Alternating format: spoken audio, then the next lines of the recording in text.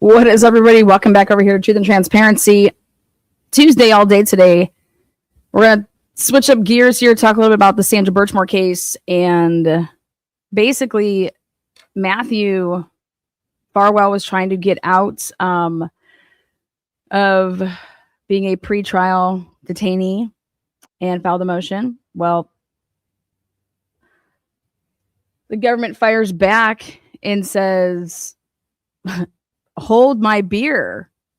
We have DNA and it's yours. And it's on the strap of the duffel bag that was used, the strap from the duffel bag that was used as ligature in the case, in this apparent suicide, according to Canton Police Department, within, just going in there and writing down whatever they wrote down in a one-page paragraph. A one-paragraph report. So let's talk about it. So he wants out. His trial is in October of 2026. The government's like, listen, not only do we reassert and state everything that we've said in the affidavit, but we have a lot more. And I am not happy. I am not happy because something needs to change here. Back in 2021, when evidence was sent to the Massachusetts State Police Lab, they tested items. One of those items being what was used around the doorknob, and that would be a duffel bag strap. And that item had male DNA on it. And they knew this in 2021. We should all be saying, how in the world are police officers not automatically in a database? I'm sorry, but I believe that if you're going to be in law enforcement, you need to have your DNA in a database, right? Automatically, because of you're in a position of power. I feel the same way with anybody that's in a position of power with our government. Now, the reason I'm upset is because what can these state labs, these police state labs, do in a situation where this is being ruled a suicide, but yet we have unknown male DNA on the strap, and then we have unknown male DNA underneath her fingernails? Excuse me? Like, don't you think that the lab workers that are actually doing the work and writing up a report, and you work for you are a government employee and you're getting paid from the Massachusetts State Police or whatever state police agency you're affiliated with, don't you think that they should have the power / voice to be sending an email to somebody to say, hey, I'm doing my due diligence here, and we have unknown male DNA under her fingernails and on the strap.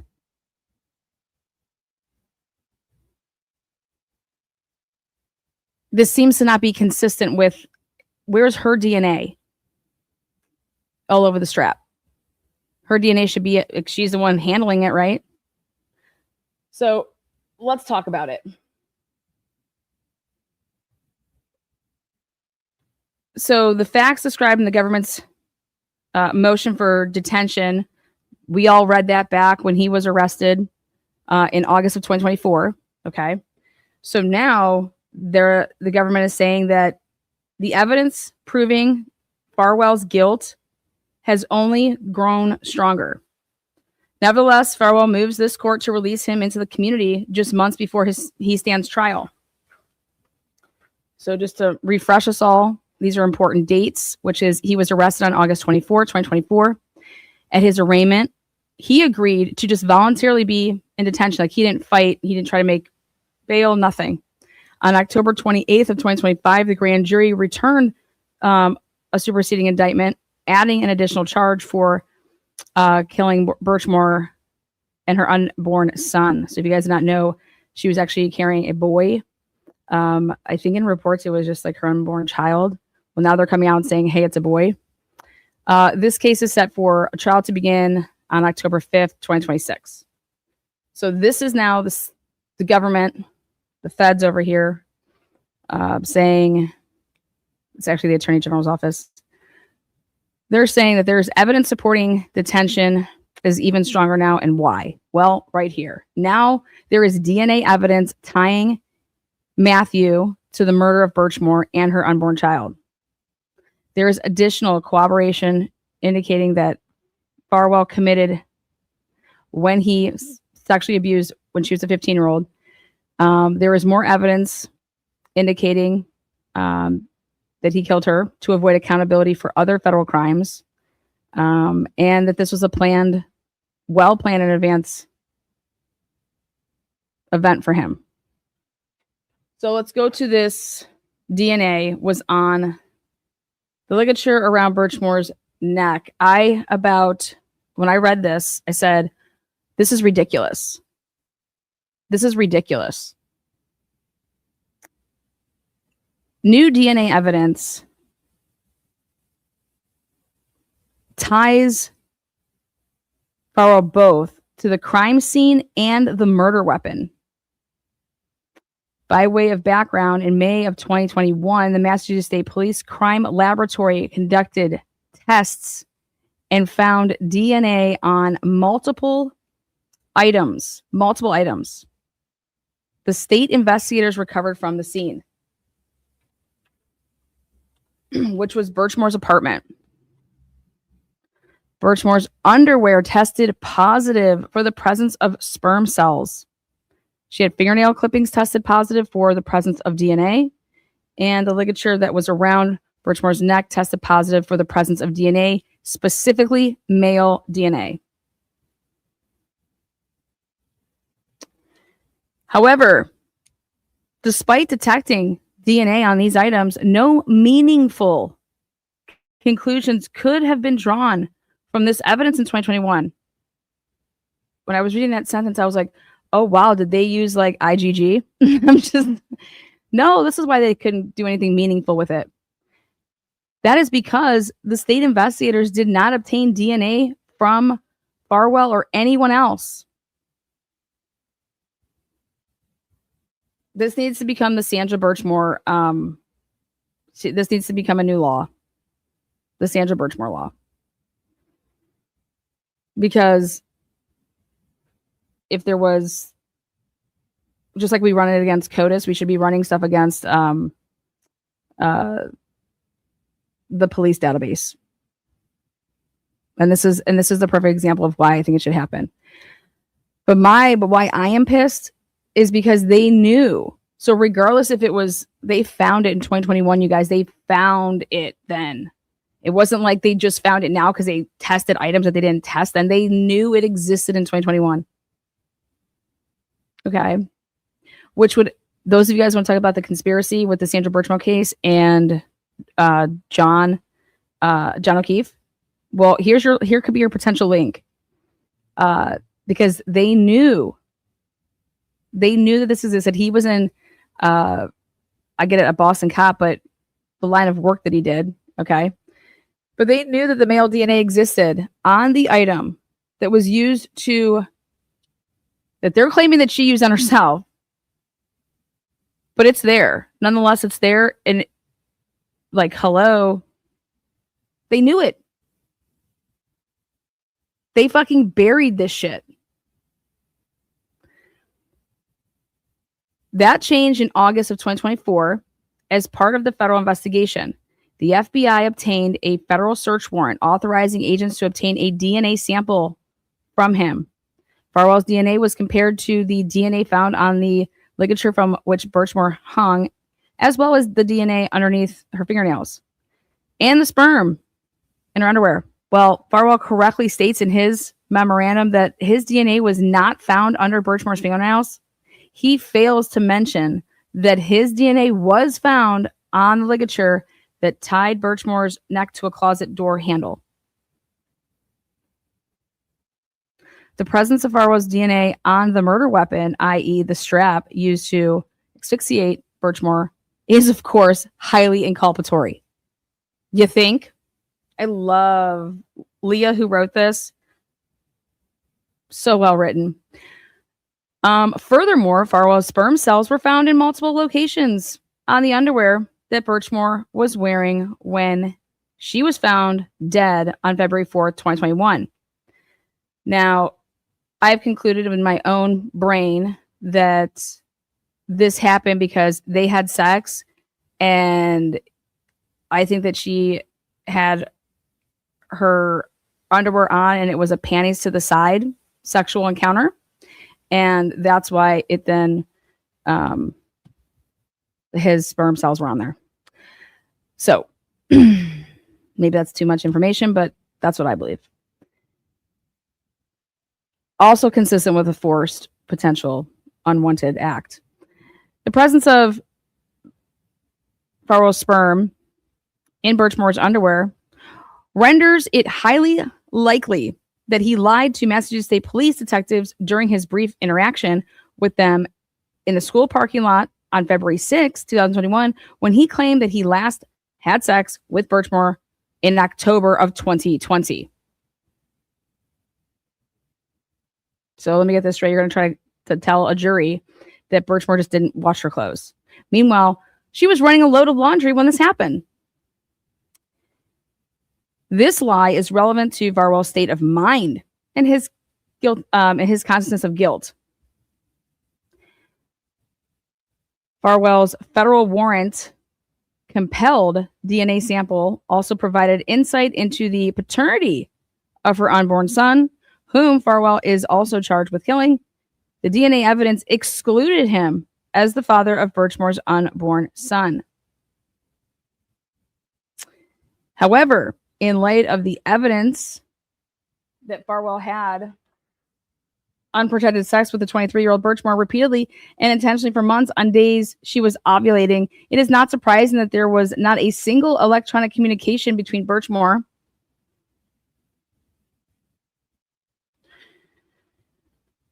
and Farwell between December 28, 2020 and February 1st, 2021, in which Birchmore suggests that anyone other than Farwell is the father of her unborn child. So obviously we're all curious on who the dad is. Obviously it's not him, right? This person totally knows. I'm curious if this person has come forward. A lot of people have come forward, as we're going to see in this.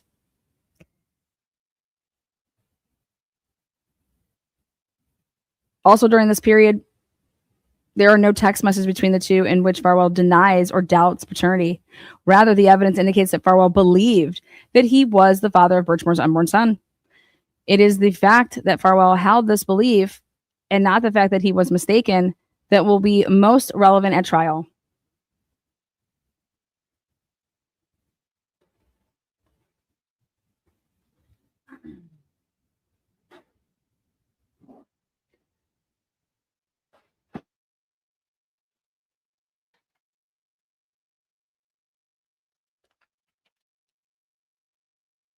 They also were able to get more evidence of the statutory rape because they spoke with and found evidence that in addition to this evidence, the government has obtained medical records and other evidence indicating that Birchmore asked the doctor for birth control on May 1st, 2013, just a few weeks after Farwell began sexually exploiting her.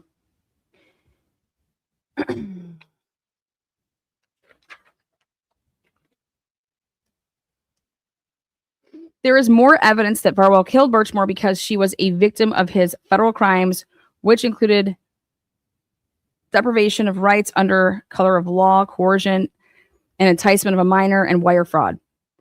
So listen to this. In his memorandum, he refers to Birchmore as his adult affair partner. This was my adult affair partner. The fuck? Yeah. Awesome. Wait till you read on. He suggests that he deleted communications with Birchmore and or encouraged her to delete communications with him because he was merely having a consensual extramarital affair. However, since Farwell's arrest, FBI agents have found evidence that Farwell engaged in multiple extramarital affairs with various adult women during the 8 years he was simultaneously grooming Sandra. And all of these exhibits are sealed. A lot of people came forward.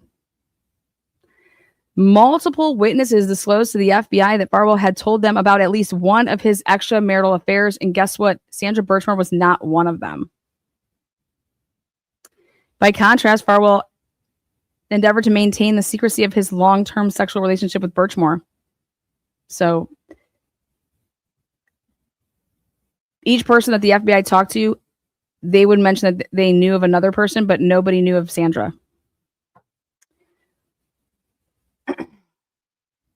He bragged about being like, hey, I just bang whoever I want. You know, he just bragged about it, but never mentioned Sandra.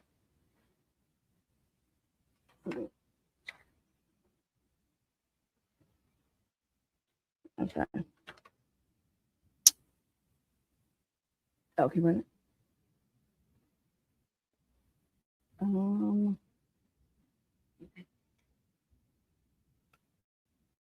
Well, afterwards. Okay. So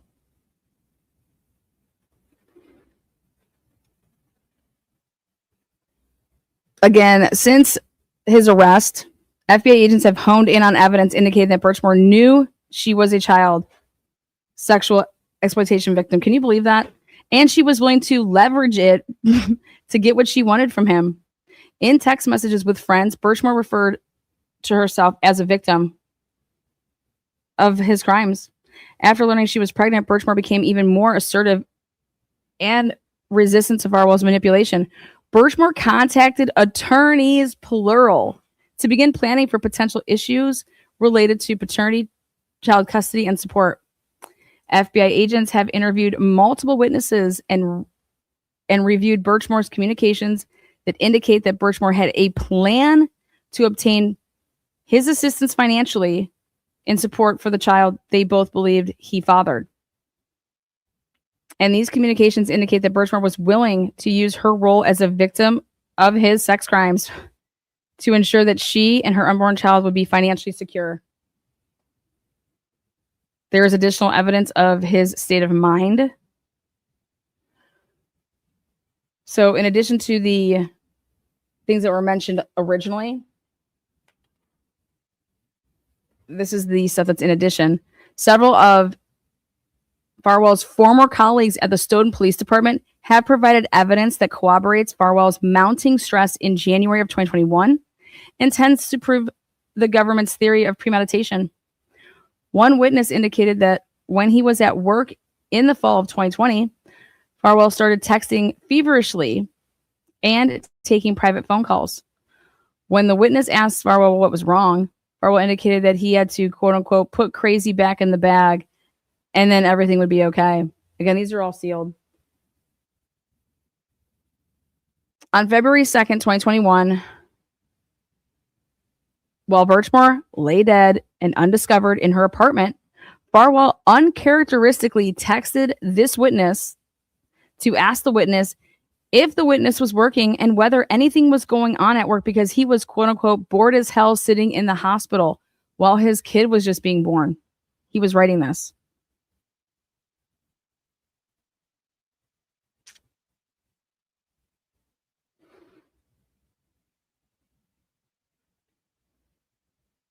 Farwell's wife had just given birth to one of his children, but he's bored as hell.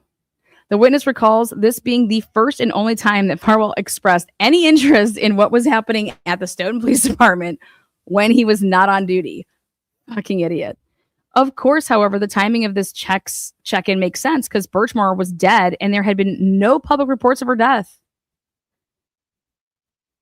Another one of Farwell's former co-workers told the FBI agents about another ominous statement that he made in the lead up to Birchmore's death. Approximately 2 weeks before Birchmore's death, the coworker and Farwell were eating at a restaurant. The witness told Matthew that he looked stressed. Man, he looks so stressed. What's going on? What's up? And he indicated that he was having relationship problems with a woman other than his wife. When this witness asked if they could help, Farwell said the problem was going to take care of itself.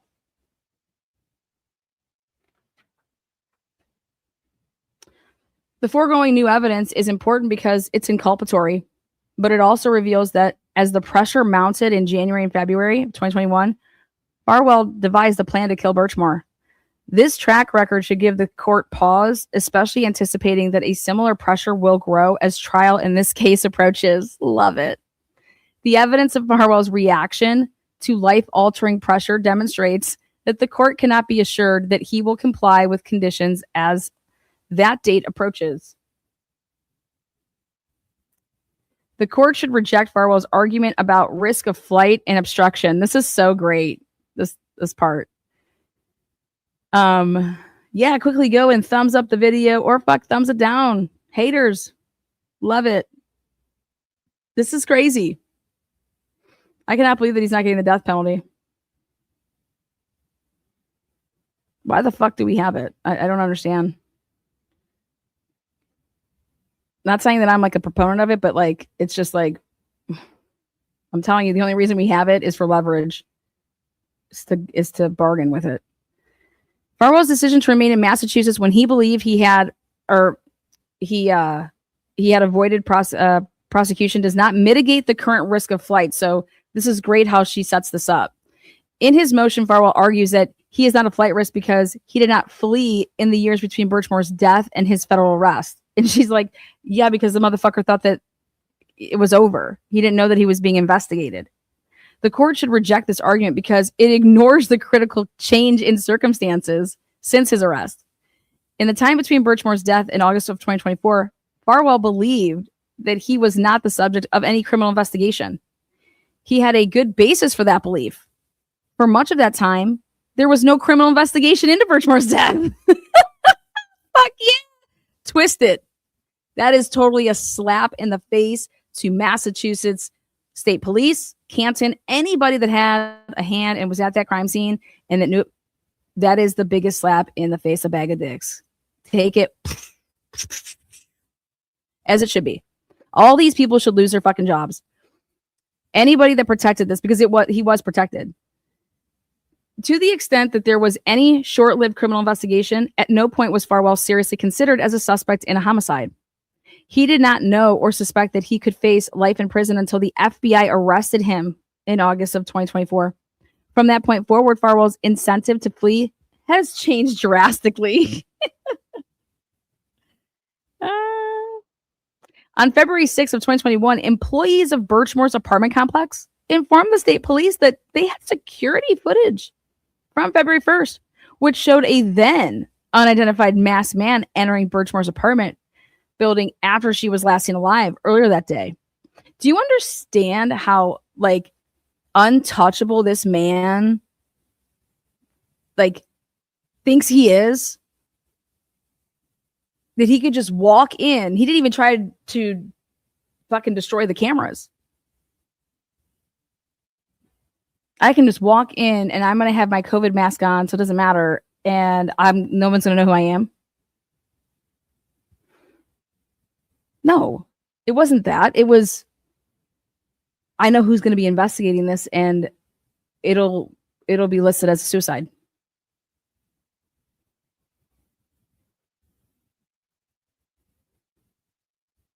That's some fucked up shit, don't you think? Don't you think those people should be in trouble? But we just pass out immunity like fucking Tic Tacs. So, yeah. I just cannot believe that no one else has been arrested. It's so disappointing. That's how you said it. You know, covering up crimes. We'll just give you immunity. Come on, tell us what happened. Yeah, he came to me and he had blackmail on me because I've been such a fuck up my whole time as a cop. I've been just doing bad things and he knew about all this stuff and he said he was da-da-da-da and I had no choice. That's what they do. They blackmail each other. They get dirt on each other. It's no different than trolling. So, subsequently, members of the Canton Police Department and state police identified Farwell as the masked man entering the apartment building. As he knew it would happen, within hours of that identification, a state investigator, and I'm pissed that she just out the state investigator, goddammit, who did this? A state investigator contacted Farwell and invited him to meet with state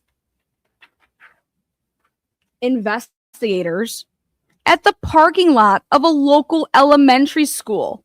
Are you kidding me? Keep these fucking perverts with badges the fuck away from elementary schools. To read that sentence is so cringe for me. Of all places that they met was at an elementary school. Amazing. Disgusting. Again, remember, this was a state trooper, okay?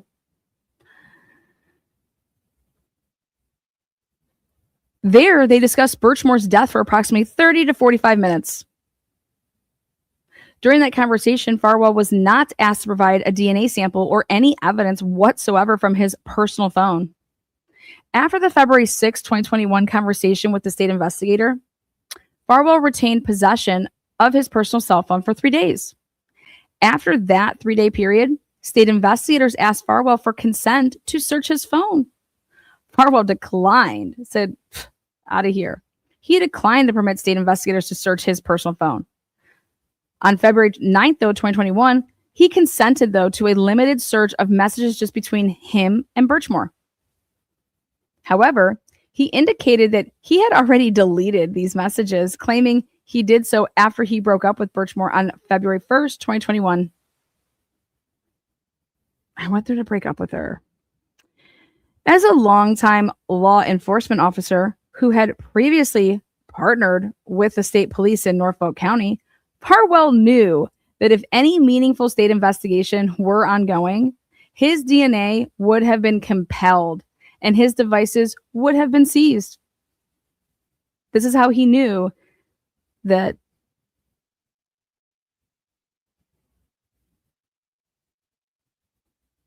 what him and these officers did together was working. We're going to make it seem like we did a little bit of an investigation, blah, blah, and blah, blah, blah. Special. You know what really, when I was putting a timeline together of Turtle Boy, I said to myself, what the fuck? This is a case that an investigative journalist would have been all over to uncover the truth. Okay? And since he was covering the Massachusetts State Police and all of their corruption, as he says, like he thinks that he covered, and how does one not look into this?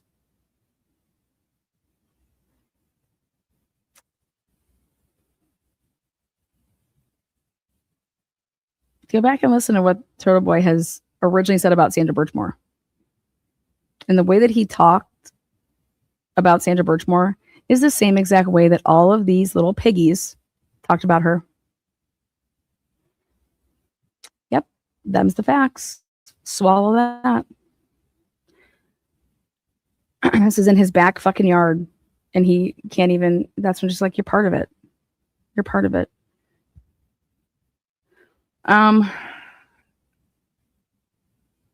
So here he knew I'm going to leave these messages. I'm going to do whatever I want. And then here I'm just going to, you can go ahead and look at these.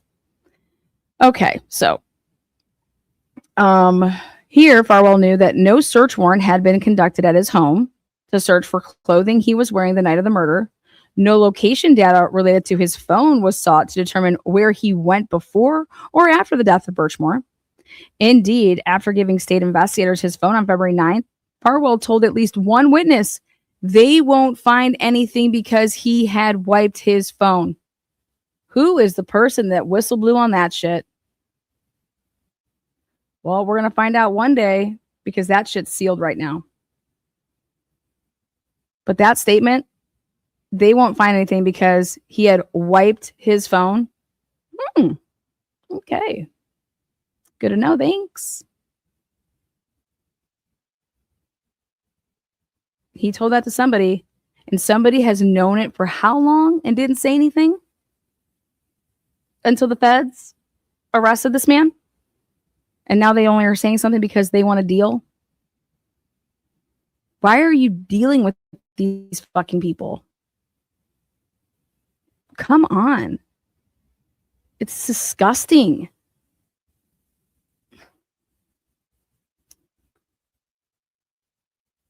I will be at the Sandra Birchmore trial because it's not going to be, I'm treating it like how we did Delphi, and I'll be live tweeting because they're not, so I'll do live tweets like that, but I'll also then do like the recap. And I'm trying to get Andrea. I'm hoping that Andrea goes. So, yeah. The trial is in October, so I'll be doing in August. I'll be out in Jacksonville doing Shanna Gardner. That's going to be live streamed. So I'll be running a live stream, and then I'll be in court while running a live stream, and then I'll be, because there's no gag order on this case, on the one out in Florida, because I'll be trying to interview at the end of the days the defense team. Or at least getting it to the fact that I can interview Jose and Diane and all them after, potentially Gardner, her family, Mario, Henry Tenon. But I don't think Henry Tenon's going to be around, but his lawyer might be there. Okay. All right, back over here. So, if Farwell had any concerns about being the subject of a criminal investigation, those concerns were all allayed on February 11th, 2021, when Farwell's twin brother was interviewed by state investigators. Is he a twin, or were they just brothers? And in that interview, state investigators assured Farwell's brother that any investigation was not criminal in nature and that no one was in trouble. When Farwell's brother told Farwell that he had been interviewed, Farwell assured his brother that it would be over soon. In the fall of 2021, Farwell's brother learned that the Norfolk County District Attorney's Office had concluded its investigation.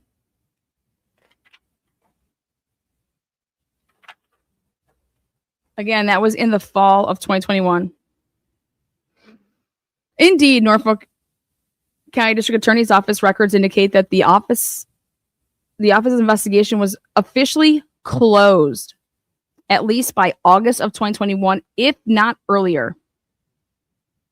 Again, those items are sealed right now. At no point prior to August of 2024 was Farwell treated as the subject of a murder investigation. He could be certain that to the extent any such investigation ever did exist, it was closed at least by August of 2021. The current posture and corresponding incentives to flee could not be more different. A federal grand jury has charged him with multiple crimes carrying a possible life sentence. The FBI has conducted a thorough investigation. His DNA is on the ligature found around Birchmore's neck. Now, I believe that he is going to say that that was his duffel bag. Absolutely, sure. That's coming. My question is, well,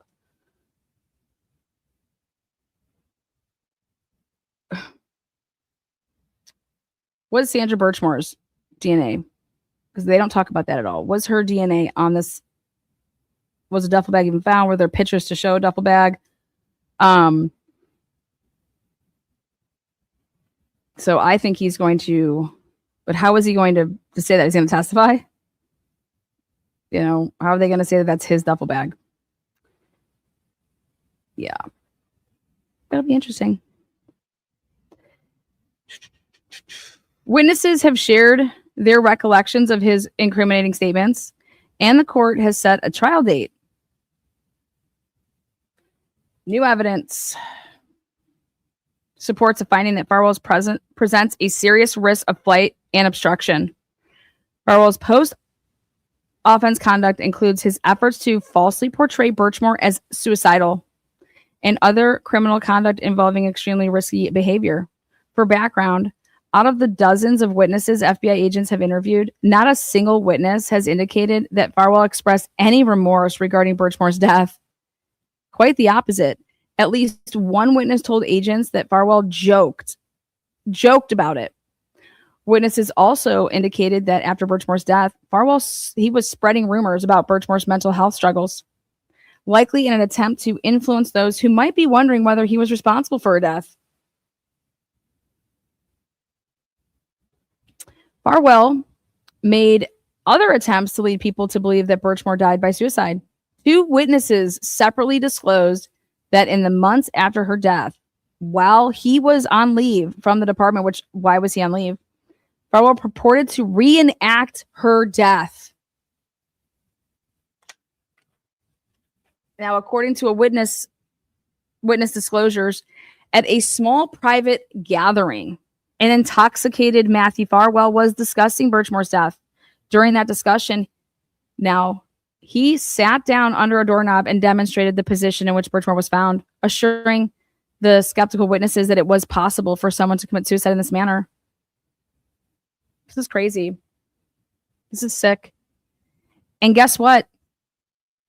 At the time that he did this, it had not been publicly revealed that Birchmore was found like that. How nuts is that?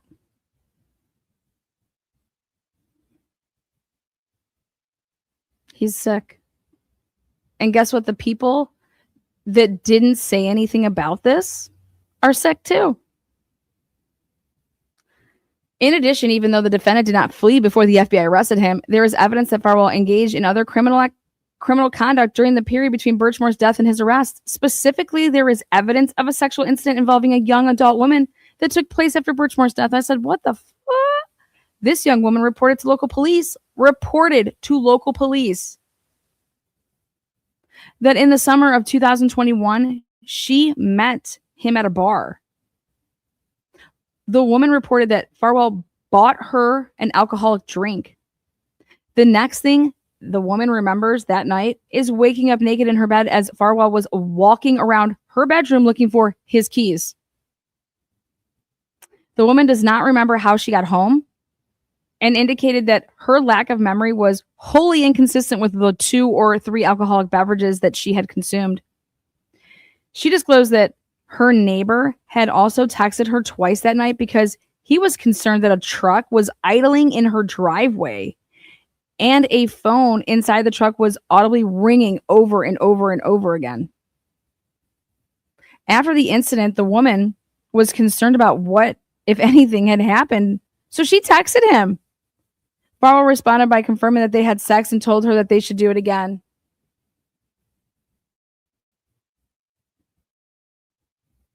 Oh yeah, we had sex and we should do it again.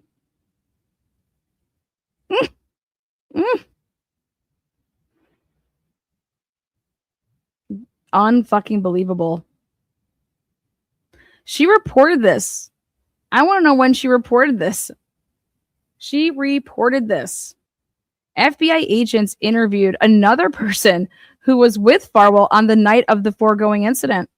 This former friend of Farwell confirmed that he saw Farwell approach the woman in the bar. The woman appeared to be drunk and crying, and Farwell began to flirt with her.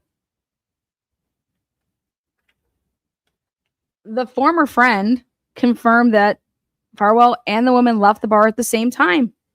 Other witnesses have confirmed that Farwell's wife had been calling his phone multiple times that night in an attempt to contact him, corroborating the neighbor's statement that he heard a phone ringing in the truck relentlessly. He was looking for his truck keys. Listen to this. And the reason he couldn't find them is because the keys were actually in his truck because he left his truck running. He left his phone in his truck. And so that aligns with what the girl is saying, that she woke up and he was walking around in her room looking for his keys. Well, you can't find your keys because your keys are in your truck. And that matches what the neighbor was talking about that she saw, or I don't know if it's a guy or a girl, saw the truck idling and like the phone just ringing off the hook. So his windows must have been rolled down in his truck to be able to hear that type of a ring. Or was it like a pinging?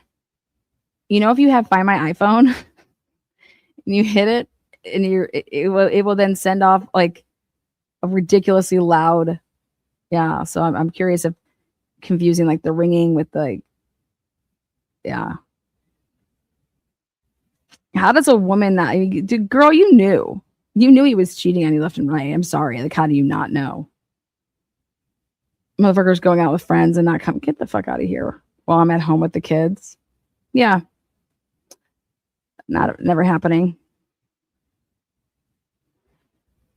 When the friend confronted Farwell about it, because the wife contacted, so another friend of Farwell's whom he was out with on the evening in question indicated that Farwell's wife contacted him in an attempt to locate him. How bad is that? Like, dude, your wife was calling me, man. What the fuck are you doing? Think about all these boys that they're all buddies. And I got your wife calling me, man. I got a cover for you. When the friend confronted Farwell about it, Farwell admitted that he had sex with the woman from the bar.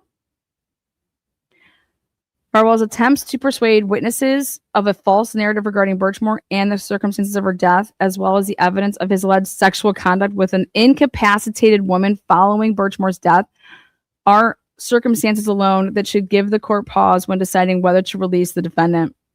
But here, when coupled with the other overwhelming evidence described in the government's motion and special agent's affidavit, these facts make it clear that the court cannot be assured that the defendant will comply with any conditions of release.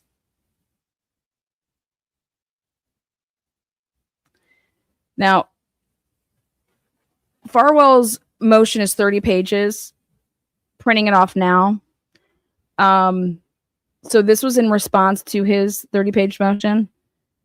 But this is a really good job of just like outlining what his motion obviously was about. And so I figured that this would just be the best way just to get to you guys the information. Like, you can clearly see what he's saying. But I will highlight some of that stuff here at the end.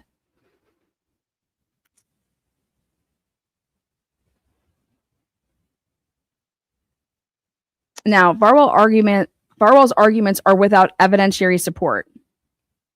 So Farwell's motion focuses on the Office of the Chief Medical Examiner's report, indicating, based on the information available to the assigned medical examiner at the time, the medical examiner believed that Birchmore died by suicide. Importantly, the medical examiner did not visit the scene of Birchmore's death and relied heavily on the first responders to thoroughly investigate the scene. Farwell also relies on a report of an interview with a forensic pathologist with the Armed Forces Medical Examiner System, who reviewed the OCME materials and merely opined that based on the information that the medical examiner had at the time she conducted the autopsy, that it was consistent with the suicide. And so here they lay out, well, let's talk about what people chose not to tell the medical, or the ME. And so here, this is outlined right here. And they do a really good job of that. And her name's Leah that wrote this. So importantly, the medical examiner did not visit the scene. We just said that. As it turns out, this reliance was misplaced. At the time of Birchmore's autopsy, the medical examiner received a report from the Canton Police Department containing just a single paragraph. A single paragraph stating in a conclusory fashion, and that's just totally not what you do, that Birchmore's death was a suicide by hanging. In that one paragraph report, Canton Police also misidentified the item from which she hung. Ready for this? Remember Was John O'Keefe wearing a puffy jacket? Remember that total fuck up that Proctor put in Nuttall's report without Nuttall knowing it? Well, that important piece, and it's something that Alan Jackson and his team did not put in the civil suit, which is, don't even get me started on that. I'm going to be ripping that to shreds. I think Karen's team is totally dropping the ball with the civil shit, but that's just my opinion. But that whole, he was wearing a puppy, that was a really important piece, because by putting that lie in there, then there was no reason to go into the home. It's a very, very, very important lie. And so here in this case, they lied and said that it was, the officer calls it a scarf. The officer changed duffel bag strap with scarf. You don't think that this person should never have a, like, whoever wrote this, you think that they should have a job?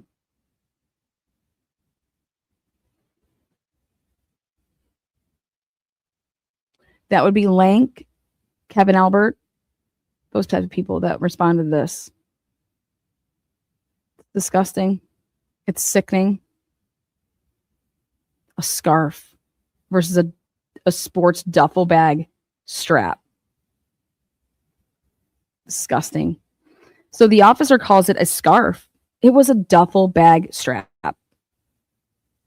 So the ME is thinking that there was a scarf that was the ligature, like wet, that was the murder weapon, like it was a scarf. Moreover, within an hour of responding to the scene of Birchmore's death, local law enforcement officers were notifying the medical examiner that there was, quote unquote, no foul play at the time of the report. Within an hour. This wouldn't this tell you that there had to have been, I don't know, a conversation prior to that call by Matthew Farwell with people alerting? Like, how would they ever make that determination within an hour if they didn't have some specific knowledge of some shit? Why would you ever do something like that? That is so out of, like, that's not what you're supposed to do, period. Ridiculous. Similarly, state investigators submitted a report on February 4th, state investigators at 7:03 p.m., just a few hours after Birchmore was found. In that report, the state investigators called the case, and they titled it the Birchmore/suicide/Canton case. They noted that antidepressant medications were documented at the scene. Who the fuck doesn't have those pills if they're prescribed? Like, how many people are prescribed that? But did not notify the medical examiner of several other critical facts. So they put that in there, consistent with Farwell's that she's crazy. For example, when the medical examiner conducted an autopsy and made her initial findings, she did not know that Birchmore was found with a necklace broken from its chain down the front of her body.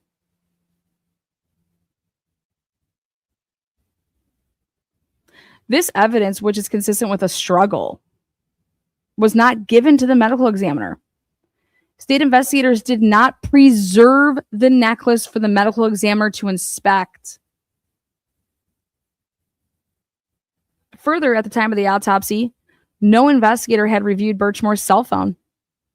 Therefore, the state investigators could not tell the medical examiner that the phone contained evidence that Farwell was in Birchmore's apartment on February 1st, 2021. Without that evidence, state investigators could not tell the medical examiner that Farwell had just told Birchmore he was arriving at her apartment at the moment her phone locked for the final time. Similarly, they could not tell the medical examiner that Farwell was in Birchmore's apartment when her phone recorded its final step data. Finally, they could not tell her that her phone was never accessed again whatsoever. After.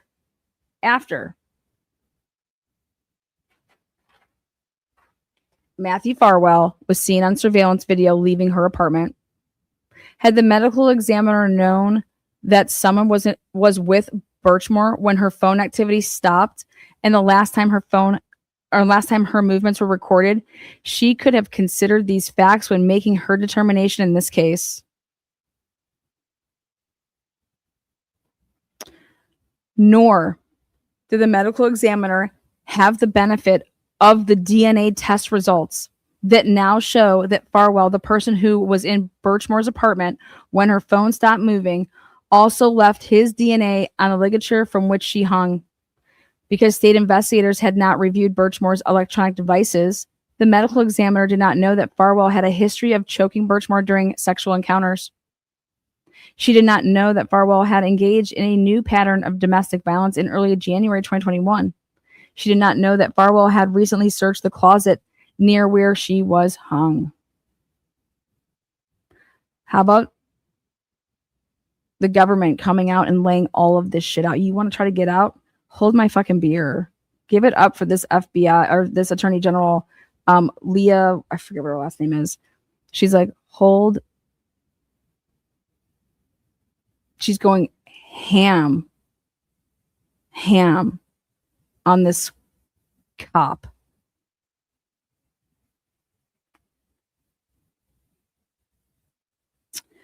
Moreover, it was not relevant to the medical examiner that 11 days before Birchmore was found deceased under a doorknob, a witness had called the Stoughton Police Department and exposed Farwell's sexual relationship with Birchmore.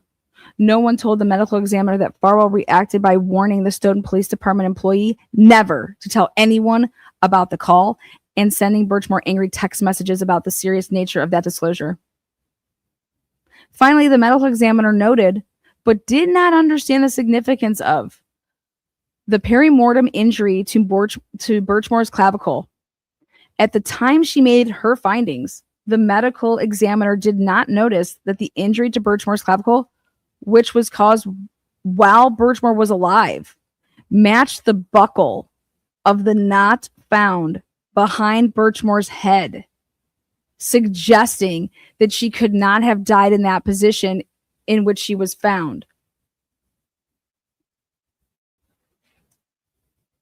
The case Farwell cites are, so he had some sites that he was like, hey, this. So,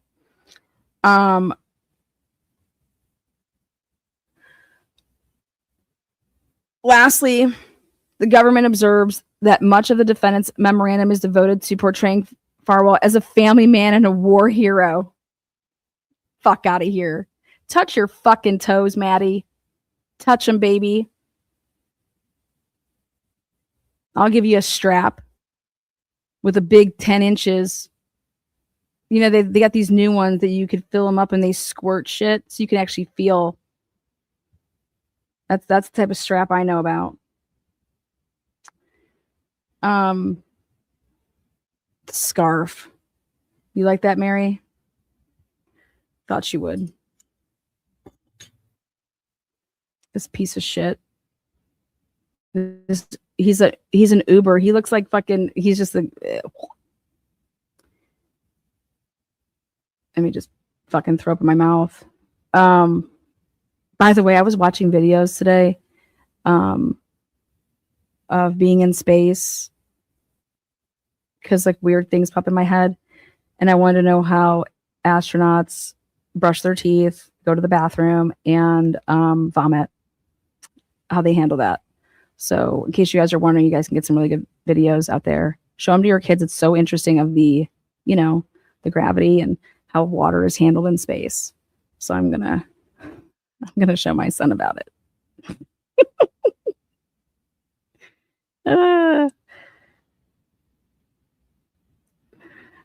Okay. So getting back to talking about how Matt's such an amazing human being, right? Family man, my fucking titties. He's at the hospital saying how fucking bored he is while his kid's being born. What a family man. Claps, baby.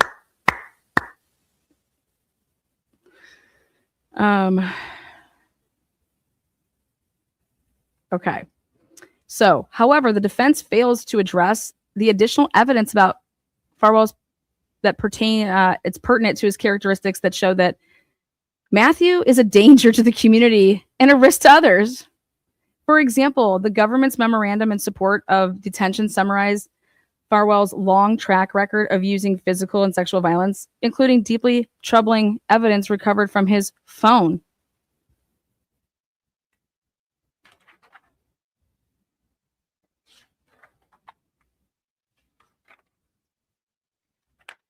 Now, this is the best sentence of the entire memorandum.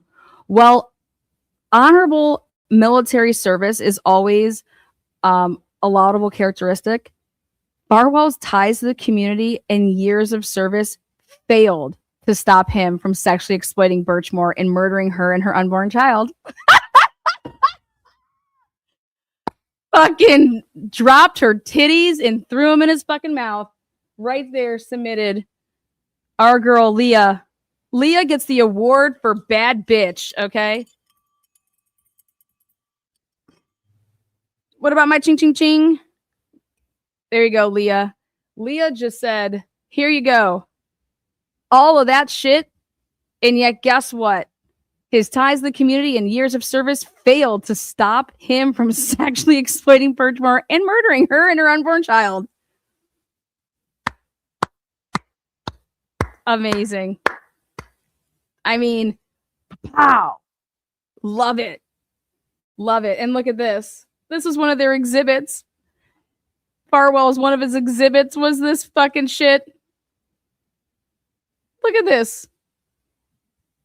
U.S. version. Look at this idiot. He fucking makes a motion. We're 30 pages, which we're going to print right now. Stoughton Police Department life-saving medal.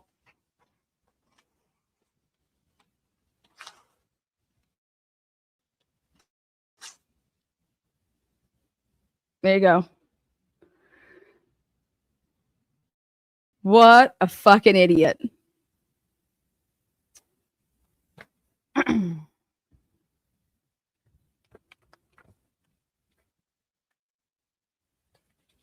Exhibit. The Stoughton Police life-saving fucking award. Awesome. Awesome. No shame. Can you imagine to be the defense attorney to write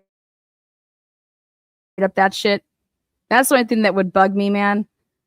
Is to defend. There's got to be nothing worse than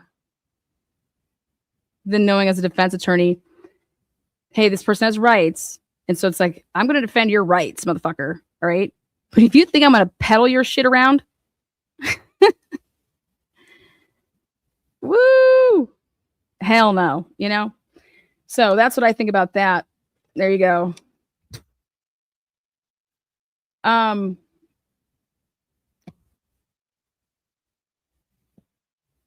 I will say, as much as I do not think highly of Tully, and the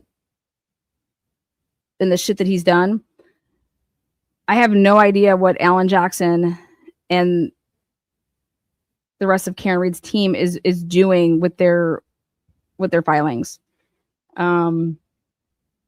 It's finally the cat's out of the bag, and Sean Good has been officially linked to the reason that he is on leave is because of his phone interactions, you guys, with Proctor and other people in racist comments, homophobic comments, shit like that.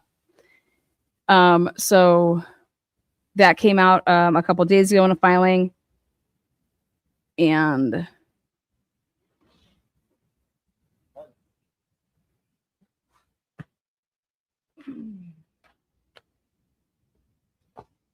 you can find it right here where Karen Reed was looking and getting Karen Reed's reply in support of motion for permission to use materials produced from former state trooper Michael Proctor's phone. Here you can find in the second page, Sergeant Sean Good. So he was in contact with Proctor and texting about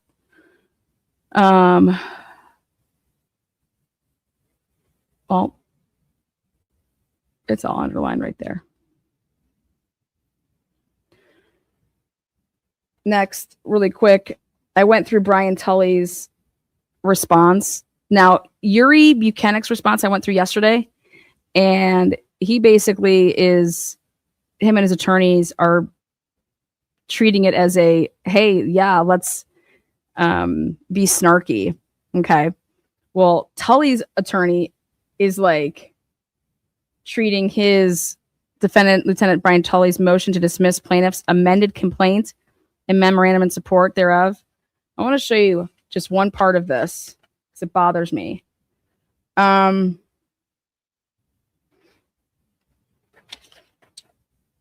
So Brian Tully's lawyer made a table, and I thought this table was really important. And what it showed is that this is the original complaint filed by Karen Reed in November of 2025. Then she had an amended complaint that she filed, and it was March 13th, 2026. Okay. And what it shows you is this is like the topic or the allegation. And then this is basically says, this is the paragraph you can find, you know, whatever it's saying in the first one. And then here's it in the amended complaint. Now, I can go look back when I did my civil conspiracy filing. You got to be really specific, very specific. And I was blown away when I saw this table, because then I did my due diligence last night. Instead of going live, I went through a ton of shit to see what I thought about this filing. And I have this one starred for a reason. This is the suppression of Proctor's conflicts with the Alberts. Okay. This was never alleged against Tully in the first one. Then when she files her new complaint, the amended complaint, in its paragraph 49, it says Tully is alleged to have actively suppressed knowledge of Proctor's personal relationships with the Albert family to protect the house. This is how it's quoted: to protect the house defendants and undermine Miss Reed's right to a fair investigation. Okay. So she never mentions it in the first one, right? And then mentions that. And I'm over here saying to myself, because I make my own markings as when I read something, whatever I believe, I always initially state, okay? Because I don't want to hear what anybody else's arguments are. So here to me, I said, well, why aren't they mentioning Tully's relationship with Albert and Higgins? Okay. Right? Why is everything about Proctor? If you're going to go after somebody like Brian Tully, okay, you can't, they have all this immunity, okay, in a supervisory role. When you talk about discretionary things, they're immune, like they have qualified immunity for that shit. If it's a investigative discrepancy or discretion, you're not going to win that. You're not going to fucking win that. But I have to ask you guys one more time. I was like, it was a huge mistake when they didn't call to the stand Lieutenant Tully in trial 1. Why not? If you're planning on suing this motherfucker one day, why didn't you call him to the stand in trial 1? And hone in on questions, because you're setting yourself up for future. It's kind of like what I said with the Dan Moore case. When Jennifer Drake decided to sue him civilly, he could then use depositions and depose a whole bunch of people, especially law enforcement, and get a whole bunch of shit on the record under oath, right? To set up lines of protection down the road, because he's facing, and will always be hanging over his head, a murder charge. Because in Idaho's mind, they're never going to go look for that's always just going to be him. Okay, so here,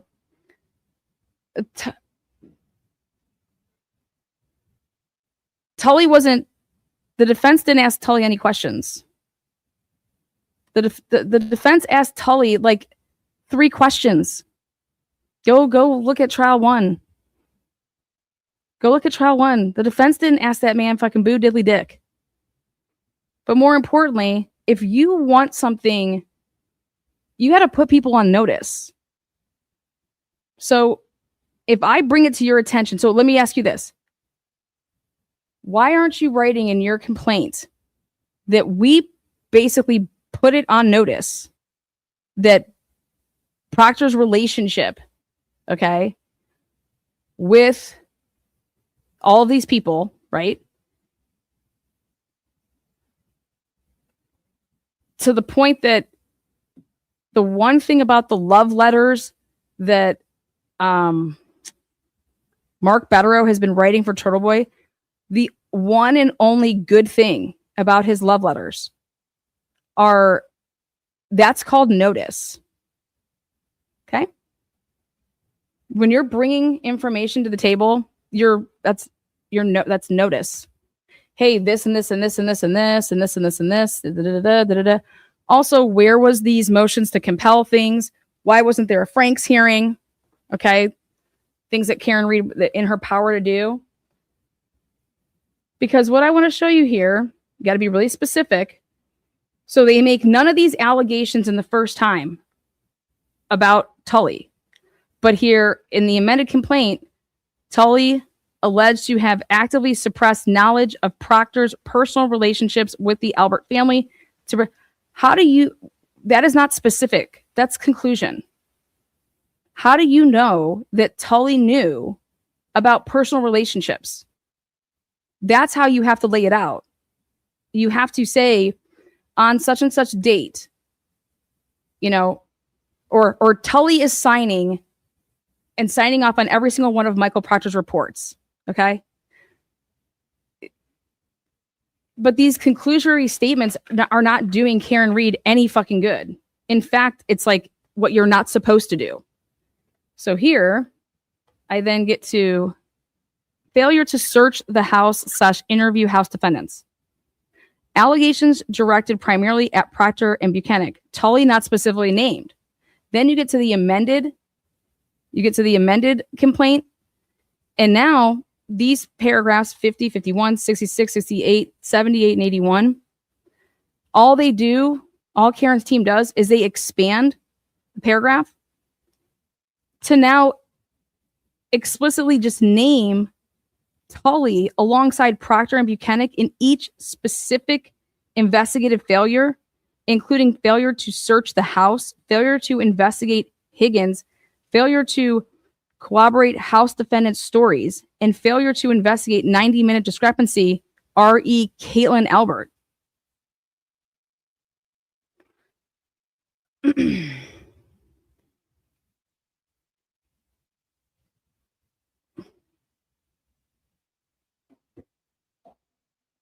That's all fucking protected shit.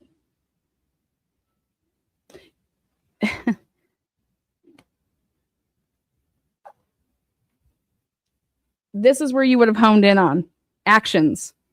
Failure to pursue Ford, Edge / Brian Loughran lead. They are still using the words Ford Edge. Huge mistake. A Ford Edge is not missing from the driveway of the Albert's residence. But guess what is? A fucking Cadillac that is registered to Nicole Albert. That is missing. And it's not in the garage, people. So stop with that. The family has already testified they did not use the garage to store vehicles. Okay, it was used for storage and shit like that. Like 90% of Americans. This is so important. And yet it's never mentioned once. But here there's no alleged anything against Tully with this. Here in this amended complaint, new. Tully specifically named as having made no effort to track down snowplow operator or investigate the Ford Edge.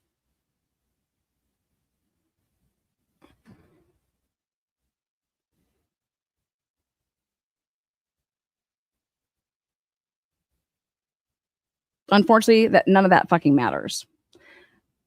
Hiding CPD surveillance video. Not alleged against Tully. And I'm over here like, okay, discovery request, motion to compel. Talking to Jennifer Drake, or Jennifer, I put Jennifer Drake, Jennifer McCabe, about the Lank house going there and that he tipped her off, basically. Wait for it. Here, this new portion, it says that upon information and belief, you have to set out facts. I learned it a long time ago that by writing that right there, you're basically just conceding that this is not a fact. Tully alleged to have collaborated with CPD to hide exculpatory surveillance video showing Higgins's activities at CPD on the night of January 29th. They don't have a single statement of fact about that, though. Like, why do you think that he conspired in that? Did he ask Proctor for the video surveillance and Proctor didn't give it to him? I mean, you know, in Discovery, you ask for all these emails and you're getting all this shit. Then you use those specific things. That's why I wrote, what was the discovery request by the defense? Okay. You want to ask very, very specific questions during this criminal trial, right? To be able to then find out truly what somebody did or didn't do, show them emails. You as a defense attorney go and you contact and say you're putting them on notice about things. So then we get to this McCabe Sergeant Lank meeting. Are you guys aware that this was never mentioned in the first original complaint? This is the most important thing, in my opinion. This is because this is an action. This is a violation of the, the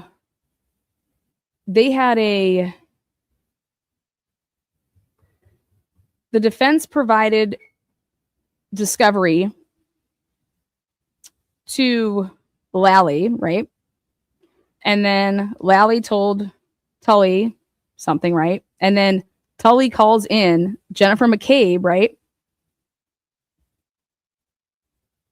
Doesn't write up a report about meeting with her and about disclosing information because you might want to be ready for what Alan Jackson's going to be getting you on cross-examination with. Remember that? Can you believe that this just totally slipped the brain of Karen's defense, Karen's civil litigators here to include this?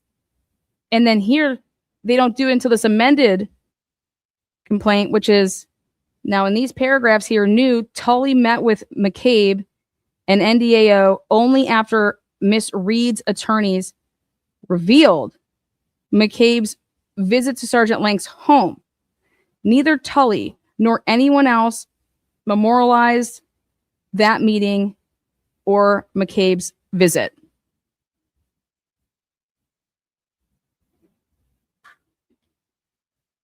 For whatever reason, Karen Reed wanted to give the Canton Police Department this big fucking pass.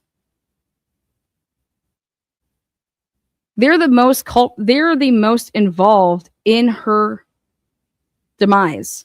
Well, for at least a couple years until she was finally acquitted, but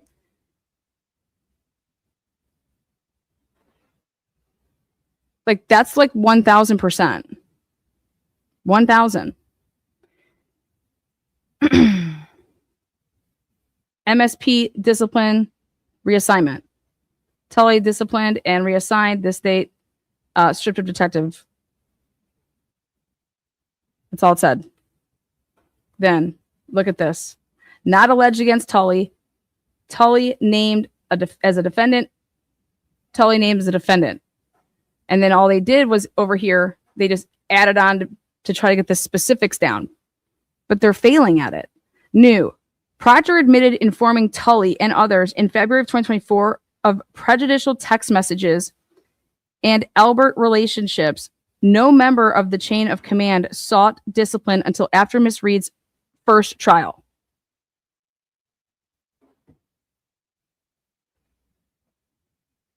How about disclosure of that?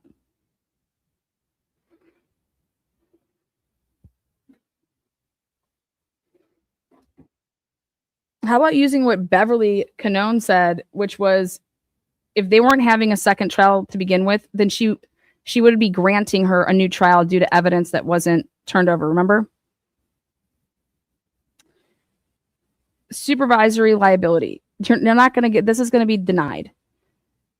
Expanding now enumerates 4 specific measures Tully allegedly should have taken and separately characterizes Tully's conduct as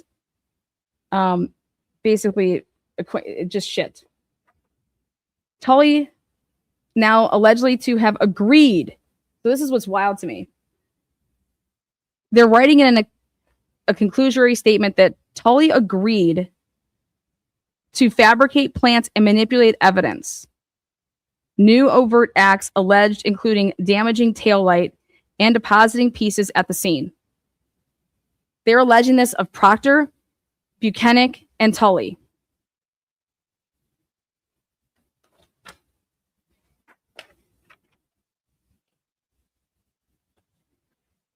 Tully was just named in the counts for this MCR, the count for the common law malicious prosecution, IIED, intentional emotional distress, and the last one here is the civil conspiracy.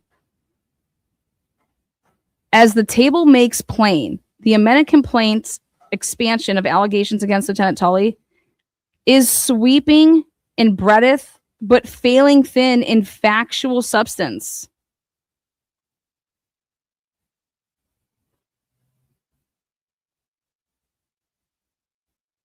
The plaintiff's additions fall into 3 categories. 1, carrying forward the same conclusory knowledge allegation from the original complaint without any supporting facts. 2, adding new upon information and belief allegations without factual foundation. And 3, describing facially lawful conduct as if it were conspiratorial. None of these additions satisfy the pleading standard required by, it's a standard, as argued in the sections that follow.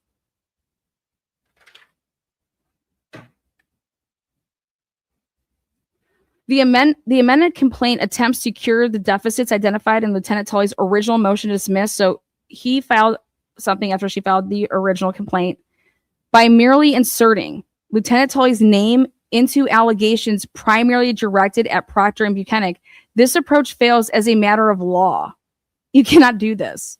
Merely appending a defendant's name to allegations otherwise directed at other actors does not transform those allegations into plausible claims against that defendant. This becomes more apparent when linked to the timing of these additions, which occurs only after Lieutenant Tully had filed his motion to dismiss. That doesn't look good.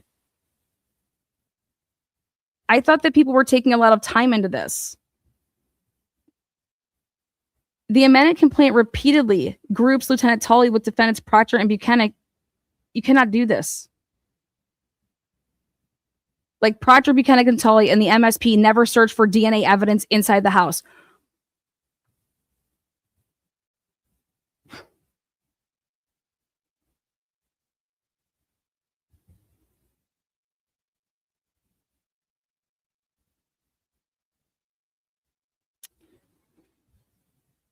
Next up, paragraph 66. Proctor, Buchanan, and Tully likewise failed to conduct a meaningful investigation into Higgins's involvement.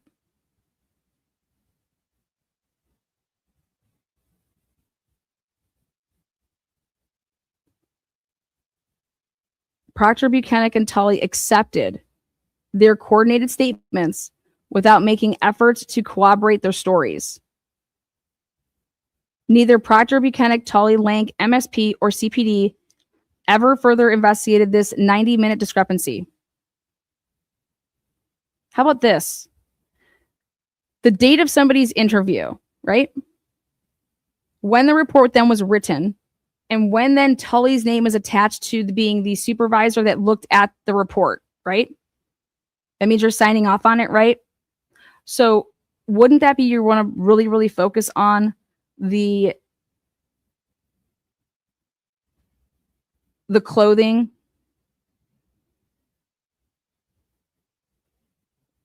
But then one has to ask themselves, ready for this?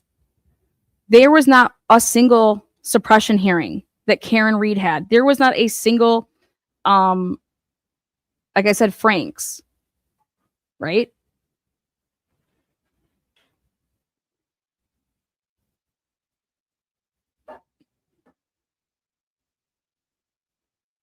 There was never a ruling because they never argued it, because their trial strategy was, we want this in, right?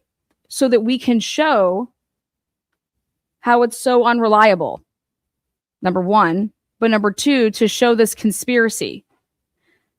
You cannot pile Proctor on with that Proctor did all of these things. I get it in the criminal trial. That was your strategy because it would be so easy for then the jury to associate, oh my God, this cop did all this stuff, right? Versus showing a conspiracy, right? That it was just one guy, right? But your trial strategy can change in civil case. And so I don't understand why it's not.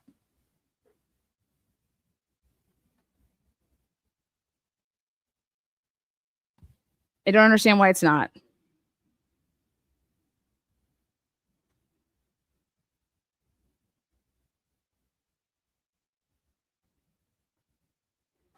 If you focus on the fact that Buchanan and Michael Proctor have a different account of what they did on January 29th, that's what you want to focus on. And what I mean by that is with the clothing. Proctor, when he tried to get his job back, said that he went home at 7.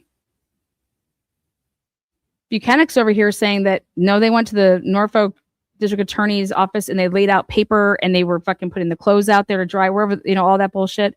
And they were there like 8:30, yada, yada, yada.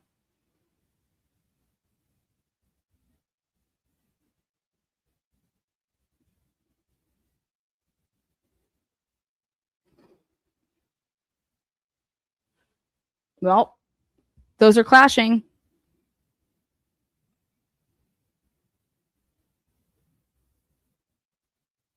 But they don't clash until Proctor's trying to get his job back.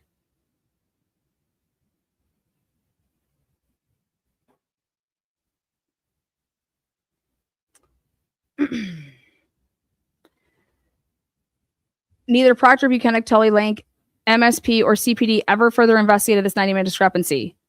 Fuck that discrepancy. Where is the goddamn Cadillac? What is wrong? That is an act. Why isn't Karen Reed's team showing that an act was done? Showing that a car is missing from that driveway that needs to be there? I don't understand that. There is a vehicle that's missing that needs to be there. You're over here, and then you have Jennifer McCabe saying that she didn't see the dog that morning.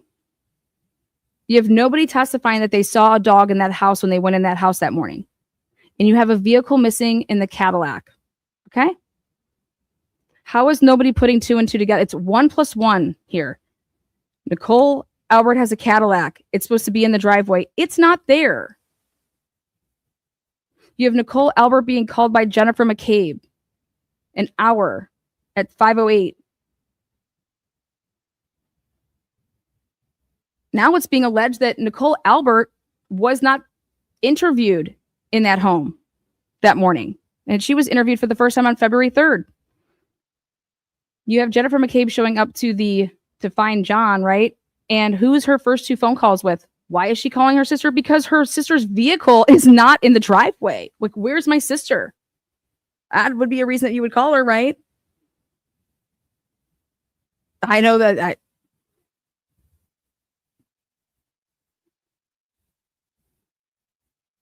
that is just, they're refusing to literally, when I say they, Karen Reed's team, you guys, as you learn new information, what should you do with that? I am so sorry that Karen Reed's team honed in on the words Ford Edge versus just an SUV. A small SUV was out on the side of the road next to the house. Why they want to just go with Turtle Boy and the Ford Edge, you fuckers are wrong.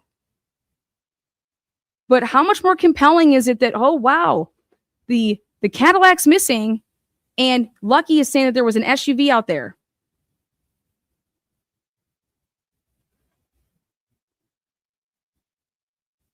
And then they're saying that the vehicle finally was moved by the time when Miss Reed got there, right? Jen called Nicole, right? Nicole then moved her vehicle from out in front.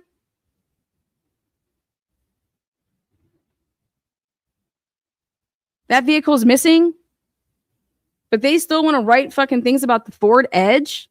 They're wrong. So I don't understand. You have the Canton Police Department took pictures. There's only the Ford Explorer and the Ford Edge are in the driveway, parked behind each other, closest to the grass. So that means that Jennifer McCabe couldn't have been having her big old SUV in that. Like, everybody can't park on the left side like they all claimed, right? I've been saying that, screaming that like a lunatic. I've been saying, why does nobody care where Nicole's caddy is? There's only 2 cars in that driveway, because the third car is Jen McCabe's husband's vehicle that he pulled in. So where's the caddy?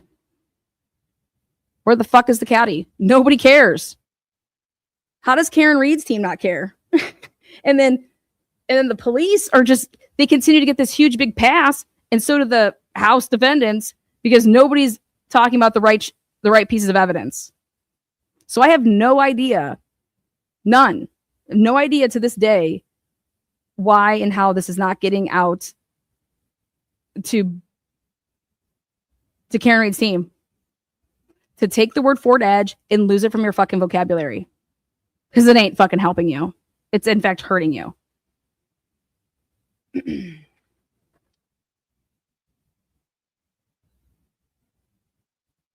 I don't think Lucky lied to it. He didn't know what vehicle it was. He was asked the question. Lucky never said, I saw a Ford Edge. We have to understand this. Lucky never said that. The question that was posed by Aiden Carney was, did you see a Ford Edge out there?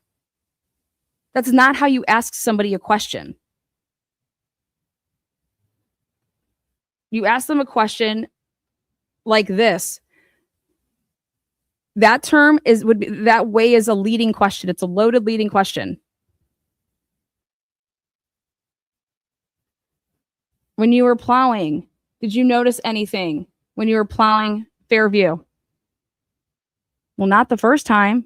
Oh, what did you notice after the first time? What do you mean not the first time? Well, it was just normal street, Well, what'd you notice after that? There was a car parked out on the side of the road in front of the Alberts home. Well, how do you know that? Well, I know where the Alberts live. I'm close to them. And I shouldn't say car. It was like a vehicle. I think it was like an SUV. But here nor there, vehicle that was parked out in front of their house. That's how you question somebody.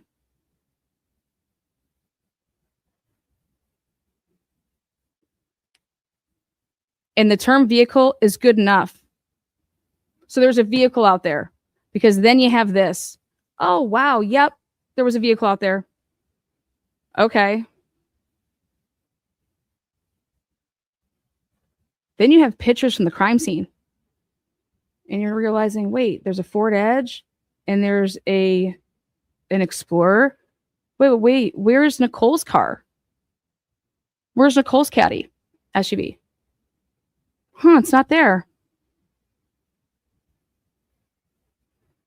Wait, Jennifer McCabe called her sister?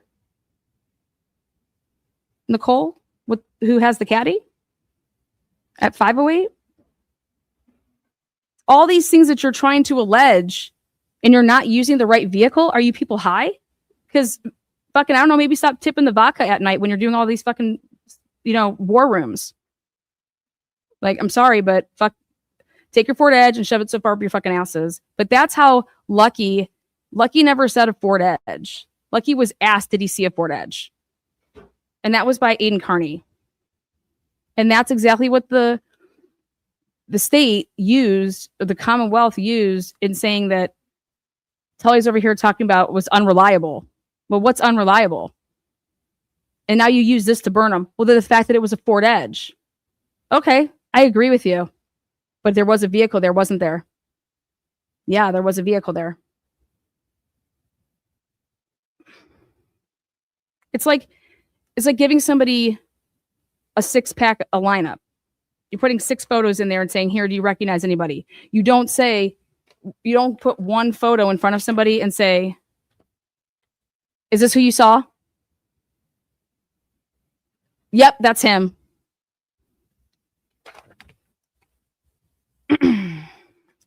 It's unreliable.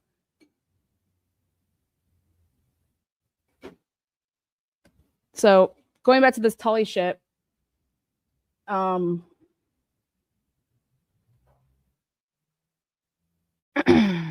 amended complaint for the first time attempts to cast Lieutenant Tully as a direct participant in the alleged malicious prosecution.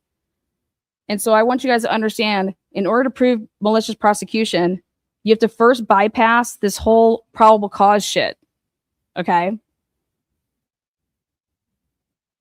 Karen Reed's team has to show that they did not have probable cause to fucking go forward with any of this shit.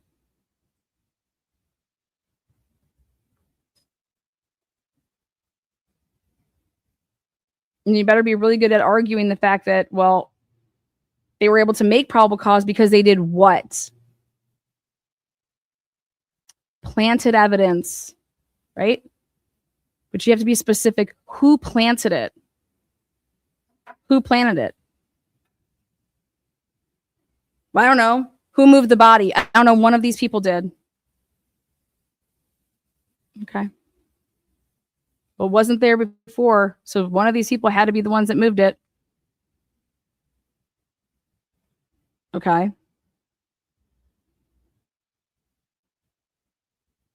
Why don't you go and talk about the fact that John had multiple people's DNA on his shoes? Okay. And saying because John had multiple people's DNA on his shoes, okay, that's why it was multiple people. But they never tested the DNA compared it to anybody that was, in that house. Right? I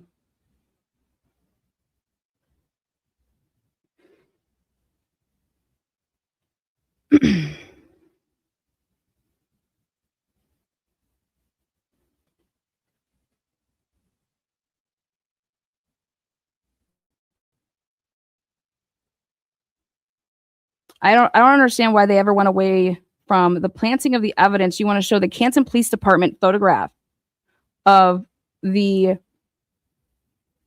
curb. It does not have a shoe there. It does not have a shoe there. Then the shoe, okay, the shoe and particles of taillight appear next to each other. This is what Tully and all these dudes put in their counter, is saying that the shoe and a couple little pieces of taillight is found where the curb was. Well, I'm sorry, but Karen Reed's vehicle was left at the house and totally accessible to who? Who's this plotting and planning between? Hey, come here and then we'll go there. So when she gets here, then we're going to go to the house for you to drop off the vehicle so we can all drive together because it's so bad outside, right? Got to get Karen's SUV so that we can get to it. If you're going to sit here and tell me that Proctor had John's shoe, I'm going to slap you. If you're going to sit here and tell me that Buchanan had his shoe, I'm going to slap you. If you're going to sit here and tell me that Tully had his shoe, I'm going to slap you. John's shoe, okay, was had by who? Higgins or Matt McCabe or the people that were in the Albert's residence, meaning the Albert family, right?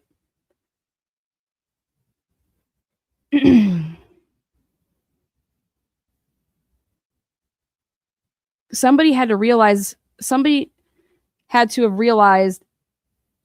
that they found John's shoe somewhere. Like, holy shit, right? Because otherwise, if they're sprucing up the crime scene, as Karen Reed's team wants to say, I'm sprucing up the crime scene, and it gave me an hour a heads up, like, hey, she just called me. No. Well, then why wasn't the shoe out there to be found? Whether it was found or not, why wasn't it out there earlier? Because where the shoe was found, you can prove that it was not there earlier because that it's a bare spot, and the Canton Police Department happened to take a picture of that angle that then Sergeant Good removed that as being the top photograph of the report. And they thought, Karen Reed's team was like, the reason you changed that picture was because you tried to make it misdirect on when the pieces were actually found, and you wanted people to believe that this was found on day one.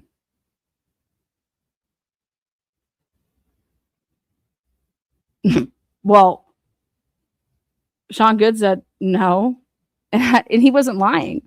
He removed that picture being the top picture because holy shit, when the Massachusetts State Police and the CERT team took their pictures, they took the same damn angle where the shoe was. And those two pictures, like, we don't want to draw attention to the picture that shows that there wasn't a shoe. I said this in real time, like a crazy person. Okay.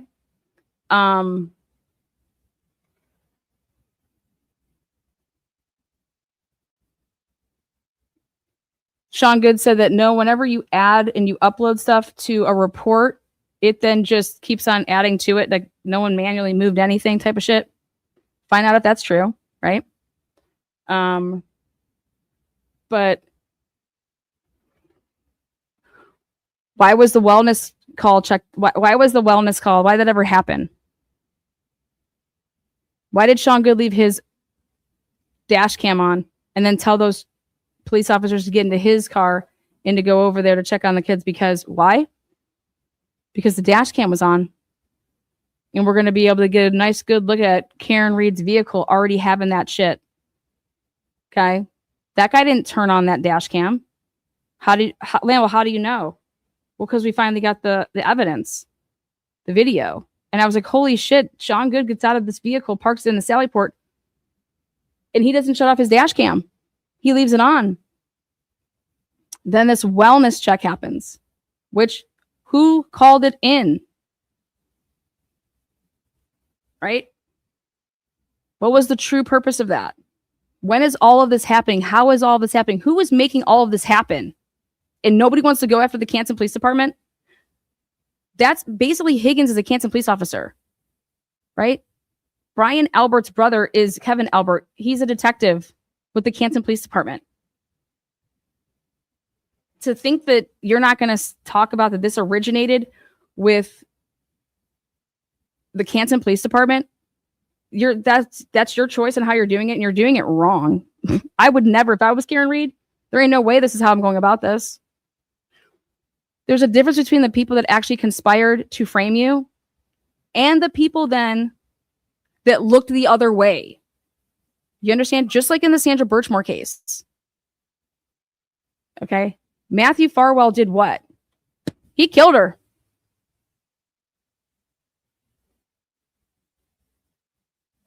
What did the Canton Police Department do?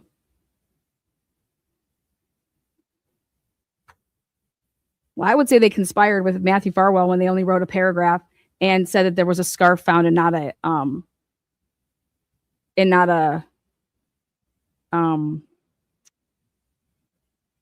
duffel bag strap.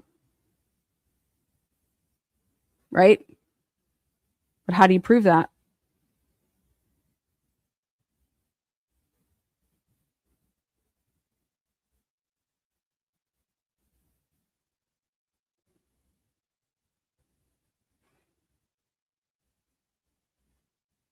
They wrote one paragraph and said that she strangled herself with a scarf. Nobody would ever make that mistake to write a scarf versus a duffel bag, right? Who wrote that report?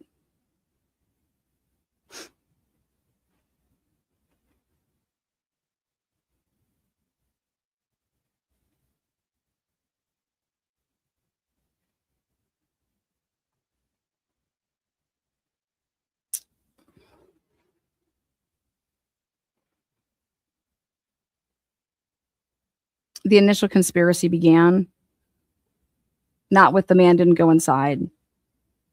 The initial conspiracy began when it was Karen Reed dropped him off at 34 Fairview, not at a different address.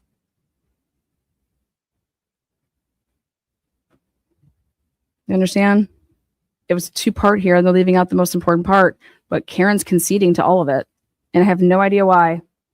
John's phone records prove that he did not get out of the vehicle first at 34 Fairview. You would want to argue, let them say, yep, it was because we were going up and down this bumpiest road ever as to why his phone is registering steps. Because you can get an expert out there, because I already got one, to explain this whole thing to them and say, I want to argue it this way. If let's say that I was Karen Reed and I came to you, would you be able to argue it for me this way and feel confident that this is like that there would be other experts out there that would peer review your work to say, yeah. And the person said yes. Because in order for you to, Apple phones know the difference between you being in a car and beginning to take steps. And for the flight of stairs to happen with an Apple, before that can take place, the phone has to register that you are taking steps, not in a car. So let that sink in. And that's how you would argue that. I've spent so many hours on that because I want to know if it could be argued in a courtroom like that. And it can be. And I just cannot believe that Karen Reed and her defense team has not literally sat down and understood the fact that Karen Reed was found guilty of being completely hammered, drinking and driving. So do you think Karen knows where she dropped John off that night? Karen's never been there before. So if Karen had made the comment that they got lost, we didn't know if we were at the right place. I mean, what more can you fucking say? That's what she said. And then John gets out to see if this is the place. That wasn't at 34 Fairview.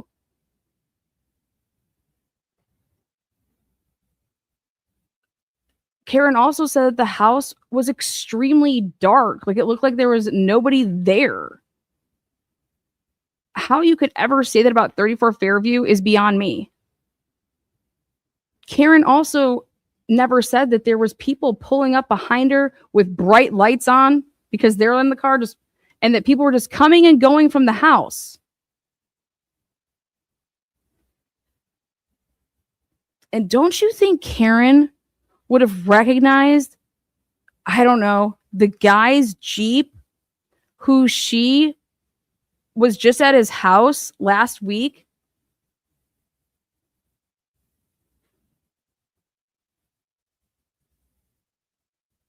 They weren't at 34 Fairview. Sorry. They went somewhere first, and that's why John's over here writing, where to, right? Where to? You just talked to him when you came out of the fucking waterfall bar. Like, what do you mean where to? Don't you already know where to? And why would anybody wait so long to pump into their device 34 Fairview into the Waze? If and in fact, Jen McCabe told him that right off the rip.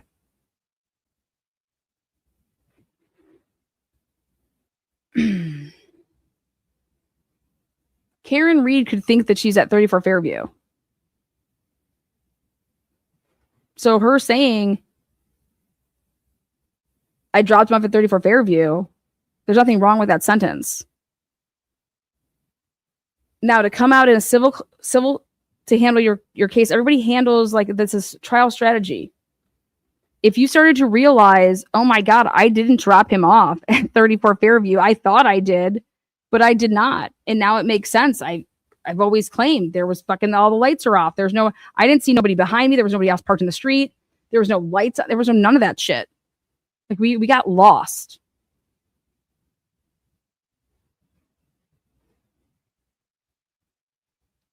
They pulled off the side of the road.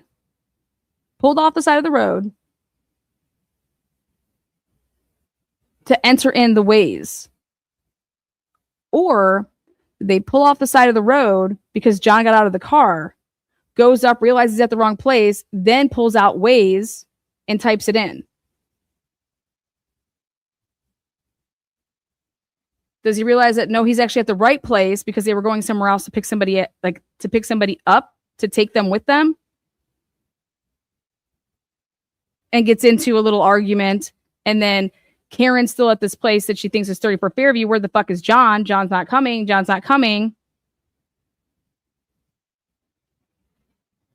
nowhere around. And now, wouldn't that make way more sense? Because you never even saw him go into a house because you weren't paying attention. Whatever the fuck you were doing, don't know. But so she doesn't know which one he went.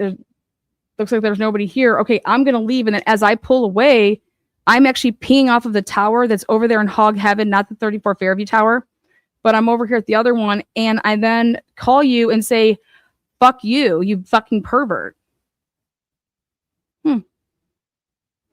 So why in her complaint she's saying that she got to Fairview, 34 Fairview at 12:20? That's what her complaint says.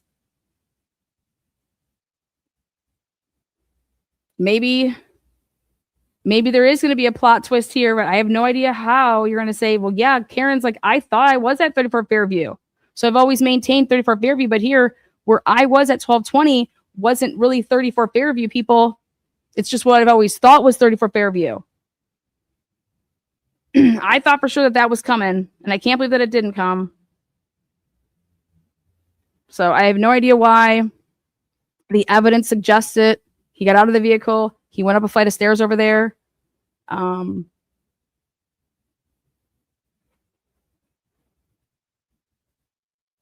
then out of trial strategy, she does, after trial one, Karen then does an interview. And the only way that they were able to put her with the Waze is because she told, and during an interview, that her and John, we got lost. And so he enters that in. Then that's how that was used in trial two, because they could not use it in trial one because it was John's device. You could not put John's device for Karen's GPS. That's why they could not do certain things like that in trial one. And I believe it was for trial strategy that she actually went out and just admits that. And it was to keep the Commonwealth on with this narrative, because the defense's job was, hey, we're going to attack the murder weapon. Okay? Just concede this part of it to get them to do all of this, because all we got to do is convince. We have the witnesses that are already going to say that there was nobody on the lawn, right? So we're going to turn their witnesses into our witnesses just with those simple questions. And then most importantly, the murder weapon isn't the murder weapon. And that's it. We're going to forego everything to do with John and his phone. How much to brainstorm with your brain for an hour? Actually, 2.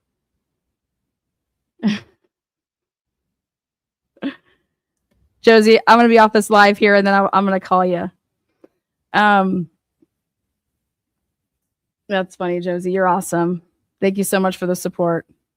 Yeah, reasonable doubt. Exactly. So that is called your criminal trial strategy. Karen Reed was never testifying. Now it comes to the civil case. And you got to get really specific. Okay? And if you're claiming, right, that these people, instead of it being a horrible accident that he went in the wrong door and there was a dog behind the door, and these people didn't realize that John was even there yet, right? Because he went into the garage one, but when they got the dog and to put the dog to bed, that's when, or somebody hears the phone continuing to ring. But at the end of the day, then they find John, and then these people panic. And then they go ahead to try to cover it all up and frame Karen, right? Don't you think that's a way better sell to a jury? I don't know. It also seems to fit the evidence.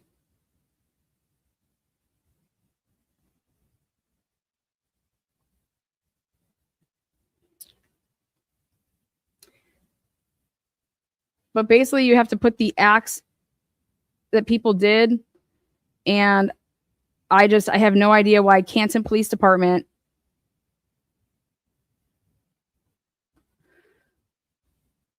the deletion of the ring shit.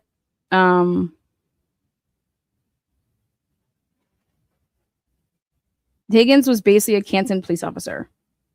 He had an office there. Who did Higgins confide in? It would be the same thing as Matthew Farwell confiding into somebody. And it's just going to be somebody that you have maybe something over on somebody.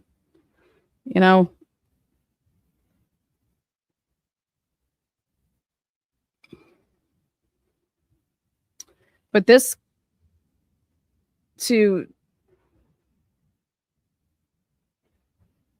I would go back and be thinking about the fact of the matter, which is this.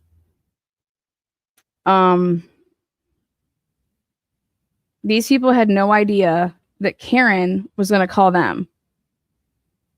Right? These people had no idea that they would be the ones with Karen when this body was found. Right?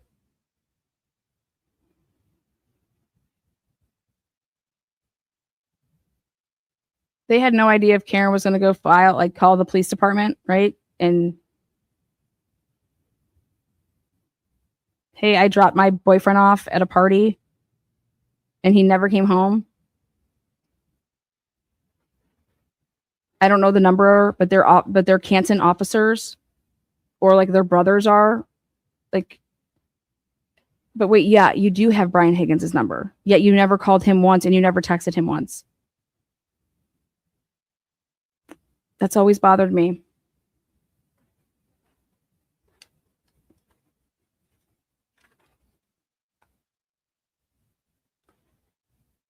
Tully.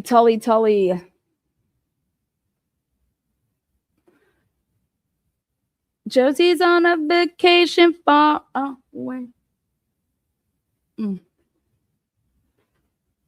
Well, here it is. The amended complaint for the first time attempts to cast Lieutenant Tully as a direct participant in the alleged malicious prosecution, not merely as a supervisor. This attempt fails. The amended complaint identifies no specific affirmative act by Lieutenant Tully that caused Miss Reed's seizure. It does not allege that Lieutenant Tully signed any warrant affidavits, planted any evidence, conducted any critical interview, made any charging decisions, or took any specific action in furtherance of the prosecution.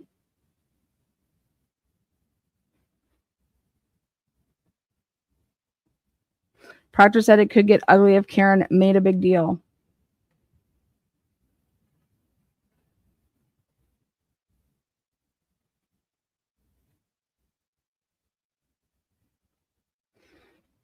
Proctor was the person that was like these Canton cops in the Sandra Birchmore case. That's who the proctor is, okay? In this case.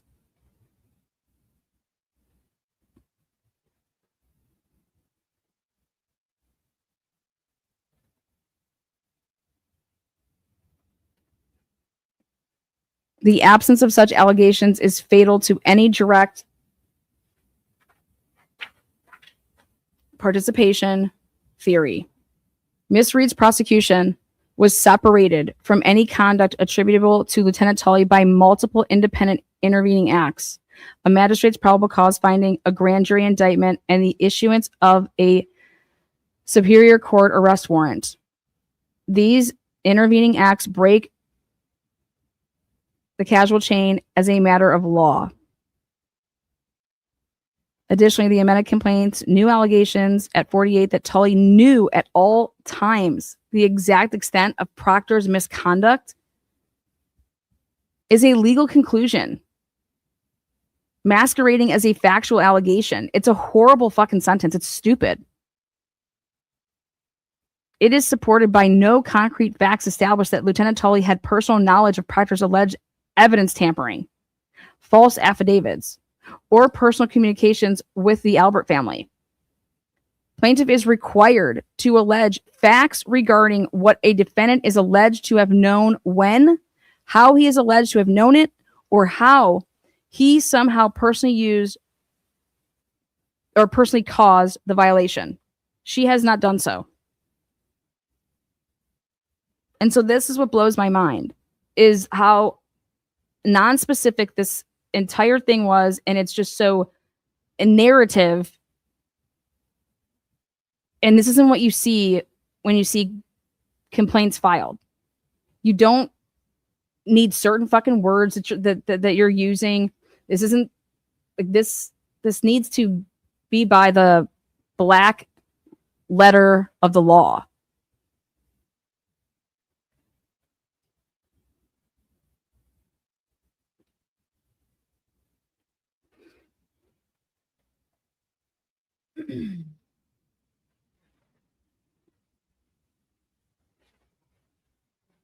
The amended complaint adds 4 specific affirmative measures that Lieutenant Tully allegedly should have taken, which was replacing Proctor, safeguarding the crime scene. You guys, safeguarding the crime scene.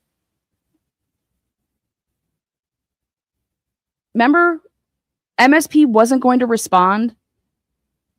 You guys remember that? MSP wasn't going to respond. Officer Lank is in the vehicle, and his trooper, or not his trooper vehicle, but whatever cruiser he was in, having conversation, and they weren't going to come out. Remember?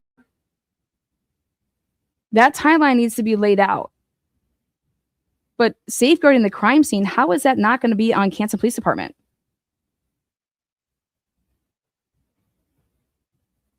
Initiating timely searches at the house.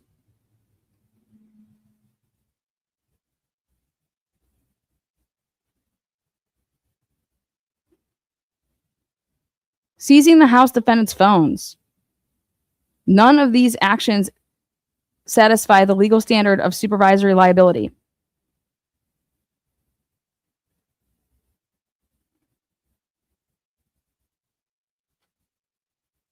No facts are alleged explaining how, when, or in response to what. Specific events. Tully.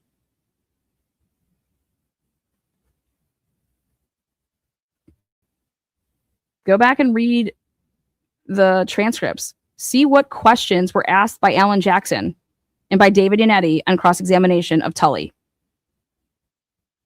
You know you're sitting on a fucking huge-ass civil lawsuit one day, right? Well, in order to fucking pull off your civil lawsuit, which they should have already had lined up, Karen needed to have a civil attorney. Because there are statute of limitations, so you're Like that, like these are such veteran people that they would have known that, right? And so wouldn't have behooved you to be having a conference with a civil litigator, right? And saying, hey, I'm doing trial number 2 here and I haven't collected $1. Okay. Because I believe in XYZ, but we're going to go ahead and get all this on the back end. And so what do we need to do here in terms of questions that I need to be asking that are relevant, right? They need to be relevant, but they're also going to help us figure out certain things in our mission to eventually go into and win a civil suit. If you don't think that you need to be thinking about that, I don't know. I'm a planner, and I would think that you would need to be thinking about that.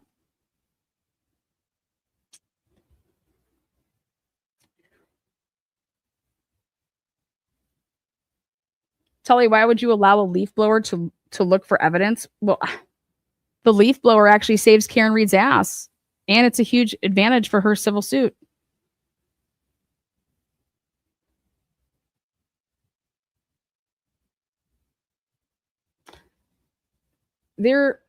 The leaf blower video proves that John O'Keefe was not laying on the ground and that there was only grass underneath him.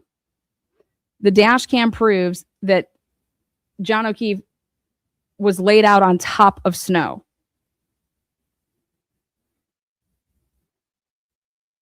These are specific things, okay? And when you go and you read these complaints, I'm just like, God, this isn't a Hollywood we're not making, this isn't Hollywood. Stop. Turtle Boy isn't reading your shit anymore. And there's, dude, facts. Doesn't need, just win your suit here. Win your suit. And I think that they need to really hone in.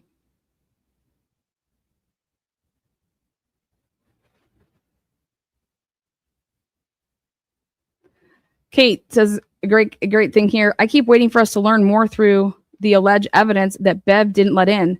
And I don't feel like we're getting that. Well, we're not getting that, you guys, also because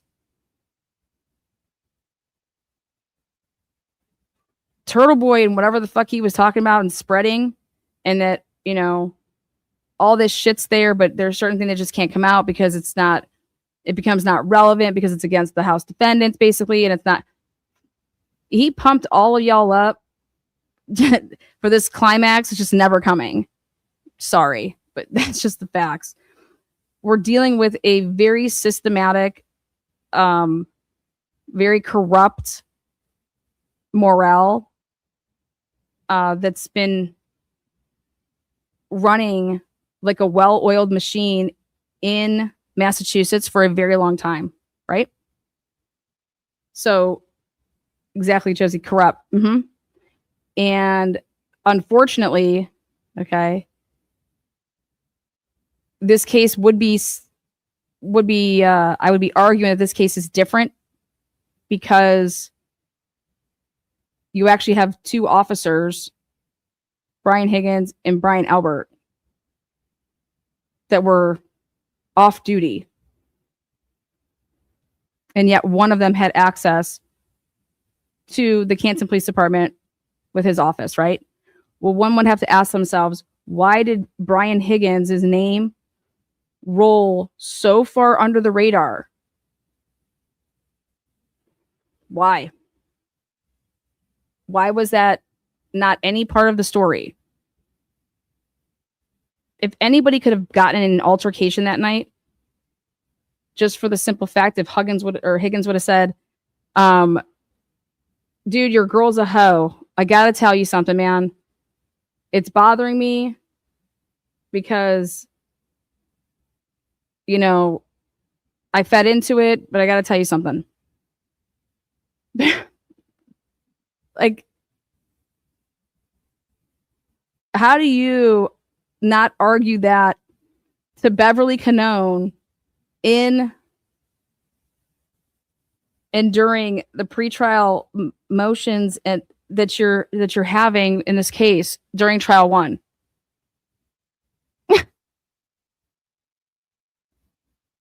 What the fuck? How people aren't out there saying, how would we not know about this?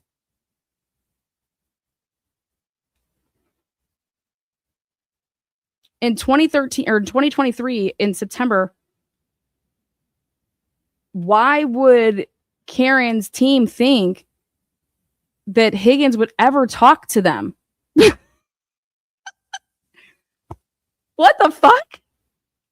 I thought that they may have mistaken a date here and said, oh, because I was like looking at some stuff. I'm like, you can't be serious here that Higgins, if this is all true, that Karen's team thought on a Sunday morning at 8:30 in September of 2023 that Higgins would have a sit down with them. This is like after the feds are introduced to the game. I thought this would have been in 2022 of September.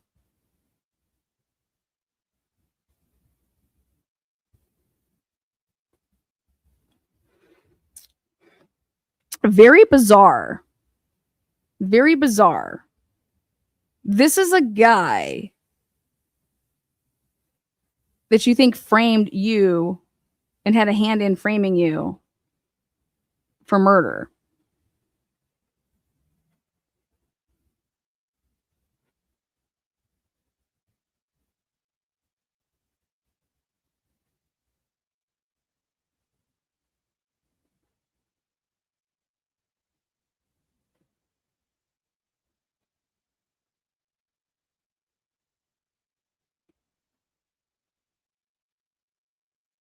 Think about that.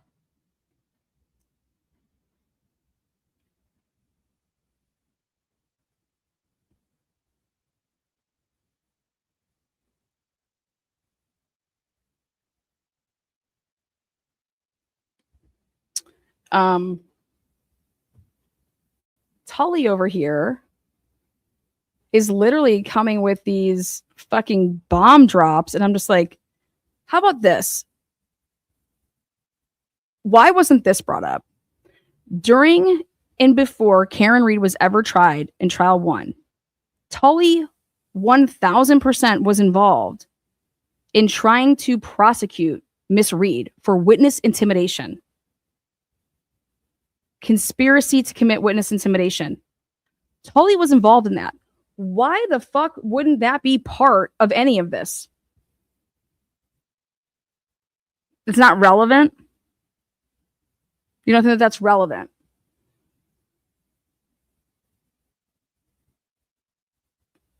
That didn't cause her more stress?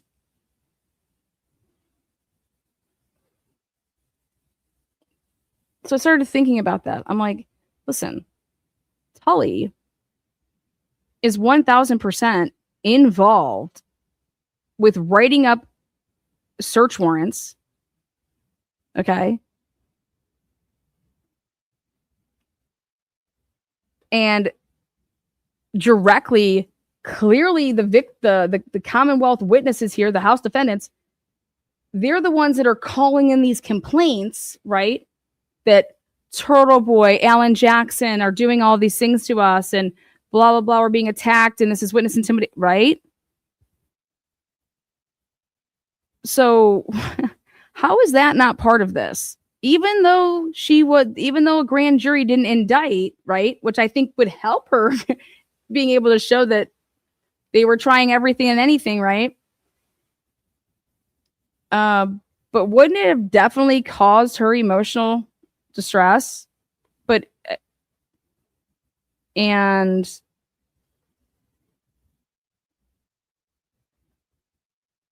I don't know.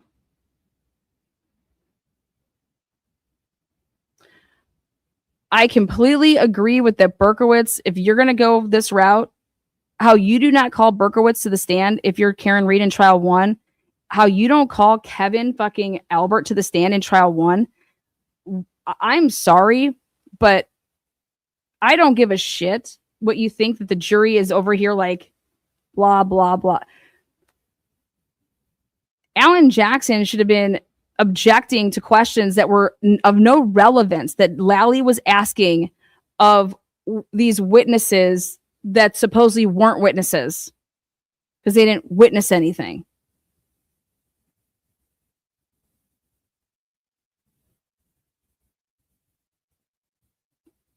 But I don't know how it would be completely. I know that you're not supposed to call people to the stand because you don't know what they could possibly say, right?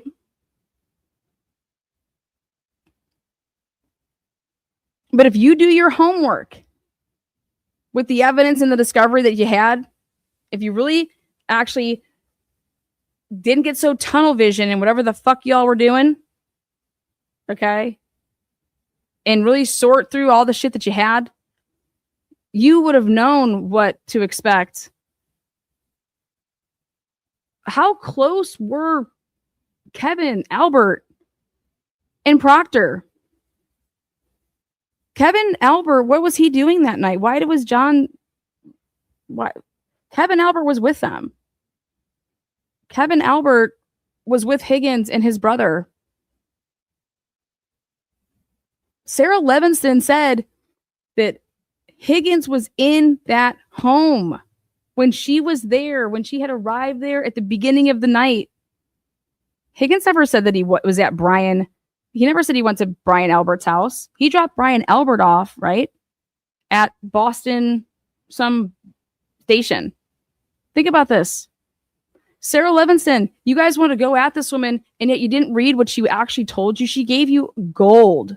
She said that Brian Albert's friend that, came back, that traveled with him to wherever, and that they came back that night, and his wife all left together. They were at that home. She had seen him.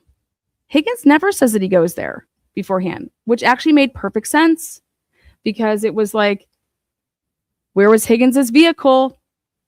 Why did Higgins say that he drug? He had to he's like, oh, I beat everybody there, so I get in my vehicle to do a sweep in the driveway. They didn't know what Keller's, or they did. No, they knew what that Ring camera across the street could have picked up. Okay. And so if his Jeep was coming and pulling out, well, maybe it was because it was parked in the driveway and they all drove together when they left to go out that night. I mean, but Sarah Levinson gave y'all gold and you didn't even fucking use it. Beyond me. Look at her in that you let Turtle Boy, and I'm going to say you let Turtle Boy instead go at her because Julie was off limits, but go ahead and attack Sarah. Ridic.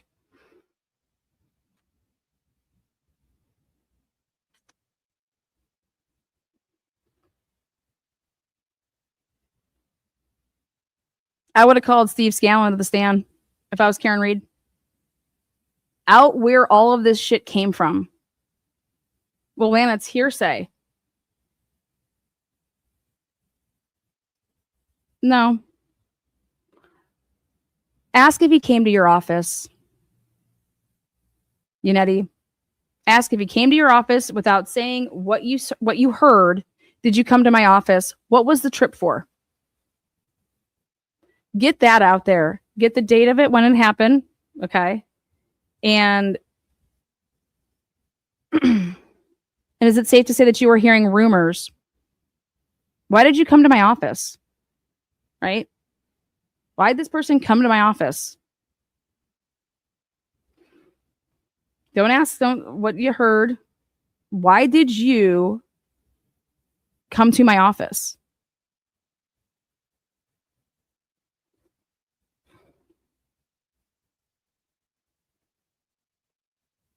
And to think all of this started for Karen Reed to have whatever her theory was of the case, it all started from Kevin this guy Scanlon, having no evidence, no proof, no nothing, just said, hey, look at the people that are inside that house. You might want to, you just need to look at the people that are in that, who this all involves.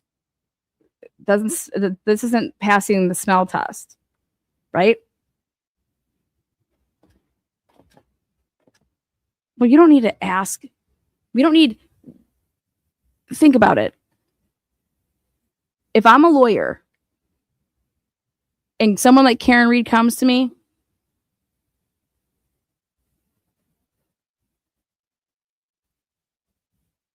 and the theory is that Karen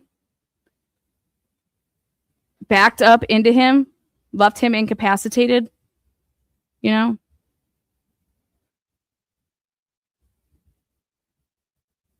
Karen, what happened that night? I don't know. I don't remember. I was fucking drinking.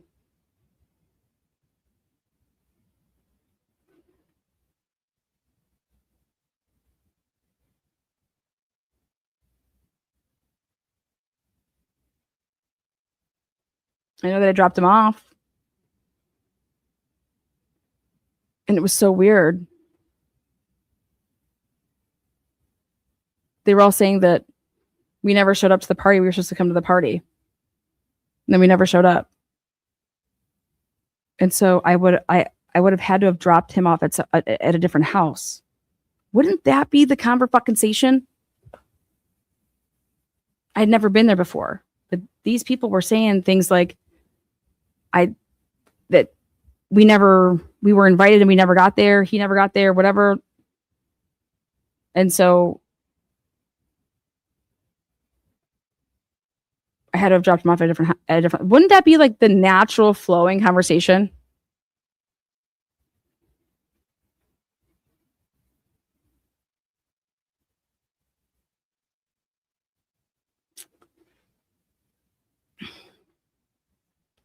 I don't know. Point of the matter is that should have been one of the first couple of things said in terms of, listen, I was calling him and he wasn't answering. It was like right away. Like he didn't even, like, for him not to, like, he didn't text me. He didn't call me back. Like, I mean, we fight and argue all the time. That motherfucker has no problem texting me and saying, stop calling. So this doesn't make any sense.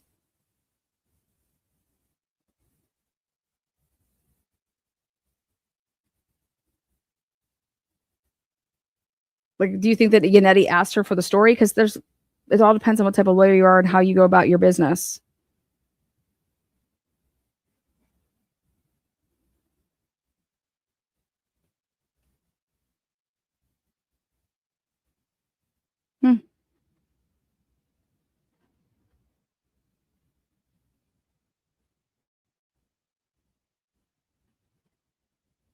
I just don't think there should have been a theory other than we're dealing with corrupt cops, period. A corrupt Kansas Police Department. We're dealing with corrupt DA's office, right? And so park your fucking theories. And this is what happens when you try to say, what do you think your theory of the case is? I'm like, I don't fucking know that. I can just tell you, here's all this shit. And this is not, like, I'm proving all this stuff wrong. I don't have a theory. I'm going with what they're trying to say, and I'm proving that can't be. We're eliminating things. That's how I operate. I don't ever say, what do I think a theory? Oh, in the Dan Moore case, Lana, what's your theory? I don't have a theory. I do not have a theory in that case because I was not there. I have no idea. All I can tell you is that these people lied, and they were the last people to see him. They lied in what vehicle they left in. They were still there when the phone call was made on Brian's phone, so they could have been the ones on the phone. The eyewitness heard the gunshots way earlier. It matches with the surveillance camera. But to say a theory, well, every time a spouse kills or is dead, the police, their theory is their number one suspect is the spouse. So I have a problem that in that case, why wasn't that the case? So it's, what's up, girl? How you been? Where you been? Cheers.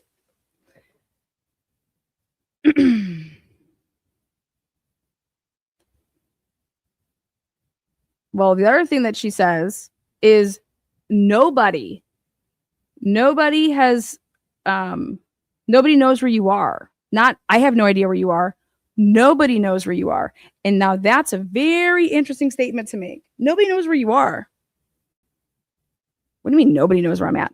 Why did Karen say that to him over the phone on a voicemail? Nobody knows where you are. That would be consistent with the niece having, that means that they had to have conversations already. Like, nobody knows where you are. Like, that's including another person. You would say, I have no idea where you're at. Nobody knows where you are, John. And that, but guess what? It's a true statement. Nobody did know where he was. Jen McCabe was calling him over and over, right? Karen's calling him over and over. Nobody knew where John was. That's a true statement. How does she know that? How that statement would, nobody knew where John was. Nobody knows. Did Higgins come by the house? Did Higgins come by the house because they never showed up? He comes by the house.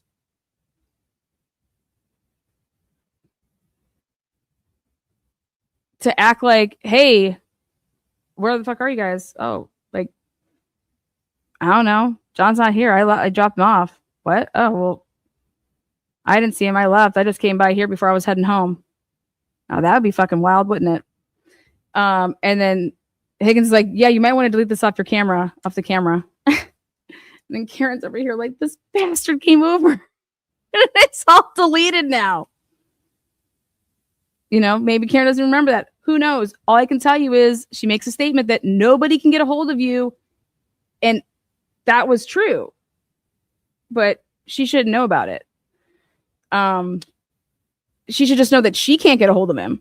Nobody can get a hold of you, John. It's always blown my mind. Nobody can get a hold of you. It's like somebody told her that.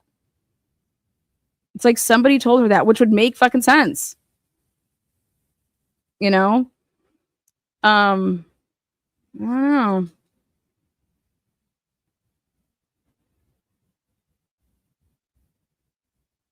So I just think it's really unfortunate that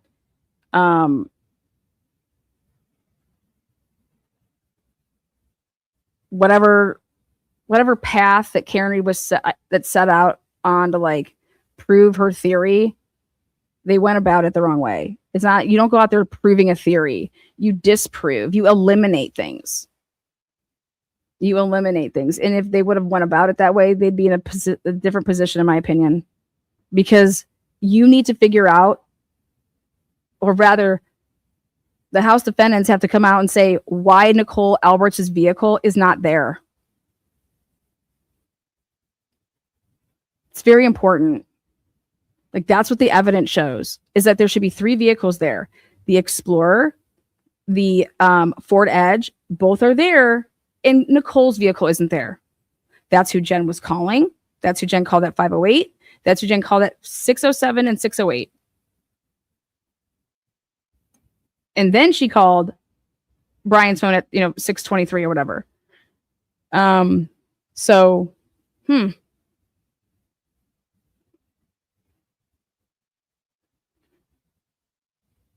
think that it's strange that Karen didn't text Higgins. I think it's strange that Higgins didn't text Karen. Those two just completely distance themselves from each other. Okay? With the exception of John died.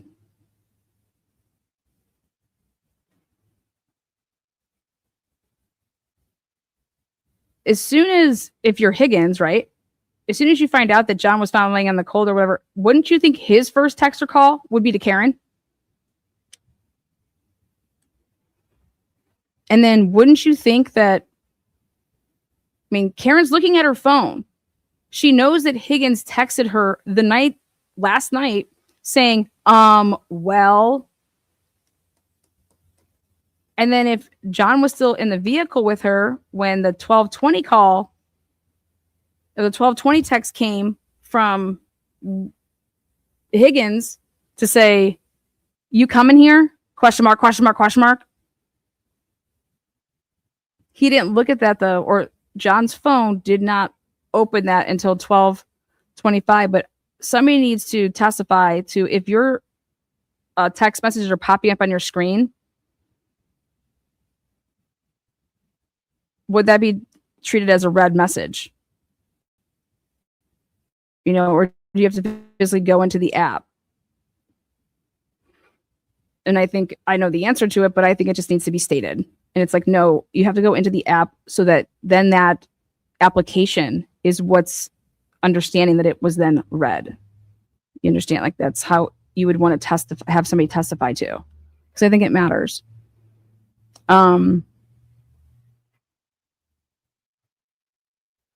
John did not text a single person. Like after he left, from the moment that he left, the only person he was in contact with was Jen McCabe.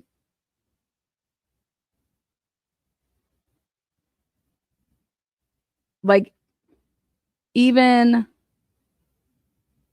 if it's true, right, that Higgins is at the house with Jen McCabe, and Jen McCabe comes walking in and saying, I don't know, John's like lost or whatever. I'm trying to get him here. And then Higgins overhears that, and his text is, are you coming here? Question mark, question mark, versus, are you lost? Where are you? Versus a phone call. And then it would also be very understandable for someone to, go outside or be like, they're lost here. I'll go outside, or like, cause you're trying to like flag somebody down or whatever. Like, right. But was that even what was the conversation about? Was that what it was about? Was it more so like I'm calling because, hey, we're here. Are you guys, where are you guys? Are you guys, this place looks like it's fucking dead. Oh, we haven't left yet. Just come over here to 34 Fairview. Because I always wondered, you're on the phone at 12:14, and then what was the 12:18 call for? That for, 30 seconds, basically. It's a long time to talk.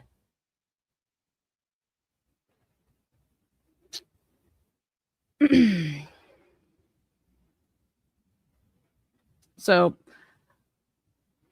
I say, fuck what everybody's saying and go off of the data.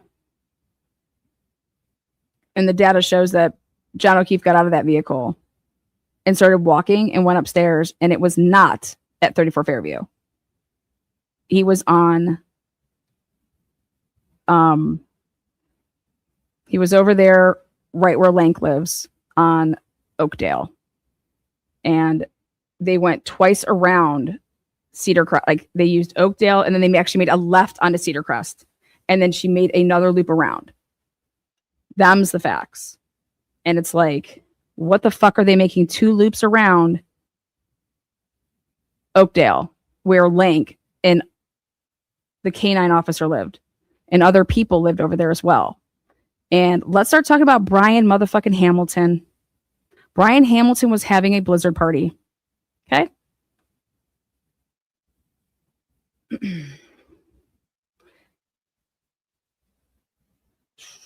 I don't think that anybody should ever be charged for the murder of Officer John O'Keefe.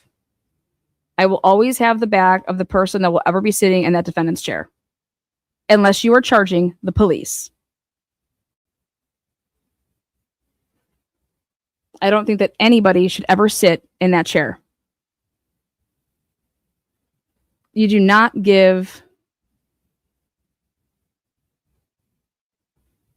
put it on the citizens of our country to have to come into and be jurors. Okay. And for us to have to do your job that you didn't do, which was investigate and do things by the book, so that we can actually hear what people gave as interview statements versus your pathetic untimely reports, go fuck yourself.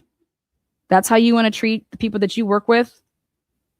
That's what you do for your colleagues. That's the type of investigation you do for an officer that's found unresponsive on the lawn, covered in snow, freezing. Go fuck yourselves. We're not here to clean up your fucking piles of shit. Okay? We're just not. So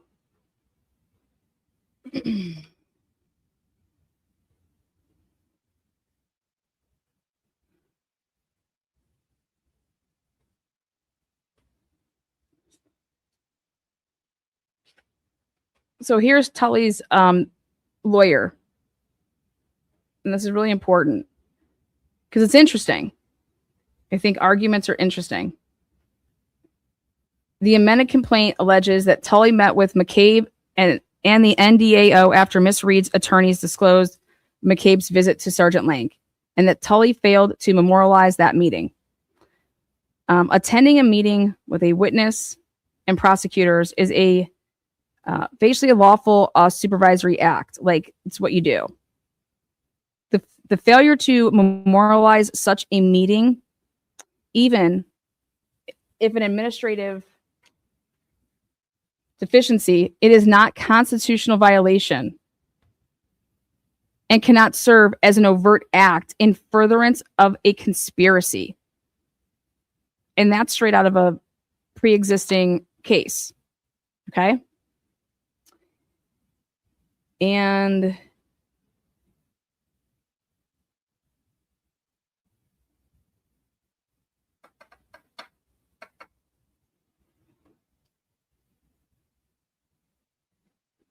the common law civil conspiracy claim likewise fails. Under Massachusetts law, a civil conspiracy requires an agreement to accomplish an unlawful purpose or a lawful purpose by unlawful means.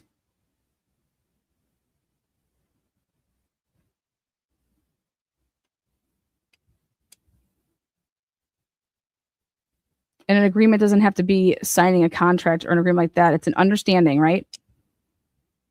It's an understanding.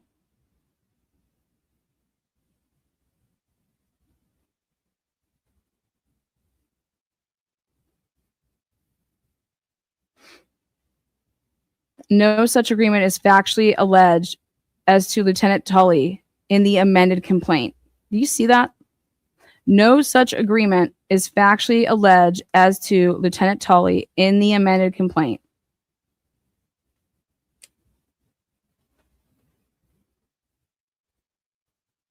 Each of the counts, which is the MCRA, the common law malicious prosecution, and the intentional infliction of emotional distress claims against Lieutenant Tully, each fail independently.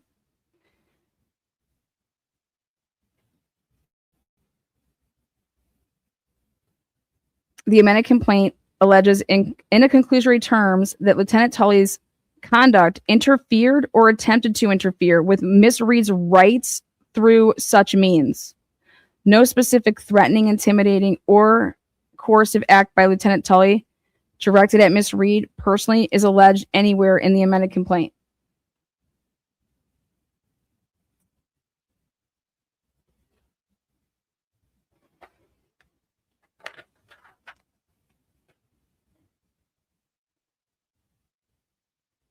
The amended complaint is a transparent attempt to cure pleading deficiencies against Lieutenant Tully and should not be credited. And that's exactly what it was. And this is why I am pissed. This is why I'm pissed. Because what the fuck did they do on the first one that you could, like, you know, the law? Like, you have to make these specific claims. In the Jennifer meeting wasn't even on there originally. How is that missed? And did they ever consider, like I asked earlier, them going after witness intimidation conspiracy charges against Miss Reed? That would be malicious prosecution, right?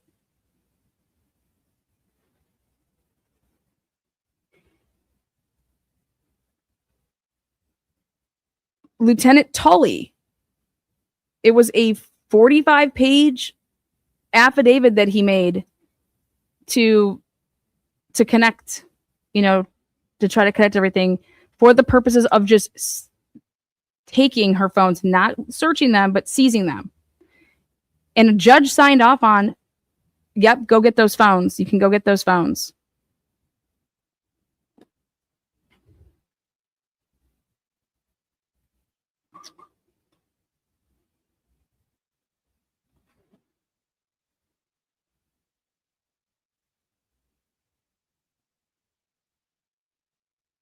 And then you're going to sit here and tell me they made no effort once they had the phones to then search them? But instead, they're like, well, let's just go and try to get an indictment through a grand jury and not possibly add to the search warrant that you had to then be able to, search the device. But let's just go and see if we can get her indicted.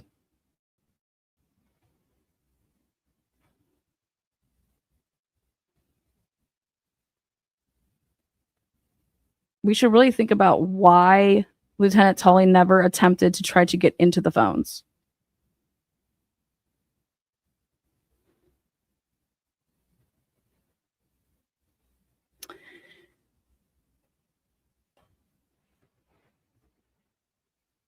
No, this just blew my mind.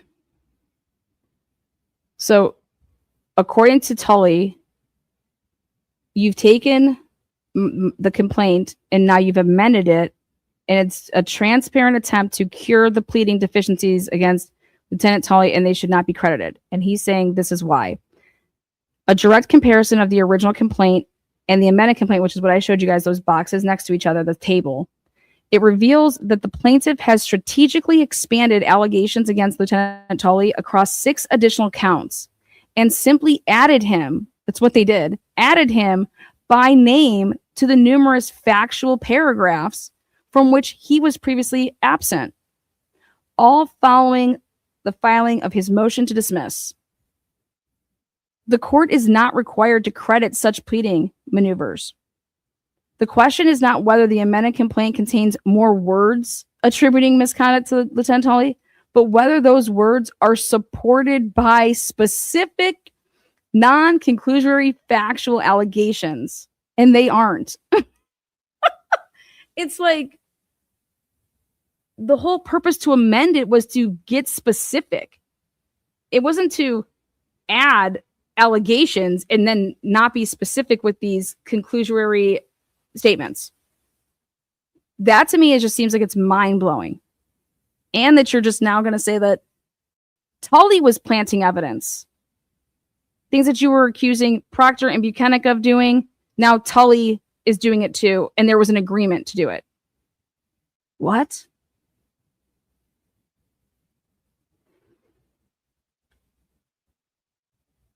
Don't you think that probably the best evidence that you would have been able to get is to show that there would be an agreement between Kevin Albert and Brian Albert, seeing that they talked all fucking day on the day that he was found? Also, who was talking all fucking day was Higgins talking to Brian Albert and Kevin Albert, and at the police department going in and out, going all over, doing all these things. Who do you think that you would want to rope all in this together because you want to show that there was a conspiracy between, it's not just among the House defendants, it's with the actors that you're accusing, if you're going to include Proctor, Buchanan, and Tully in this conspiracy. The fuck is going on here, man? So I am just so baffled by the lack of knowledge, it seems like, that the civil people have in this case for Karen Reed.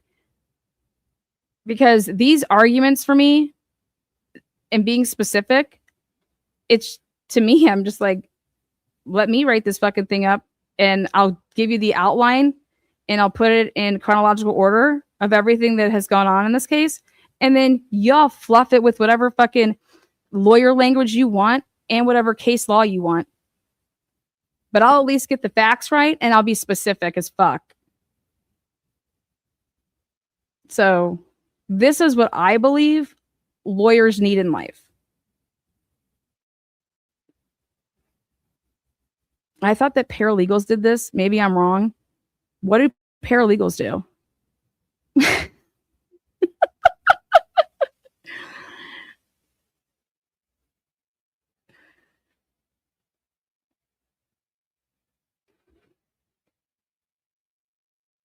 Attorneys know what they should be writing in these filings, don't you think?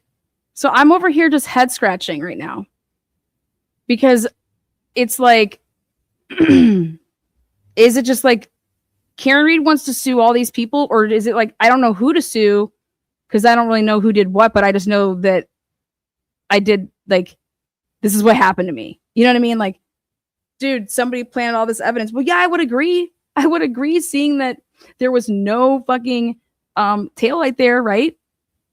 Kansas Police Department's there, blowing away, no taillight there, then miraculously taillight's there. And you guys think to yourselves, we're going to say that Proctor planted it. Well, that's great for the criminal trial. That's trial strategy. I would not say that Proctor planted it in a civil case. I already know, I think, who planted it because Karen Reed's vehicle was left at the house for a reason. And they thought it was to delay finding the body so that they could prep the scene more. No, it was not. It was not. It was definitely not that reason. Okay. They needed something. They needed something that only Karen Reed's vehicle could possess. Her taillight.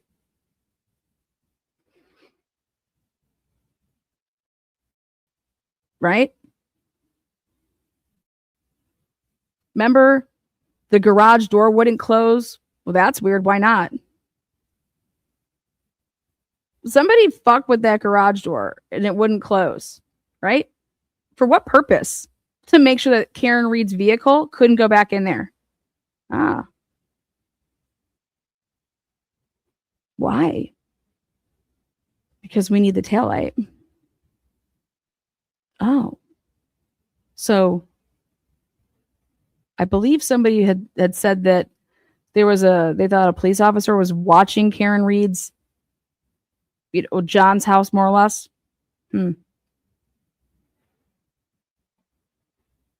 How long were they planning on, like, I believe that they knew that they needed to get that taillight, pieces of the taillight, right?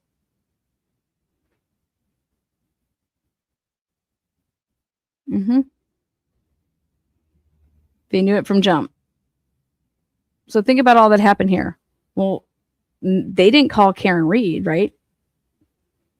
Karen Reed got the niece. Okay, I have to call Jen McCabe. What's her number? I don't have it.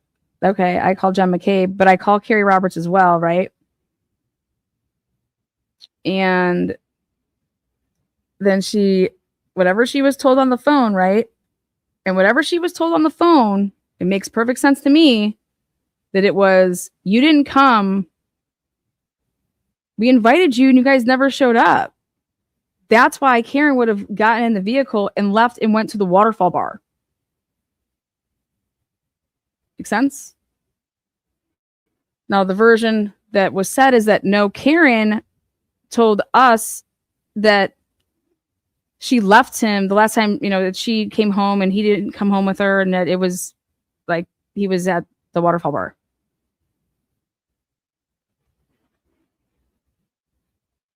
Well, either way, Karen went to the waterfall bar.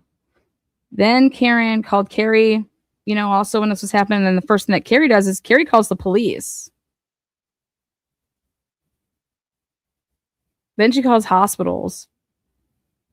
But Carrie seems so wide awake. I'll tell you that. Anyways, Karen then goes to Jen's house, right? And now, why didn't Matt McCabe leave? It's a blizzard out there. I'm not letting you drive with this person that's supposedly drunk, right? So, hey, you just take her car. You take her car. You drive her vehicle and go take it back to the house. All right. And I'll meet you guys over. Let's, so go take it back there. And, yeah. You drive it on over there. And then Carrie happens to be in the driveway as well. Okay, yep. Carrie, you follow them, right? Drop the car off there, and then you guys all go search together. Okay.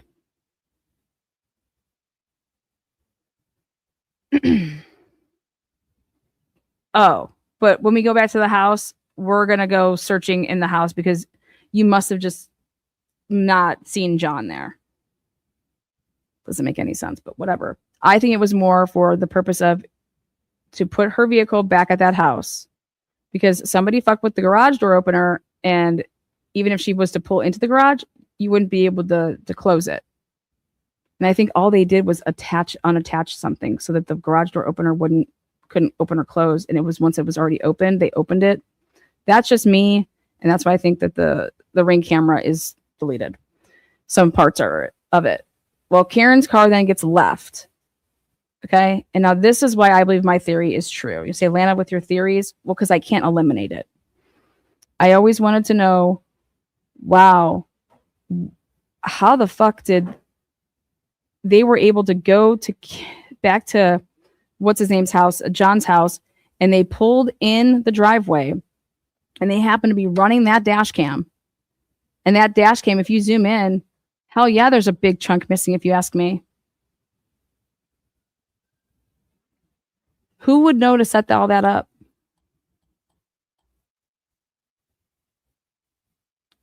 Why did Sean Good leave his fucking dash cam on?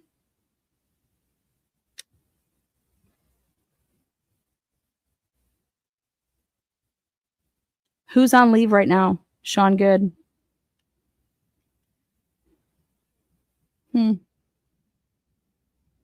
So they get that footage,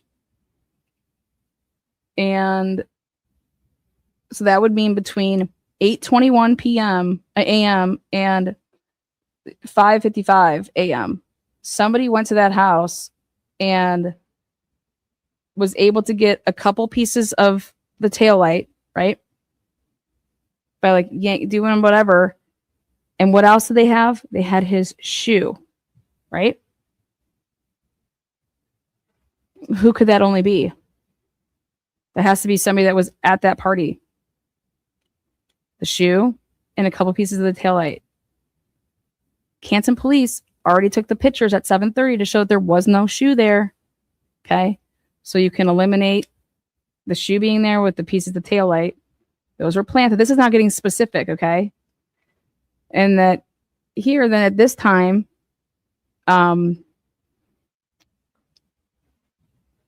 Higgins, you're able to use the dash cam to show that Higgins did not show up at that house. So he's not there. His vehicle doesn't come there. The dash cams show that the police leave. Okay, and you're able to document it, right? And then you have Higgins, but Matt McCabe's there, right? So Matt McCabe is at 34 Fairview, and he arrives there just before 7 o'clock. Okay. And then guess who goes to John's? Paul Gallagher. Paul Gallagher goes to John's because somehow he got the address of One Meadows.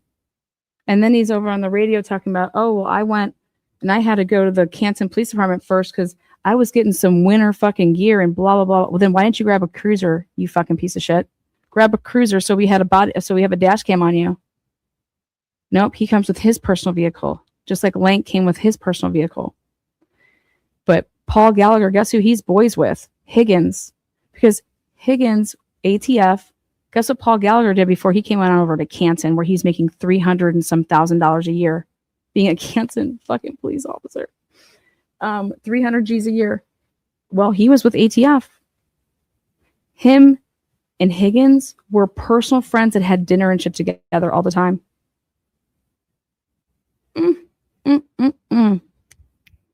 Wow. So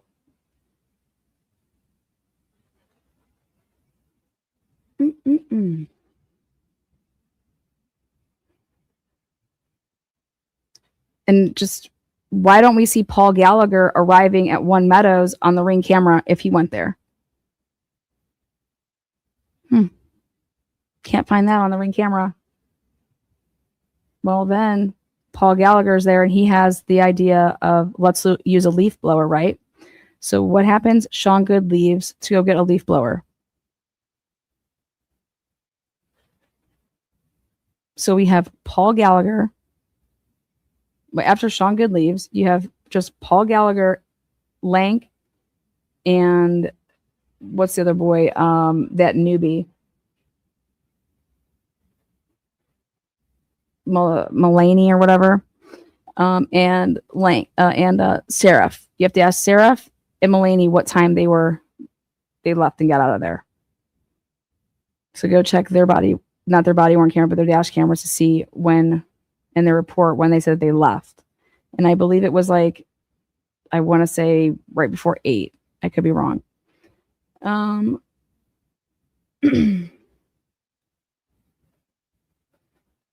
What's his name? Sean Good is the one that's taking the video and the photographs. And so he doesn't start doing that until after he's back with the leaf blower. So then you're able to put a timestamp on the pictures of what time that they would have been, in which they have to be after a certain time because his dash cam's running. And so we know when he went and got the leaf blower, we know he gets back and then he starts taking those pictures. And that's when he takes a picture of the curb and there is no shoe. Okay. So then they all leave.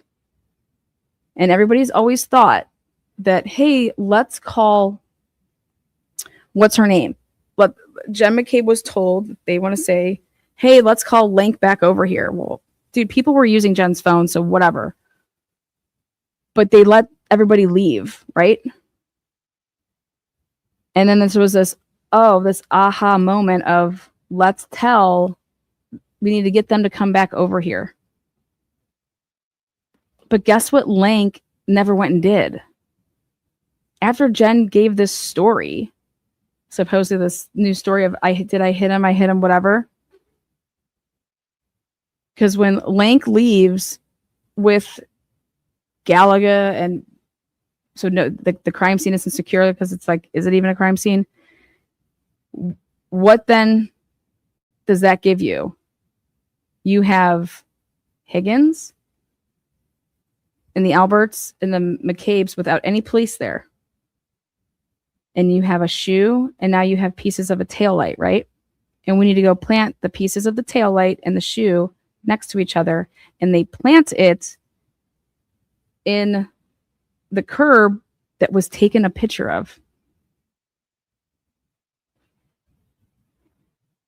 So you have a picture of actually that point, that spot, without the shoe. And these stupid idiots that have been covering this case and all they've ever wanted to talk about is the shoe, the bottom of it, and the shadow, and trying to say it's a different shoe. These fucking idiots. You totally missed the boat. The reason that the shoe is so important and the photographs are so important is because at timestamp in chronological order A, at between 7:30 and 7:52, there is no shoe in that curb area that's been cleared off. That's where it was found.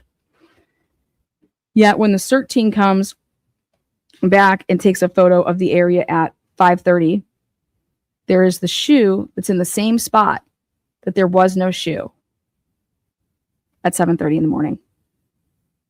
That's the significance.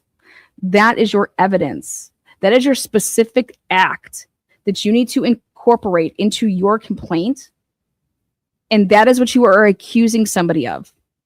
That is specific actions. That is not a conclusory statement. I am laying out specifics.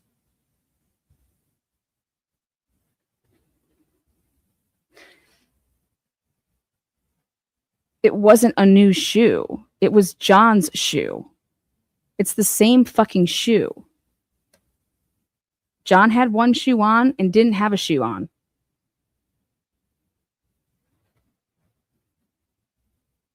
That shoe was always in the possession. And that shoe, I believe, has 4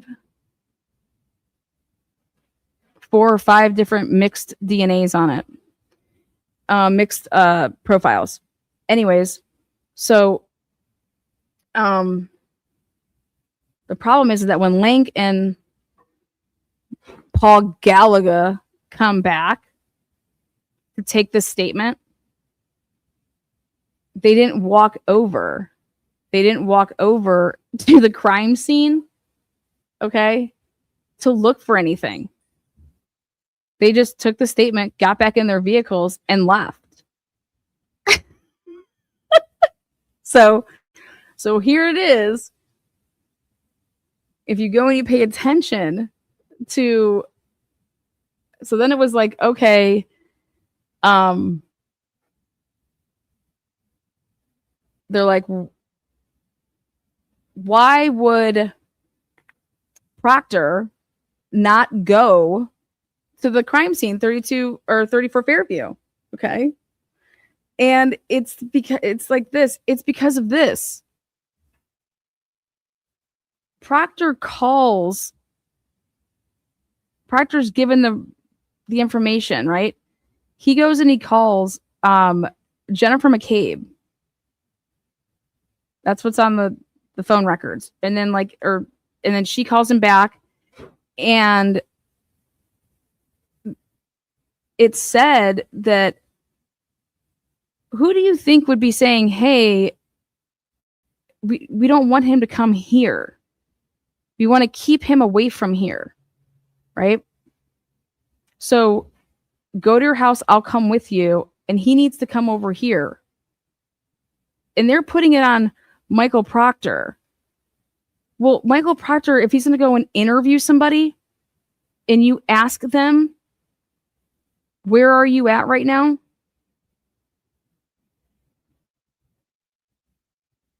Oh, I'm at my house. Tell me at your house. He goes there. If he's going to ask to interview you, go over there. Don't have the interview here.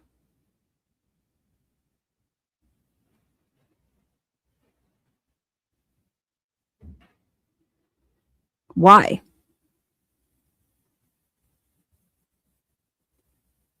Because we don't want him over here at the house. But that shouldn't be put on Michael Proctor. That should be put on who?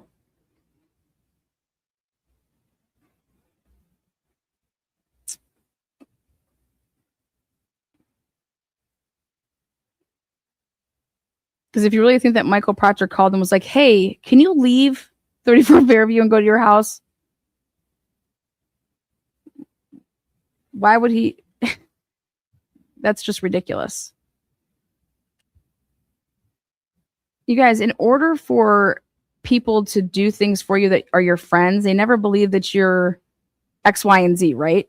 So, but we don't tell him things. Like, we don't tell him certain things, you know?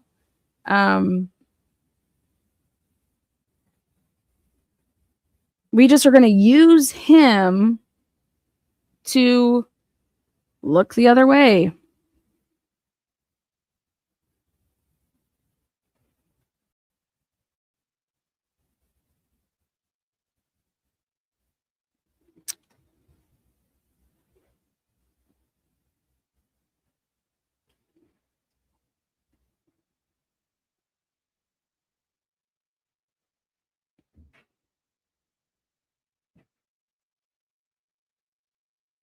To think if only Seraph's cruiser would have had audio. Or I'm sorry, or Sean Good's cruiser would have had, because he has his dash cam on, right? Well, how come in Seraph's vehicle we can hear everything? How come in Sean Good's vehicle there is no audio?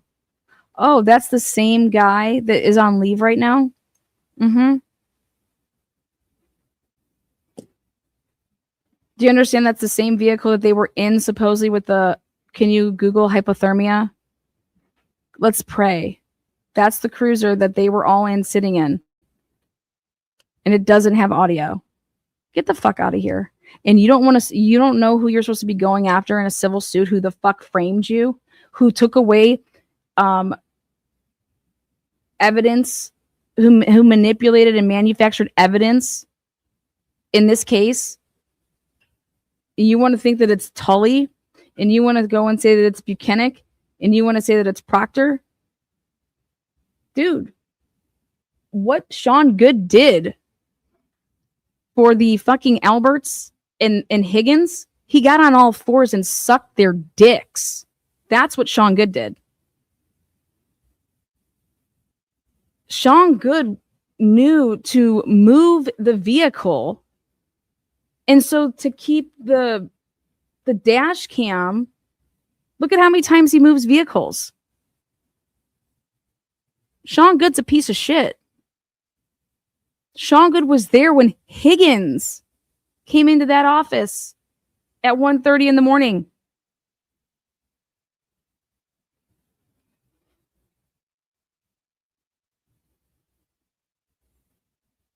To see that what?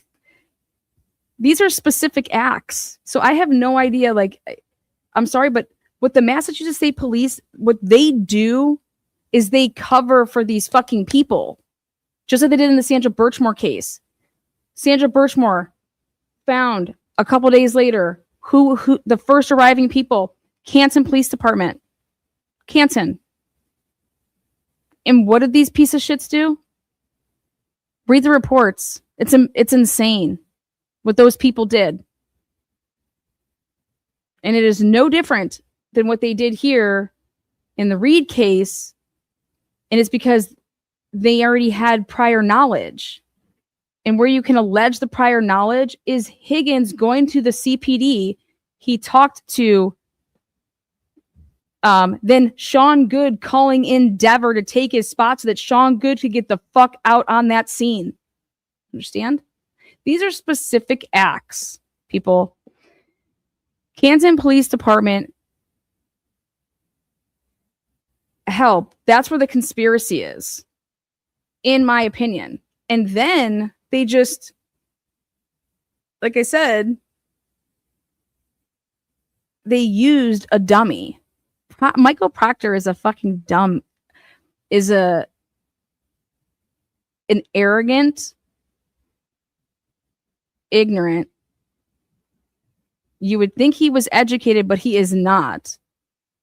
Far from it. Entitled fucking bitch boy. He's an errand boy. So, but you have to understand who's fucking you first and truly lay it all out. And just to think that Canton Police Department were not the original fuckers of yourself with, they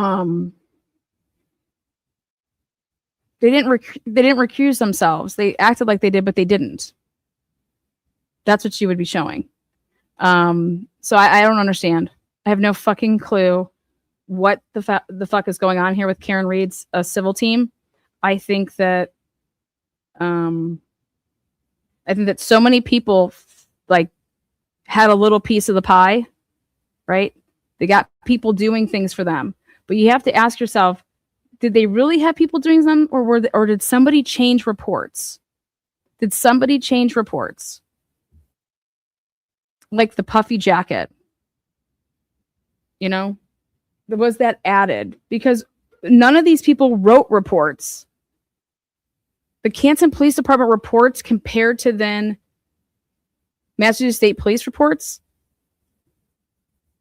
These are specifics. This is how I would specifically show. And the people that wrote regular fine reports, we just changed the words when I wrote my report. Or we just told them not to write reports so that I could write whatever the fuck I wanted to write.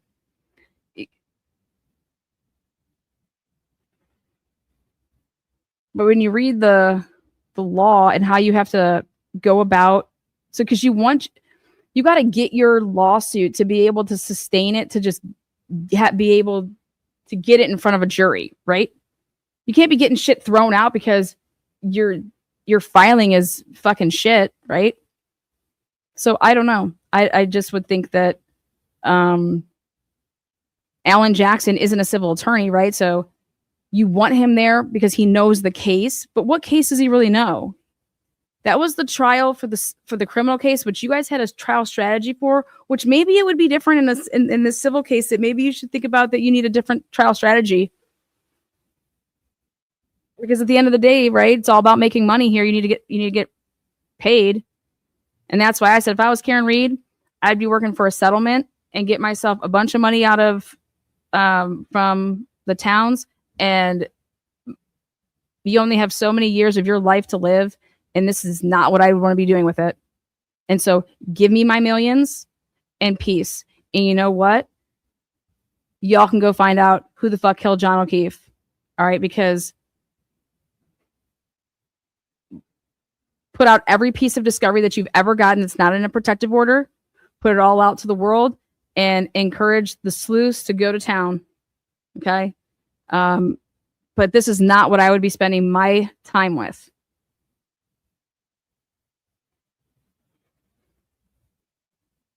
And if it's like, well, these people did this to you, wouldn't you have, would I have what?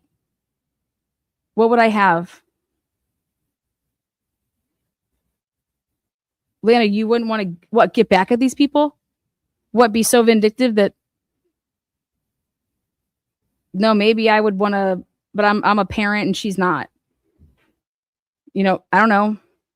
Maybe she gets to hang out with Alan Jackson if this goes on for however long, and she loves to hang out with Alan Jackson. So yeah, this is what I want to do. I don't know. But I can tell you that I'd want to be hanging out with my mom, my dad. I'd want to go on trips. I would know who my real friends are. And whatever it is that I was passionate about, I'd go and do. And I would tell all of these people to fuck themselves, and I would move as far away as possible from Massachusetts. And I'd go where it was sunny.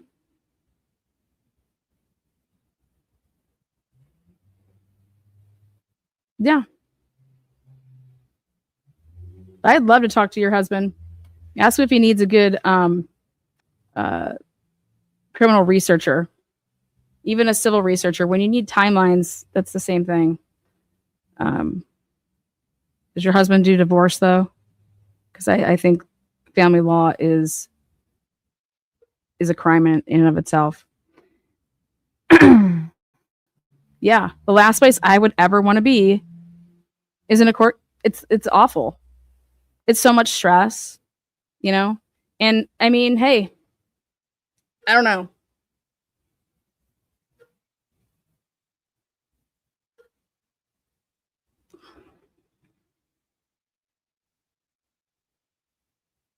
Perhaps they're slacking and laying low till AK's next 2 hearings are over and standing by to see if AK's trial is a go.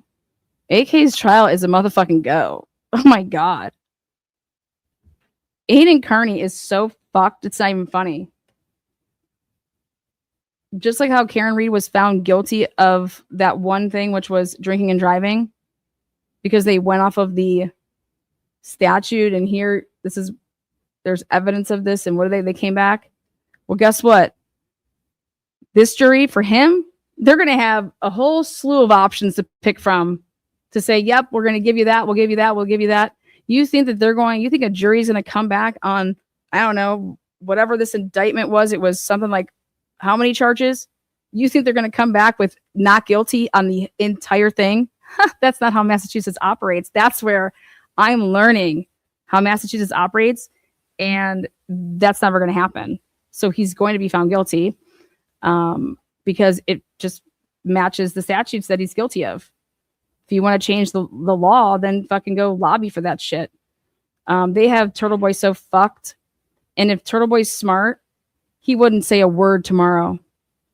He wouldn't say a word if he's smart, but he's not smart. Oh, and by the way, I'll be reporting every couple minutes. I'll be live and I'll be using my Twitter on my phone, and I'll just be live then saying what I'm tweeting. Does that make sense? I've never done it this way, but we're gonna try. It's the first time for everything. Let's do some fucking shots. It's midday. It's 2:00. Fuck yeah, Tuesday 2. Woo! What's up, H-Bag? I'll tell you who. Have you guys seen Yuri Buchanan's response? Yuri Buchanan is going to bring a ton of snark with whoever he hired. He should have taken a couple pages out of Tully's handbook, but last thing I'll say with Tully here is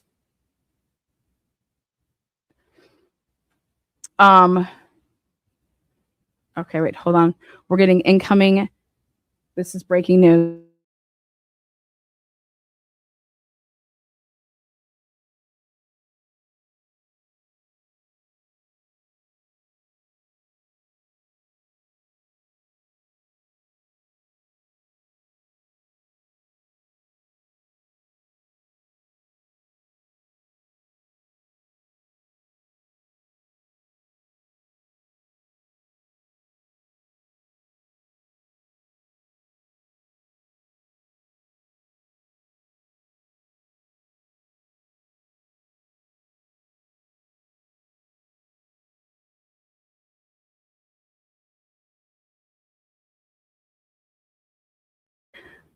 Okay, so breaking news.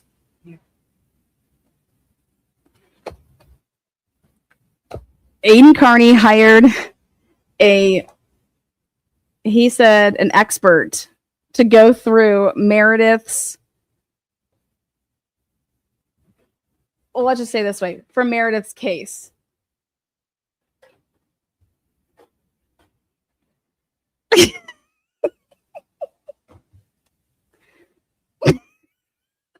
Oh, there's more to it though. Okay, that's not the breaking part. I said, who?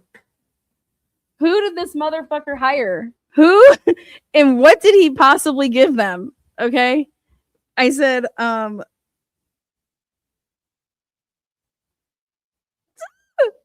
he said, hold on. Let me get my notes out for this that I've already.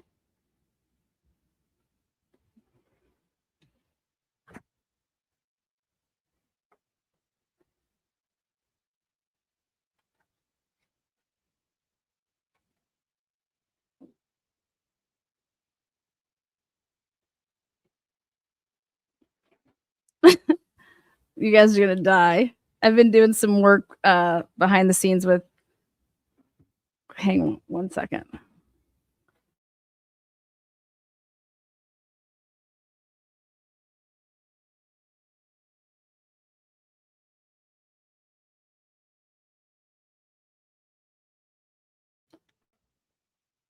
Between Turtle Boy and what is it? Jonathan Lee Riches and their DV issues.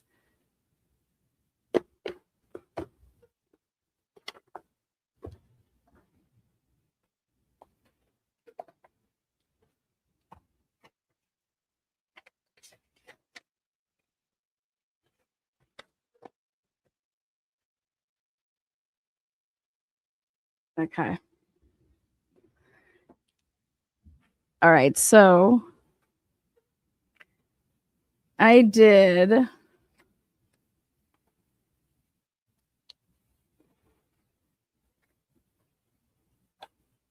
Hold on. I'll grab the rest of this shit.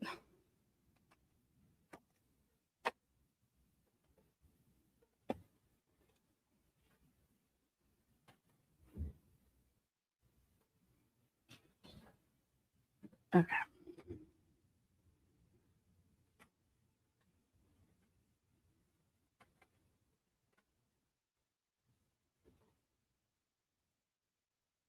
Okay. For every lie that I can prove that Aiden Carney said under the pains and penalty of perjury, I'm going to do a shot. Anybody else? Anybody else want to play? Lana, that's absolutely insane. You are going to die. You're right. So we're going to switch the rules up. We'll just take a little swiggy poo because we can't possibly keep up with that, right? All right. All right.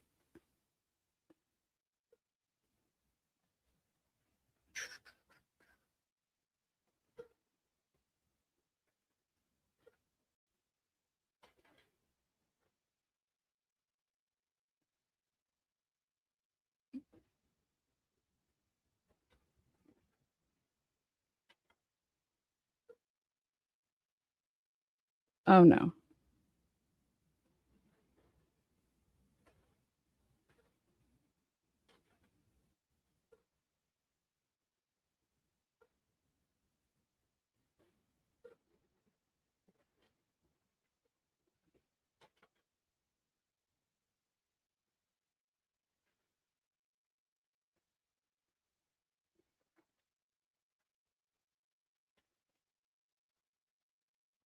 Okay, I'm pulling something up. Here we go.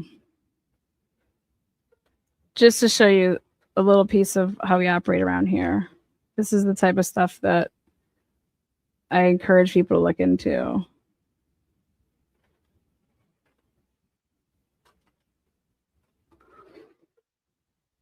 Mm-hmm.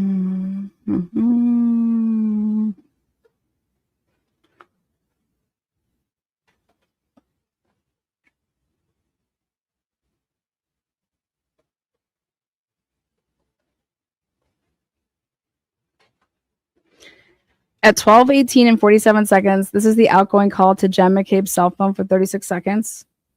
During this phone call, multiple key things are happening. Jen McCabe finally gives John the address 34 Fairview so he can punch it into the app Waze, okay? And then look at this, 12:20 and 49 seconds.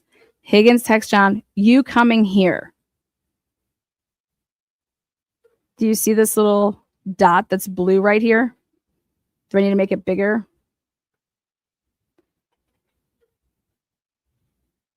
See how this says, where are we at here? This is Dedham Street. You see this little blue dot here? Do you see this? 12:20 and 49 seconds. This, "You coming here?" Do you see this? 12:19 and 29 seconds. Application focuses for the ways to get ready for that. Do you see this blue dot here? This is where they were, if they were together, Karen and John.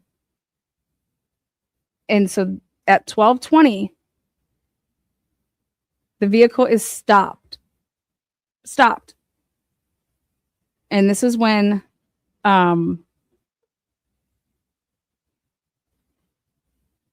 Karen is going to say that she's at 34 Fairview at 12:20.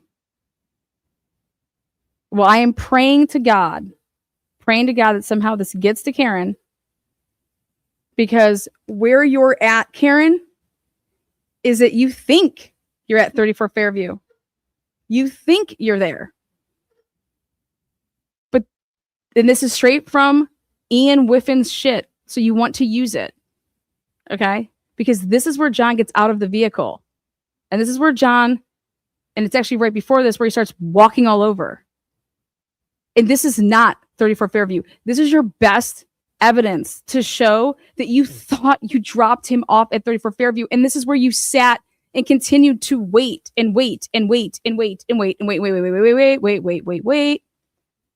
Okay. And what happened was what? What's the truth? If Karen says that and shows that where I thought I dropped him off was 34 Fairview, but I was not there. That is a specific act then, which is how did John end up at the real 34 Fairview? And where they were going to say that, hey, this vehicle, right? This is the type of shit you would want to show in a civil conspiracy case. People conspiring to say that you arrived at 34 Fairview, that they saw John get out, but that he never entered the house.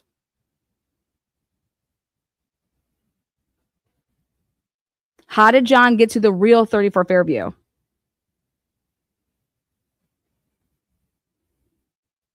Or rather, his phone. This is what you'd want to show. And I have no fucking clue why they're not. Karen Reed was drunk. Karen Reed fucking was found guilty of drinking and driving. But she wasn't even charged with that. She was not charged with that. This is all you have to show. Because this is what the evidence shows. But instead,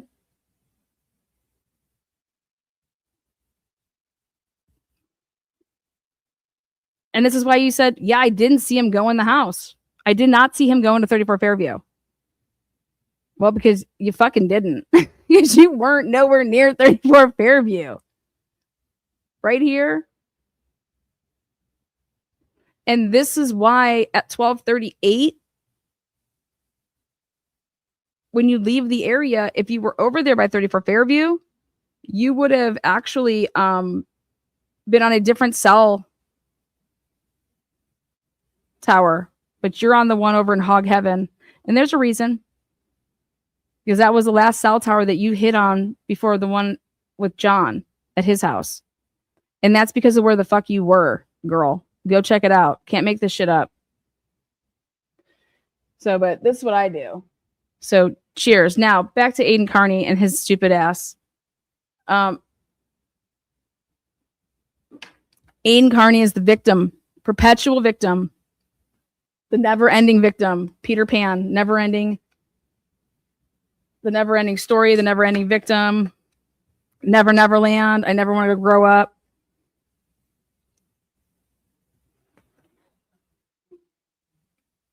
He said he has an affidavit that's like 60 pages with exhibits.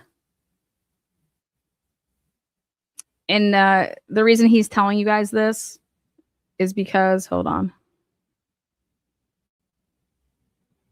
He's telling you this because Meredith actually filed her affidavit, and when she goes ahead, and you guys can, I guess, see it one day because it's impounded. So I'm looking forward to seeing that. But when that happens,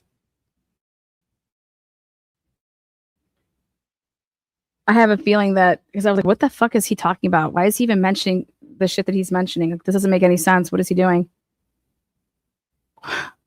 Well, if he was playing offense, he wouldn't have even been mentioning half of the things that he mentioned in his affidavit, which, hold on, I'm trying to pull up here.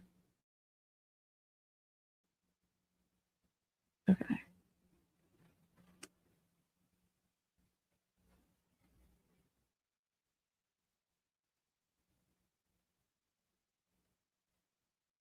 Let's go. There we go.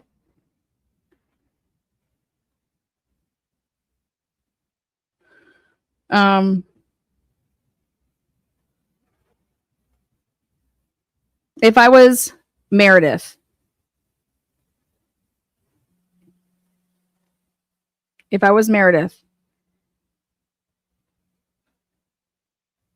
I would point out that Mr. Carney in paragraph 2, so it's just all you have to point to.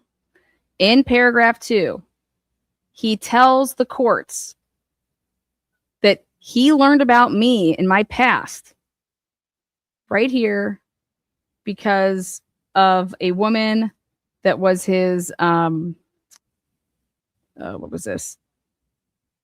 His paralegal. So right here he says, When I was in jail, it was brought to my attention by a woman named Courtney Healy. Okay. Courtney Healy. That this court issued a 209 order against Meredith in 2018.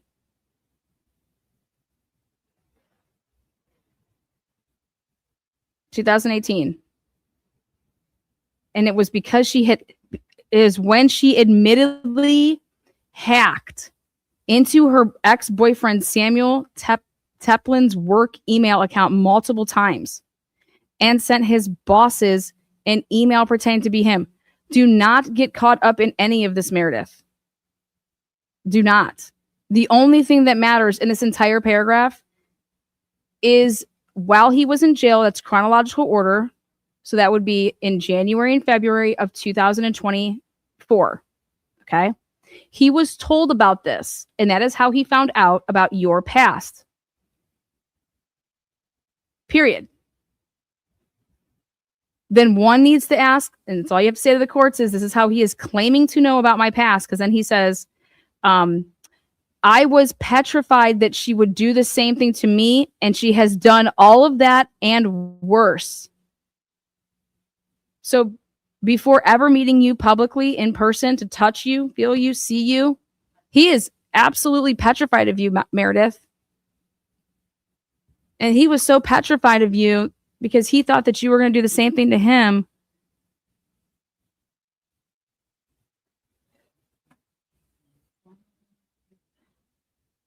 And he was so petrified of you that he gave you all of his passwords, right? Oh, shit.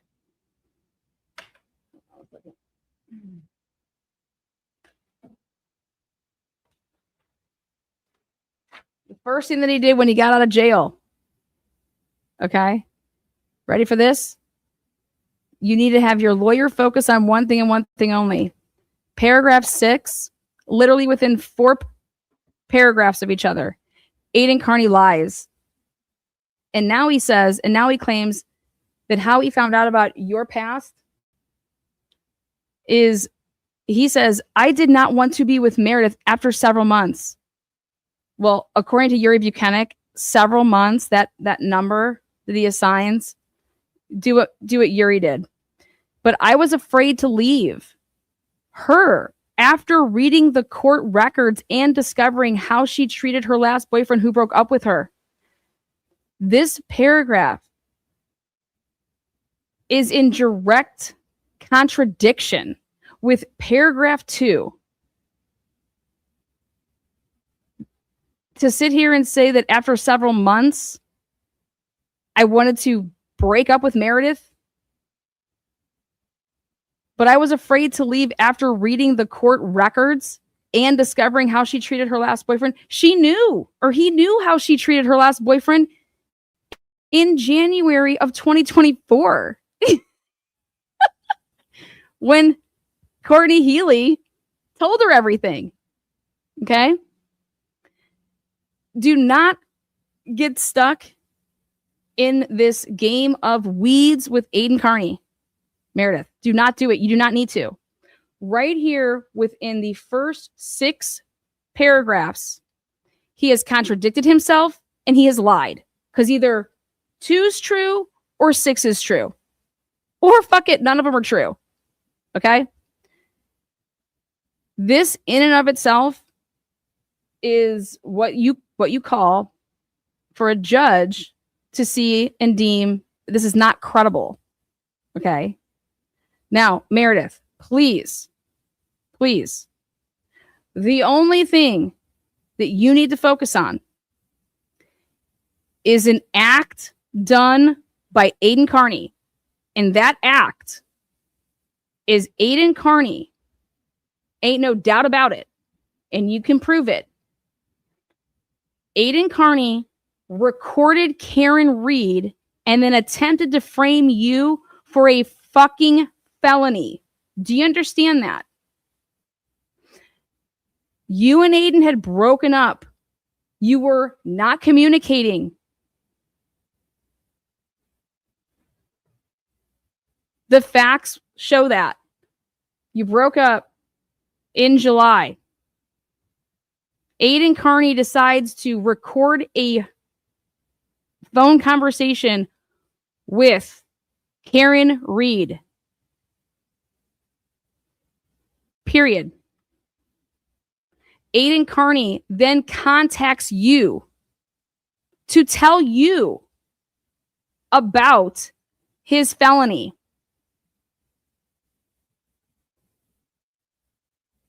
You were not talking to him at the time that he did this. You were not in the same place that he was when he did this.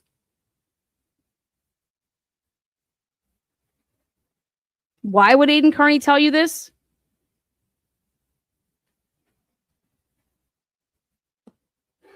Well, only you know that. The evidence seems to support the fact that he did this for your help. For your help. Holy shit, this backfired. What the fuck?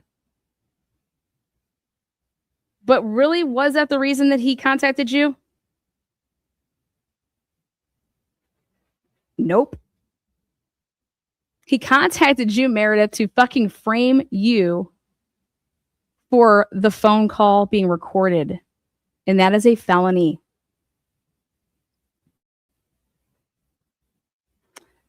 That's when everything began to crumble in your fucking world, Meredith. All of this shit about, oh my God, he called me fucking 30 times in May of 2024 or 2025. None of that matters.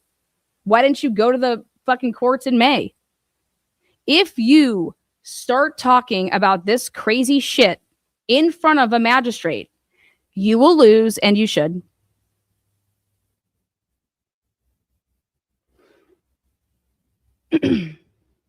Anybody that would attempt to frame another person for a crime that they did not commit that is a felony should be in fear of that person. Any reasonable person would see that and understand it. In this situation, everything,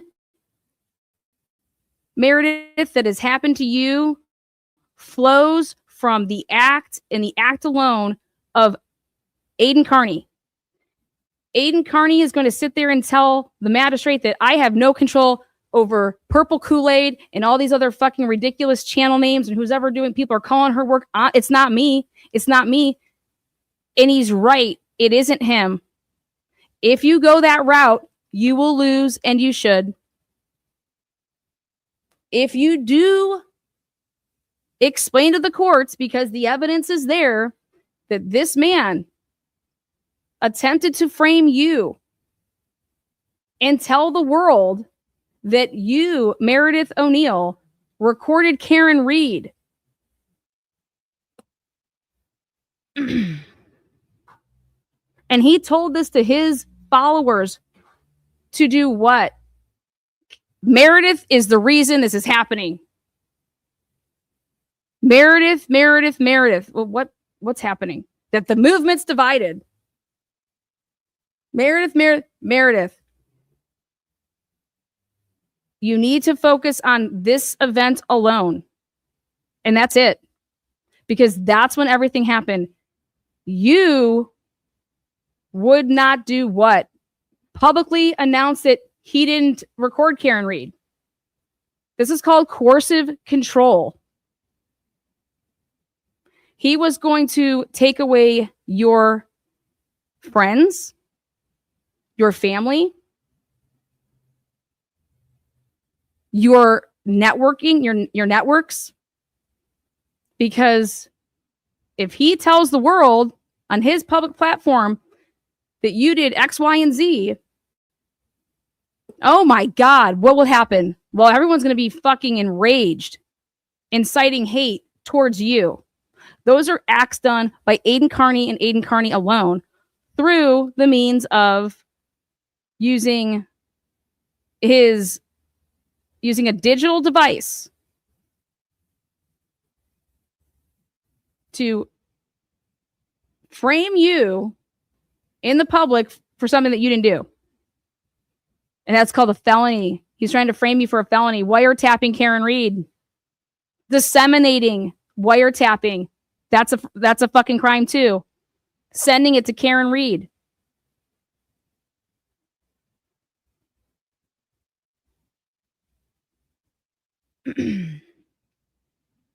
You guys had a completely toxic relationship. You need to be completely honest about your toxic relationship. But none of this shit is relevant. All the stuff that he's writing in here, the only thing that's relevant is his lying. He knew about your past, okay? He knew about your past. Whether it's true or not, it doesn't matter. It's irrelevant. He knew, and he was like, let me fucking go. Well, I know why, because he was going to blame you for so much shit down the road. And guess what? Everyone's going to believe me because look at Meredith is fucking cuckoo for Cocoa Puffs.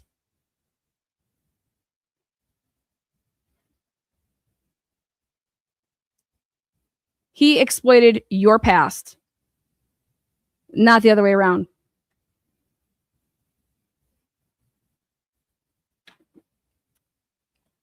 You can read through these pages, and the one thing that he skips over and refuses to talk about is the one thing that this whole thing stems from, and that is the recording of Karen Reed.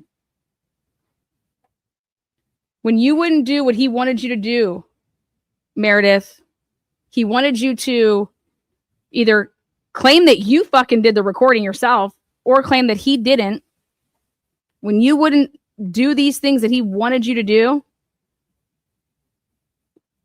what did he say to you, Meredith? What did he say to you? He threatened you. Do you want me to break it down?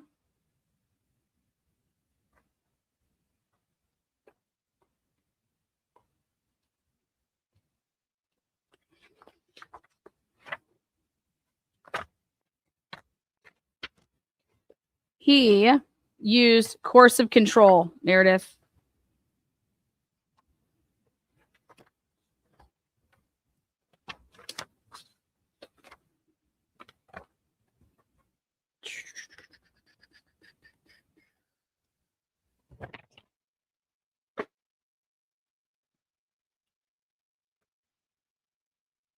Your Honor, I was in a very serious relationship with Mr. Carney beginning in February of 2024 through and until July of 2025. I chose to end our relationship in July of 2025 due to the unstable nature of our relationship. After 6 weeks to 8 weeks of not speaking to Mr. Carney, he contacted me via his phone with either a call or a text at the end of August of 2025. The evidence will show that I originally perceived Mr. Carney's purpose in contacting me at the end of August was because he needed advice from someone he trusted. This was my perception because during our relationship, I provided stability in this department for Mr. Carney. The evidence will show, though, that Mr. Carney and I had no communication via the phone in any type of way in person from July of 2025, the breakup, until this specific phone conversation at the end of August. The evidence will show that during my phone conversation with Mr. Carney, he explained to me that Miss Reed had contacted him due to Miss Reed accusing Mr. Carney of illegally recording their phone call, wiretapping. Now, only you know if this part is true or not. Mr. Carney either denied that to be on the phone or, in fact, told me that he illegally recorded Karen. The evidence will show that after Mr. Carney's phone contact with me, he next contacted me via the digital device the same way that he always did and asked me if I wanted to meet him in person for lunch. I was hesitant, but ultimately agreed. The evidence will show that when I met Mr. Carney for lunch, that Mr. Carney's version of events drastically changed, if not completely changed. Specifically, every fucking detail of what Mr. Carney told me over the phone completely evaporated. Because now in person, Mr. Carney is admitting to illegally recording Miss Reed. In addition to this admission, Mr. Carney then states that he played that illegal recording to some of his colleagues and friends, but couldn't remember which colleagues or friends that they were. Mr. Carney did not care that one of these people sent Miss Reed a recording.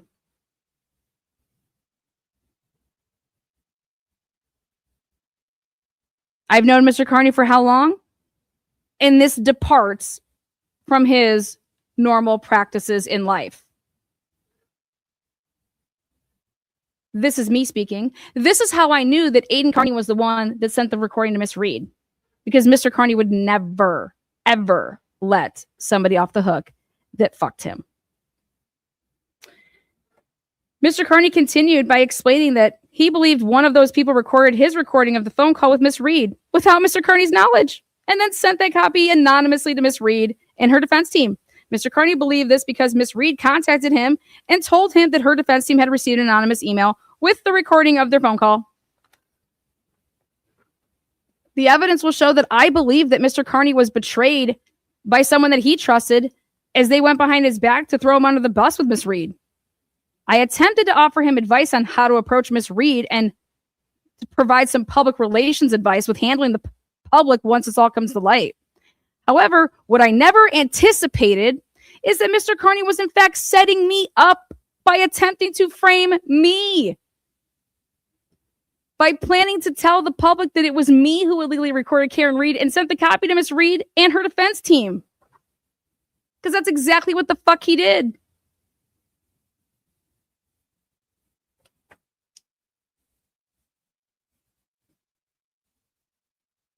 The evidence will show that Mr. Carney knew the truth at the time that he contacted me via the phone call to me at the end of August.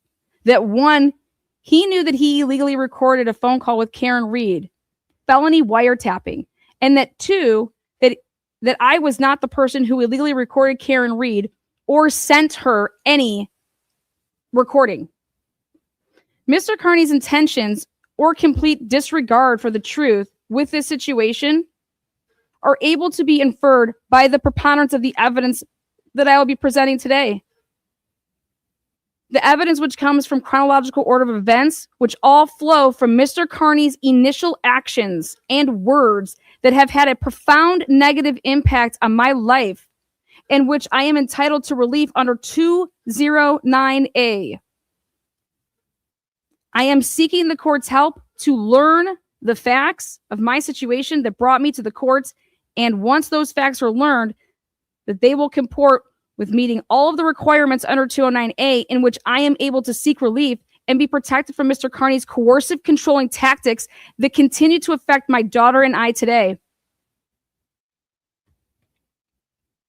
First, by his actions, Mr. Carney denied to me during his initial phone call that he committed a felony by illegally recording Karen Reed, if that's in fact how it went down, which his position would change at the luncheon when he discloses to me that he in fact did record Karen Reed, and then tells me that he played the recording for some friends and colleagues of his.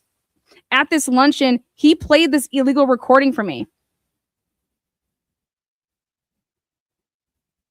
The evidence will show that Mr. Carney's solution to his problem was to have me cover for him publicly and tell his YouTube channel watchers that Mr. Carney did not record Miss Reed. I refused to do that. Next, Mr. Carney's solution was to tell the public that I was the one that recorded Miss Reed because I was upset with him that we broke up and wanted to get back at him. So I recorded the conversation without his knowledge and then sent this recording to Miss Reed and her defense team.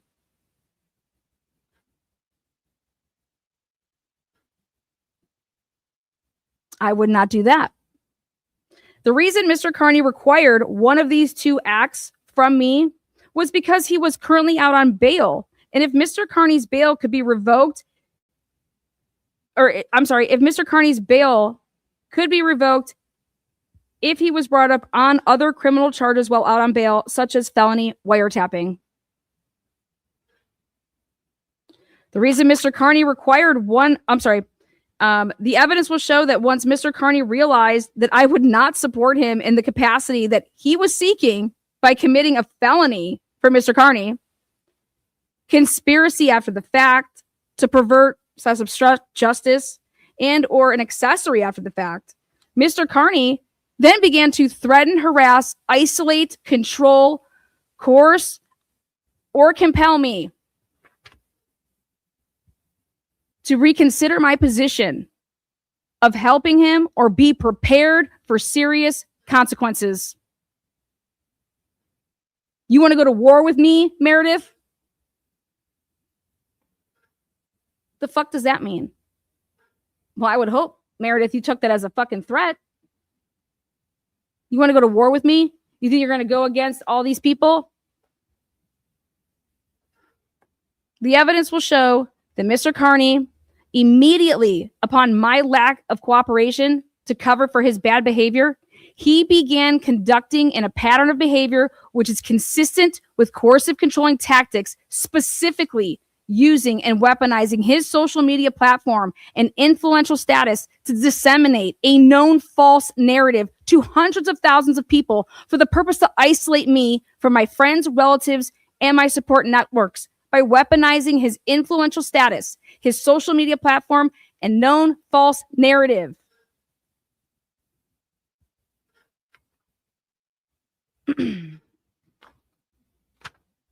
This is the only thing that matters. Everything flows from this incident that Mr. Carney recorded Karen Reed and then attempted to frame me for it after I would not participate in how he wanted me to participate. Meredith doesn't get it. So I'm here to help her. Because guess what happens when you love somebody or you were in love with somebody? Don't you want somebody to love? Well, this is why they say never represent yourself.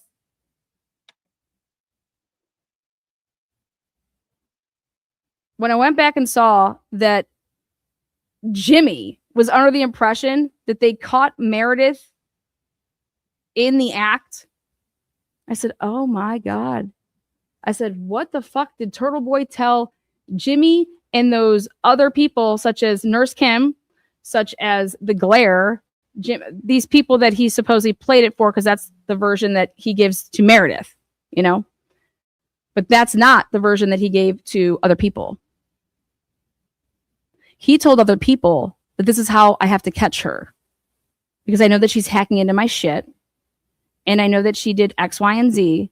So I need to tell her that I sent it to people, because then she'll make a move and then she'll send it thinking that I sent it out to people. So there's no way that it'll get back to me, meaning her, Meredith, because he had sent it to people. So this is her free and clear to go ahead and do it. But I'm lying to her because I didn't send it to anybody. You ready? So this is what he told the Jimmys of the world, the Glares of the world, whoever the fuck is in his little circle. This is why Nurse Kim was so fucking pissed.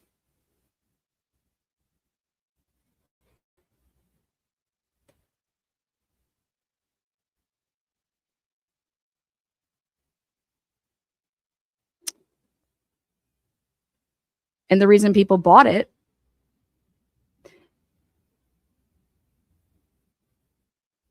is because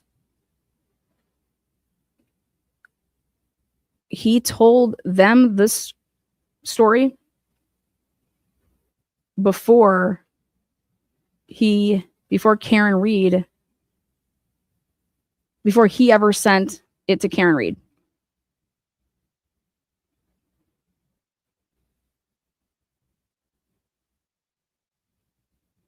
And that's why all of the timelines are so fucked up. But Jimmy can't help himself. And he likes to sit there and think that he's like solving the world. And great, awesome. Well, thank you, Jimmy, for a couple of your lives that you did. Because I was able to put together the dots that were needed to actually show how he used the fuck out of you guys. And made it seem like it was X, Y, and Z happening. Okay. But no. The only person that sent that to Karen Reed was Aiden Carney. He had it. He recorded it, and it was for purposes that ended up, backfiring in his face. Listen to the spaces when he is adamant that there is no fucking recording. There is no fucking recording. He was so adamant because he knew that he didn't send any recording. That was all a lie. But Meredith told people because Joe Flipperhead hits her up. And so she's like, yeah, he said he played it for like these 4 people and blah, blah, blah. But Aiden knew all along that he never played it for anybody. And so he's like, no, there's like, he knew that they didn't have it. But he never thought in a million thousand years that Karen Reed was like, fuck you.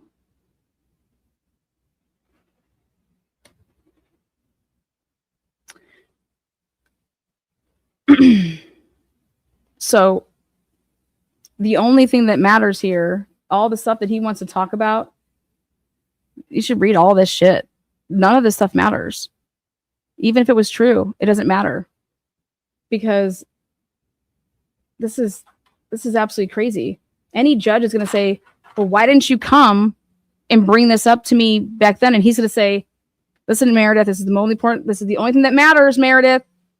He's going to say, because I didn't want Meredith to do to me what she did to her ex-boyfriend. That's what kept me in the hooks.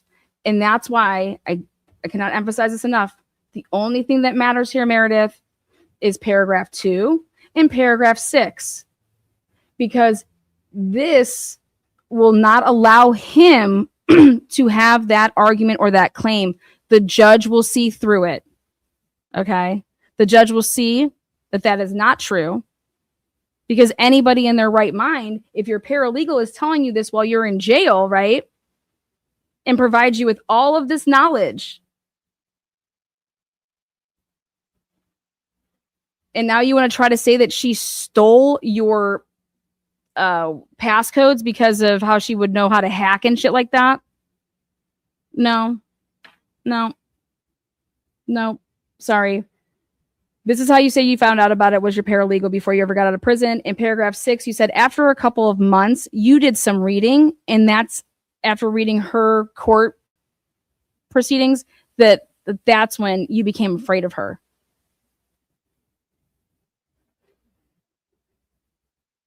Meredith, paragraph 2 and paragraph 6. And I just literally cut Total Boy in half because it's over. This is enough right here to prove that his argument that he makes in every paragraph is that he was so afraid that he could not leave you because of what you would do to him.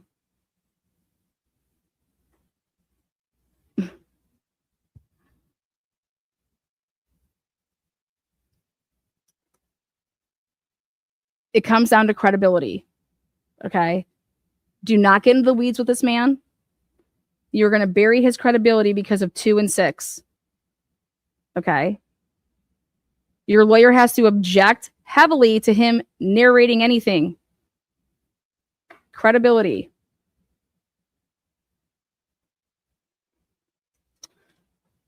Now, this is how else I'll help you. You need to lay down some foundation. Okay? You need to lay down the foundation of how he operates with his devices. Mr. Kearney. Let's see. Well, first of all, you mentioned specific dates when events occurred in your affidavit. Do you recall those events by employing a diary? Okay, Mr. Kearney, how do you go about identifying the specific dates that you identified within your affidavit? Because he doesn't employ a diary, okay? What material did you use to come up with the dates referenced in your affidavit? Yeah, here. Put it on. Yeah. Not this. Ask him who helped him put together his affidavit. This is why. You do not let in any screenshot without metadata associated with it. That does not comport with the rules of evidence. You're going to object to under 3 different Take all the notes you need. These screenshots, first of all, they're not his.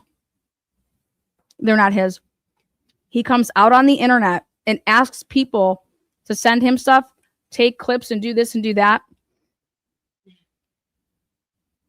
Thank you. He has no personal knowledge. He needs personal knowledge, okay? Argue all of that shit. You're going to argue. You can argue it 3 different ways. I'll write you an email on the argument. You're just going to cite rules of evidence. Probably you can use like 901, 702, and like 603. But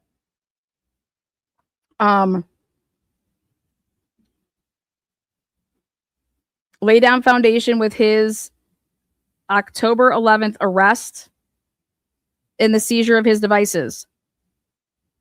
So, Mr. Carney, isn't it true that when you were arrested October 11th, 2023, that a search warrant was issued by a judge and served by MSP to seize and search your digital devices? How many digital devices were seized on October 11th, 2023? Do you recall what specific devices were seized? Is it safe to say that you had multiple cell phones seized, correct? As well as other devices that can send and receive digital messages. Were these devices used to create, publish, and edit your business blogs?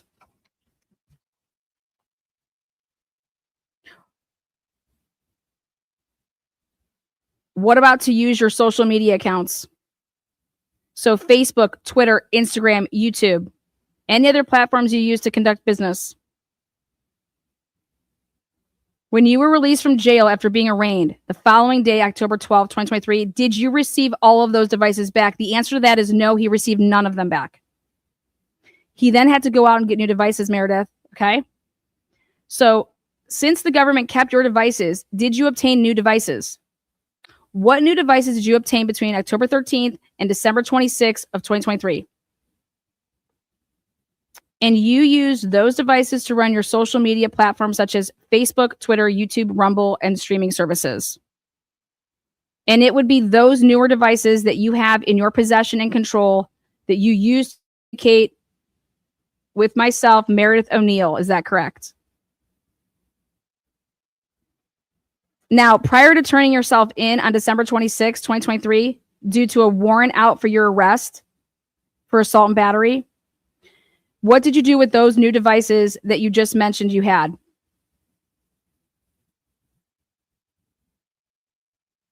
So your paralegal, Courtney Healy, and another woman, Tina, you gave those devices to those women. Is that correct? So they had access and control to those devices. Did you give them the passwords to those devices? The answer to this is yes. If he tries to say no, I'm going to send you evidence that proves that false. Okay. Now, the next thing you're going to do, this is all foundational. He says Courtney's name in the affidavit. Okay. And your devices contain sensitive material. Isn't that right, Mr. Carney? Because of your line of work, you have very serious and confidential material of which people want to remain anonymous sources. Isn't that correct? So how do you ensure that material is safe and secure? Do you have like passwords or passcodes on your phones, on your devices? Do you share those passwords? And the answer is yes, he has.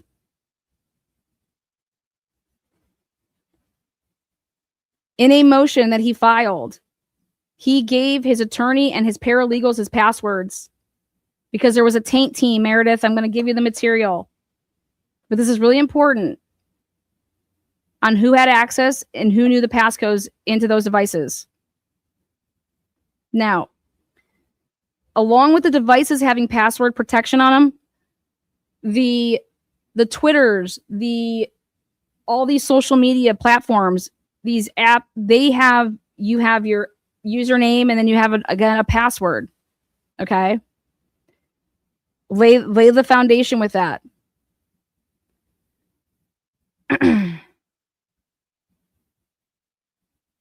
And now you got out of jail at the end of February of 2024.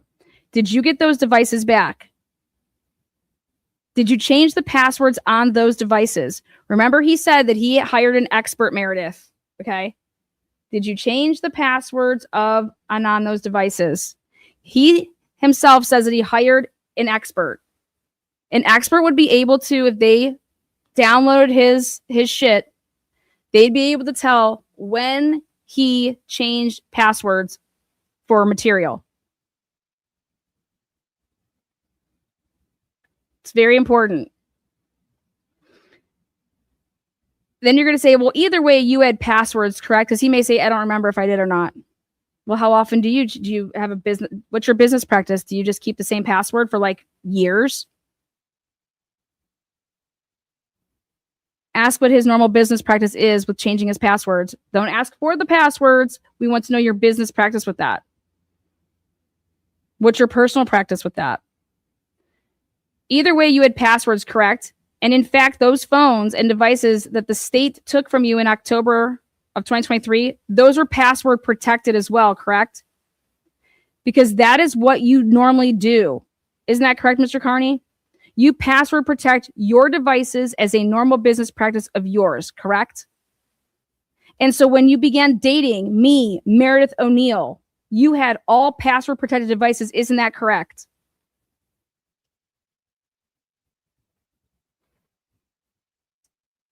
And Meredith, you have two options here. You provide the courts with him providing you access through providing his passwords to you. Okay.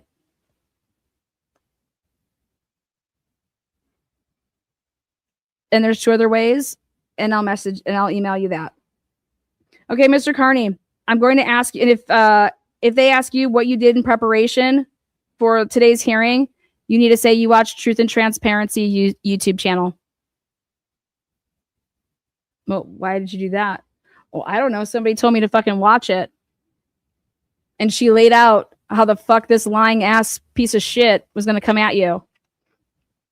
Okay, Mr. Carney, I'm going to ask you to look at paragraph 4 of your affidavit. Is it your sworn testimony that Meredith O'Neill had access to your password/passcode protected devices immediately upon beginning to date in March of 2024 when you got out of jail? Well, let's look at 4. During our relationship, Meredith became controlling and emotionally abusive. She would frequently accuse me of cheating on her with other women who I was just friends with. She monitored my social media and went through my accounts when I was in the shower, taking pictures of my Facebook messages with other women. This implies, Meredith, that you are taking photographs with your device of his device. And in order for that to happen, the power button has to be hit, and then a password would have to be entered. And then depending on his normal practice with how he got in and out of his apps, if another password would be required. And he is accusing you of this. In number 4, in the reason I say March is because that's when this happened. He goes on to further talk about March. I'm like, March of 2024? What the fuck? Jesus, that's just crazy to me. So is it your normal business practice to password protect your devices and not give out the passwords, but you strayed from this practice of yours to immediately give Meredith O'Neill, whom you told this court that you were petrified of before even dating her? Isn't that correct? Meredith, it's about credibility. Do not get into the weeds with this man. Okay? This man is the king of Mr. Irrelevant.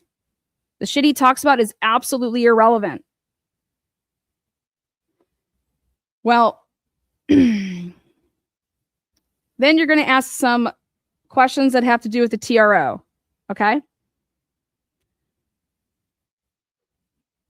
You want the courts to know that Mr. Carney is familiar with filing process and the type of relief that he could seek and receive. because it makes absolutely this defeats the purpose because of his knowledge of this. It defeats what he's trying to say here, that he was so scared that you were going to do what you did to your last boyfriend to him. Well, you're familiar with the courts, right? You're familiar with the TRO process, right? To the point that you know what type of relief you can get, right? And so you've sought the courts out before for this purpose.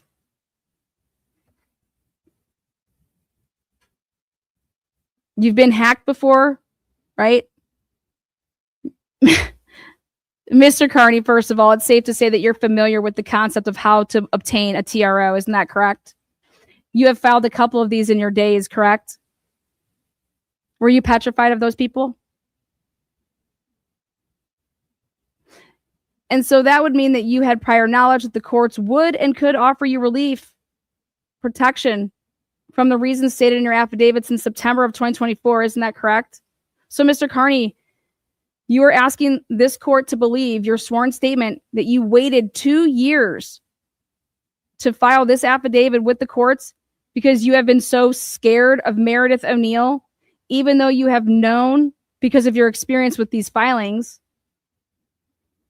that the courts could and would protect you from everything that you listed in your affidavit pertaining to Meredith's conduct and behavior.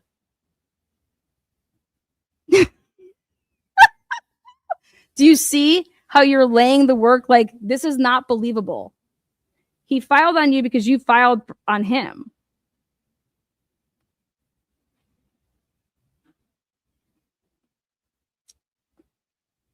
Now, attack the affidavit only in the terms of showing credibility. That's it. Do not get into the weeds with this man. So you want him to take a look at paragraph 1 and ask him, you admit that you began talking to Meredith while you were in jail, correct?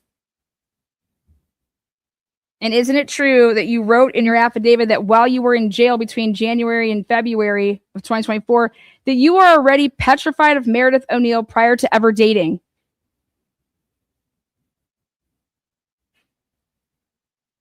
And he's going to say no. I say, oh, okay. Well, Mr. Carney, if you could please look at paragraph 2. Point it out to him. Ask him to look over the paragraph, just in case your lawyer bails on you. Look over the paragraph. Ask him to look up at you when he's looked over the paragraph. And then ask him to, Mr. Carney, after you read paragraph 2, please look at me and lets me know that you're ready for my question.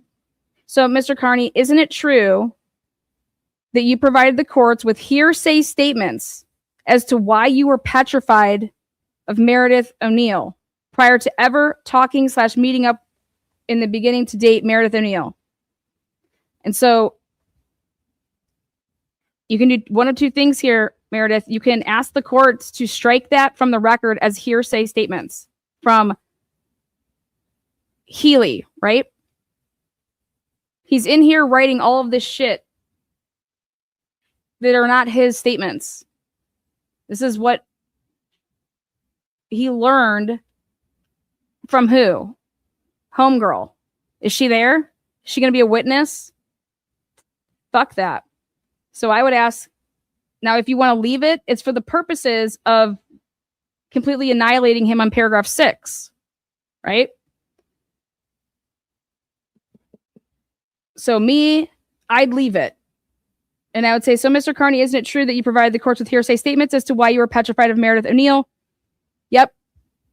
Let it, Your Honor, for the purposes of, I have no problem saying this, my hearing strategy, I would normally strike this as hearsay, but Mr. Carney can't help himself. So I wanted to stay for limited purposes of me impeaching Mr. Carney with paragraph 6.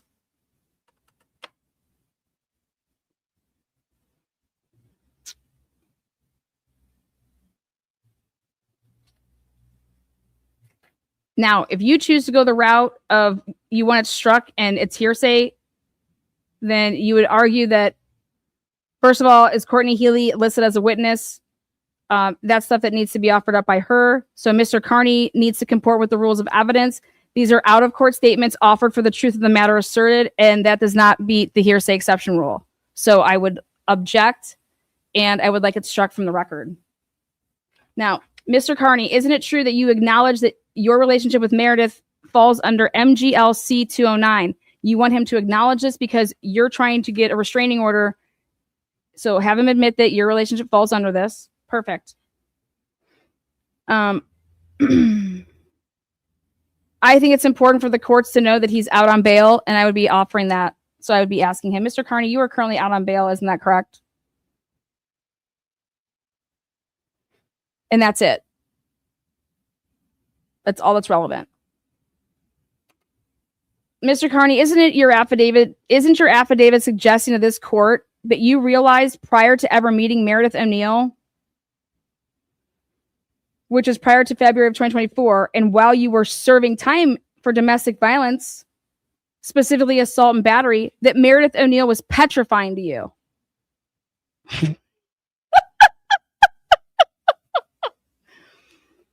He used the word petrified of you, Meredith. Okay, well, but Mr. Carney, according to you, accusing someone of cheating is abusive and controlling. Is that correct?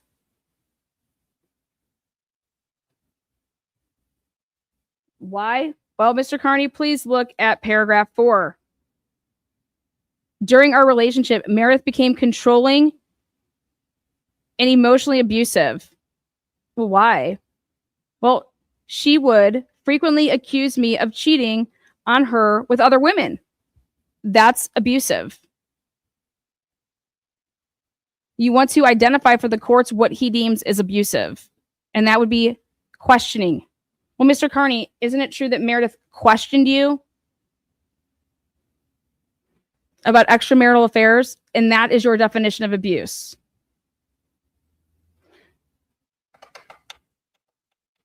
Now,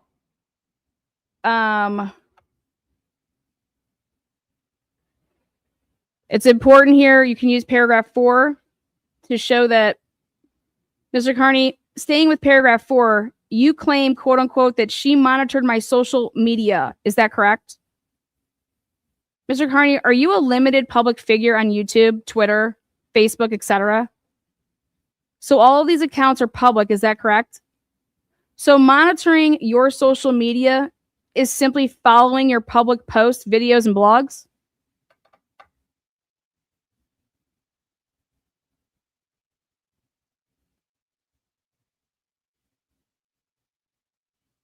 Again, he's using a trigger word there for the courts on purpose, which is monitor. Okay? And you need to object to facts not in evidence when he tries to say no and then gives a blah, blah, blah. Objection, Your Honor, unresponsive. When he wants to go on these tangents, objection, Your Honor, unresponsive. Objection, Your Honor. No facts and evidence. Objection, Your Honor, there is no question pending.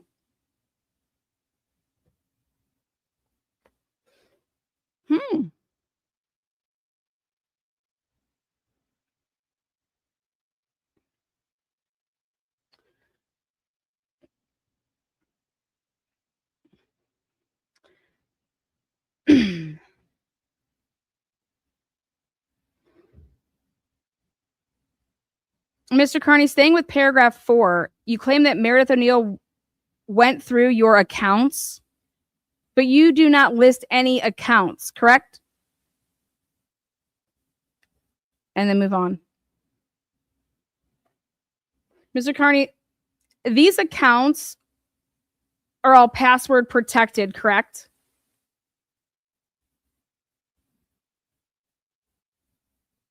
And the devices that hold these accounts are on password protected devices, correct? Mr. Carney, in your affidavit, paragraph 5, it is kind of confusing. Were you present at the apartment and witnessed this activity that you speak of in paragraph 5?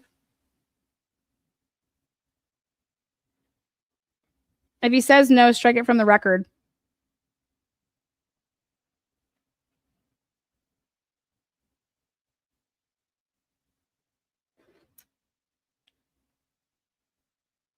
If he says that he was there, say, okay, and how exactly do you believe that telling this to the courts is relevant in needing to be protected from Meredith O'Neill?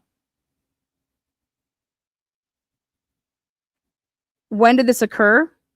This alleged cocaine usage? And then you're going to say, well,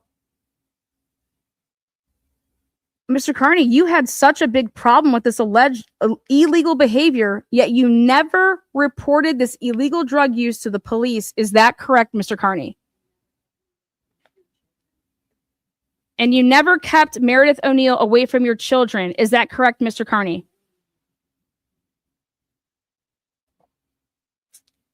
Ho-ho! This piece of shit.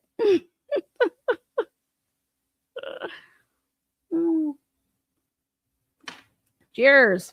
Cheers, Aiden. Go get him.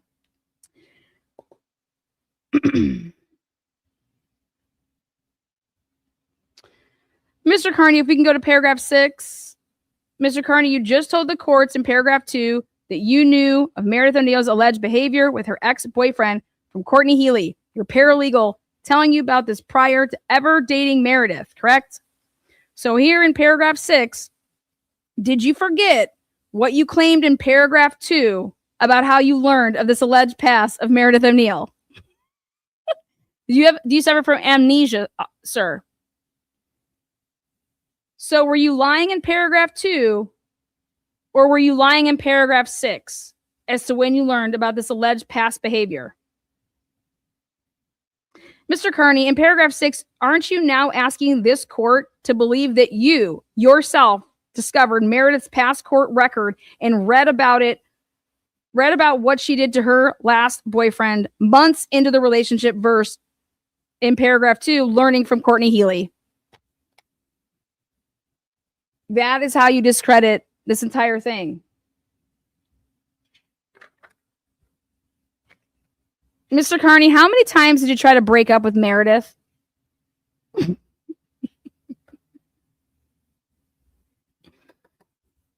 Mr. Carney, please see paragraph 10.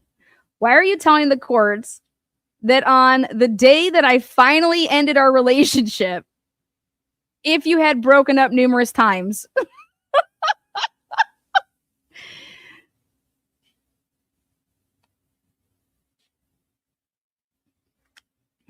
Just hit him with that.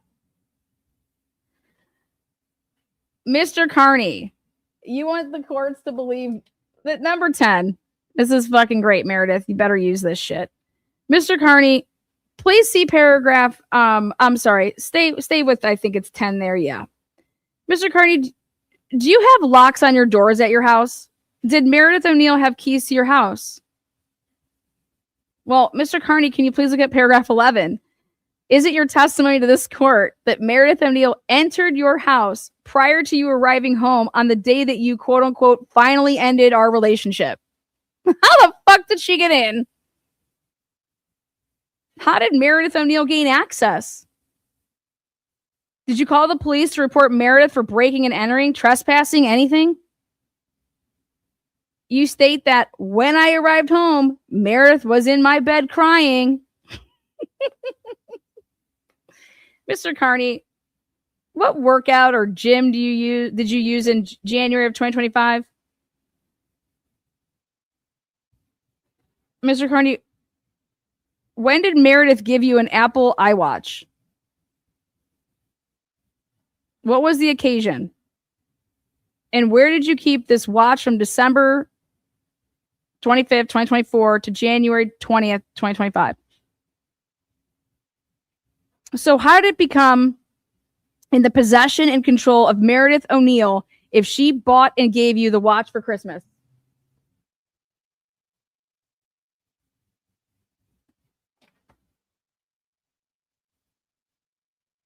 Did she steal it from you? Did you report this theft to the police?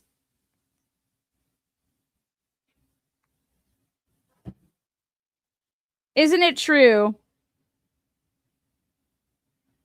that you gave her the watch? Correct? And you gave her permission by begging her to set up the iWatch so it would work properly because you couldn't get it to work. Isn't that correct? Mr. Carney, do you suffer from ADD? Are you prescribed any medications? Are you supposed to drink while on Adderall? But you don't follow those directions, do you? You take Adderall daily, isn't that correct? How many times per day? When you go live on your channel, what beverage is it that's in the container that you drink out of?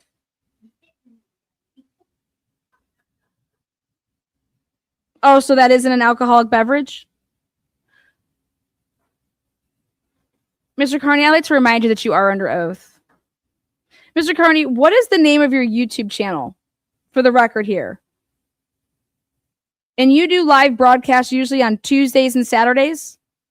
And you've done that for how long? And while dating Meredith O'Neill, did that change?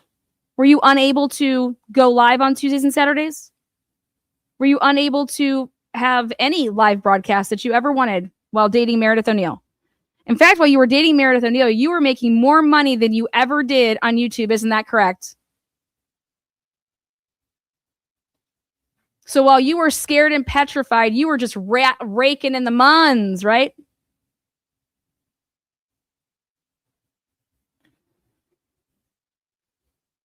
While you were having the shakes, you were able to be live and still doing your regularly set scheduled shows Tuesdays and Saturdays. Isn't that correct? Meredith, that's really important.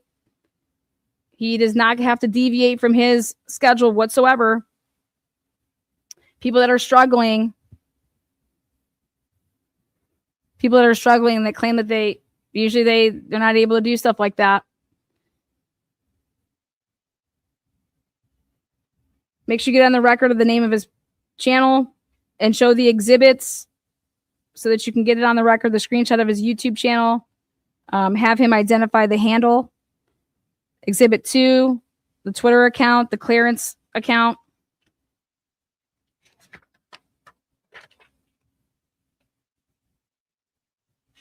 And then the last thing you're going to do is go ham on each and everything just really quickly. There's only one question to ask, which is, Mr. Carney, paragraph 12, you have no dates associated with Meredith threatening you to post porn material, correct?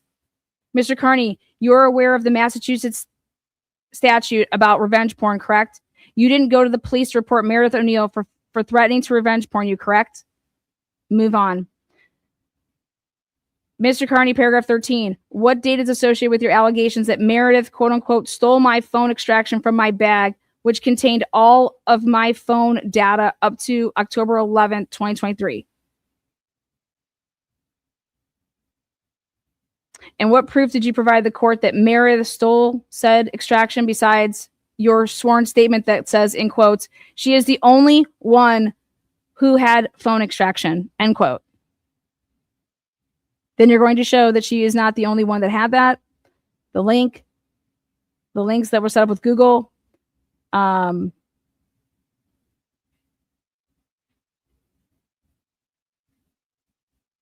you're going to ask, Mr. Carney, that wasn't a truthful statement, though, when you said that she was the only one that had the phone extraction.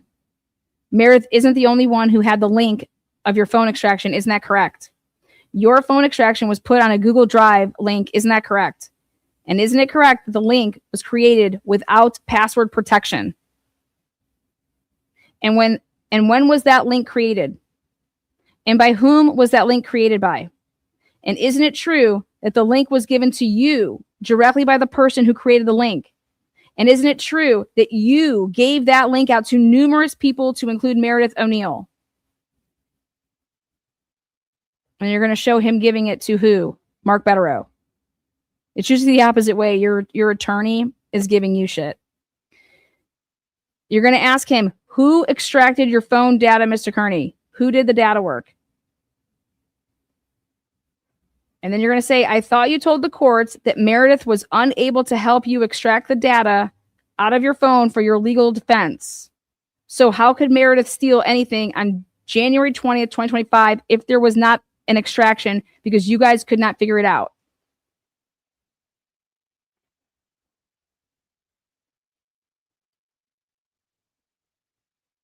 When was your phone extracted? And you need to find out by whom was the phone extracted by, and what was the and when was this information provided to you? Ask how it was provided.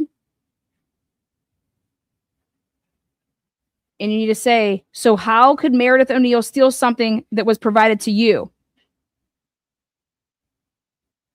And you didn't report any of this to the police, correct? Meredith O'Neill is stealing your defense material and disseminating it online, and you never went to the police to press charges for theft. Am I understanding that correct?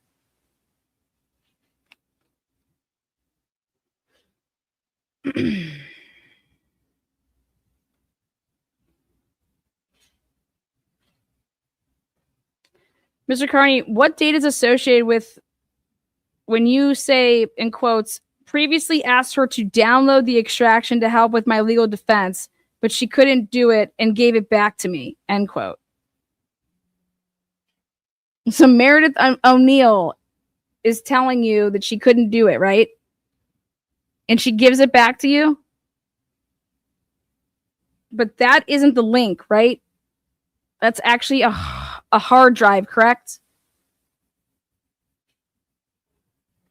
So we want to make sure we're understanding, how did there become a Google link that's separate from an extraction that was put on a hard drive? And we're going to find out all about that hard drive, but who put it on that hard drive, get all the facts associated with that. And then this link that's separate. And the link was not password protected. And the link, again, Courtney Healy had that, correct? Okay. And Tina?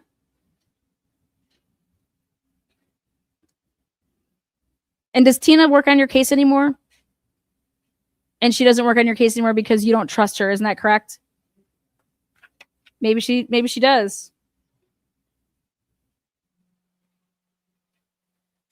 Mr. Carney, when did you go to the police to report the theft of your phone extraction? When did you go to the police to report the external hard drive was stolen? Isn't it true that you never did any of this?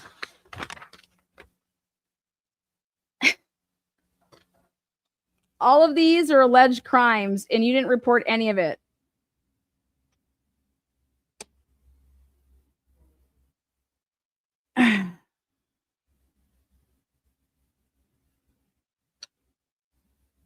Woo! Yeah, cheers.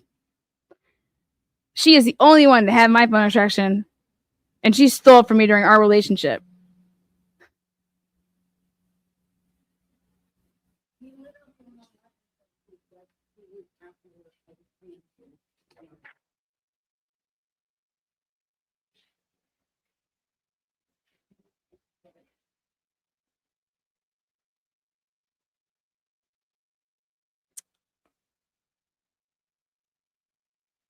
Meredith, do not get into the weeds with anything on page 3.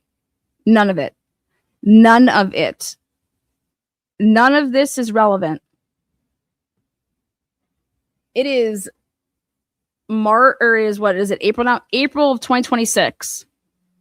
You guys haven't had contact since when?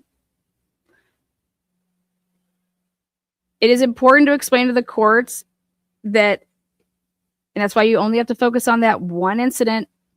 Is it me? It's not, I am not afraid of him making contact with me. That's not how this man operates. Okay? What this man does is frame people, his actions.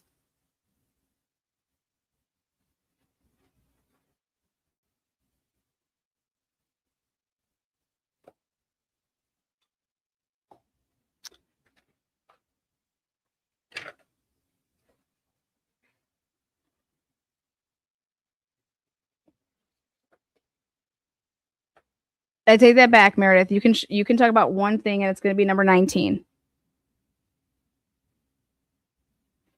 and you want to ask him if he has ever wrote a book called I Am Turtle Boy Aiden Carney.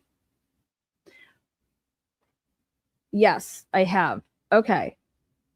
Mr. Carney, isn't it true that you play the shame game? That your blog and everything that you do, your persona is to you shame people. That's what you do. Okay. So number 19.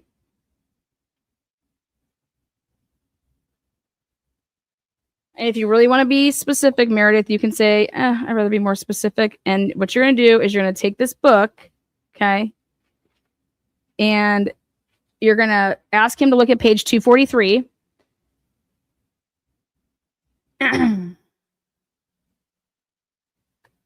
And, well,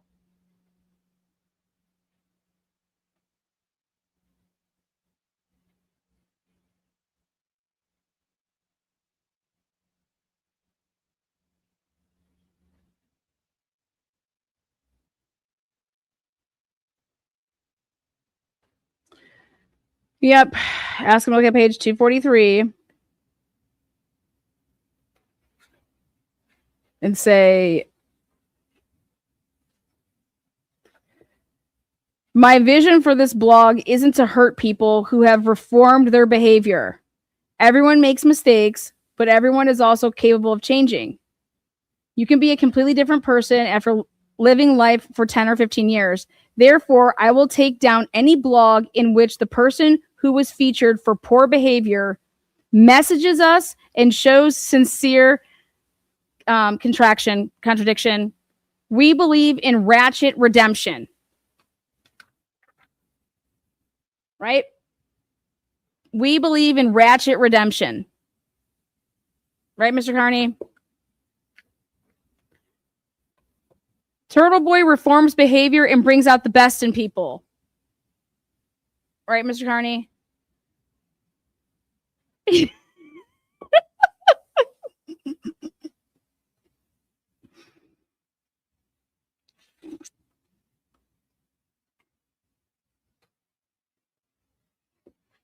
Yeah. Yeah, it's exactly what we do.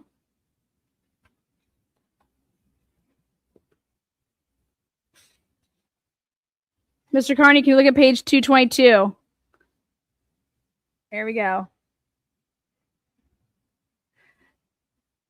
Meredith has a lawyer. Well, good. She should.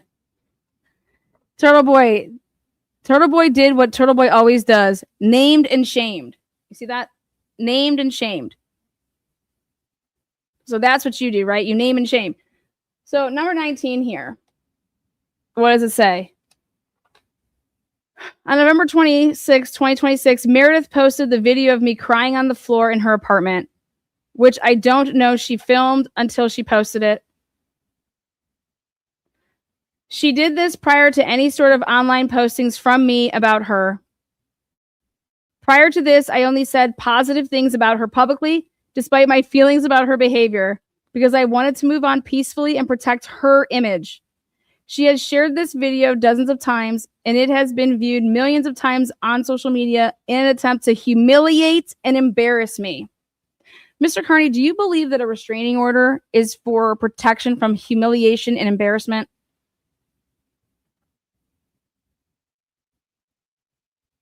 In fact, Mr. Carney, isn't it your philosophy that Turtle Boy does what Turtle Boy always does, named and shamed?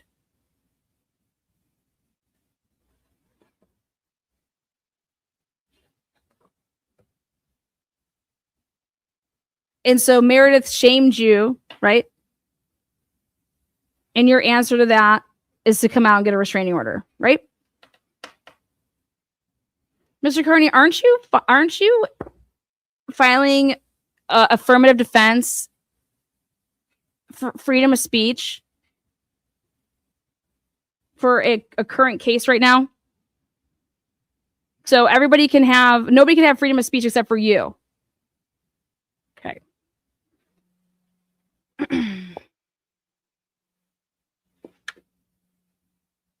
It became my goal and my pleasure to find out who these parents were and use Turtle Boy to publicly shame them, right? What's that from?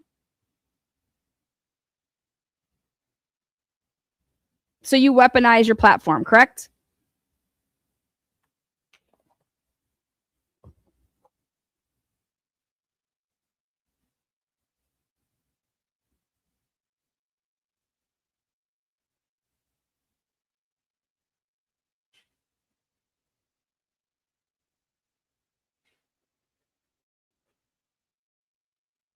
This is for an RO. This is not for wiretapping. So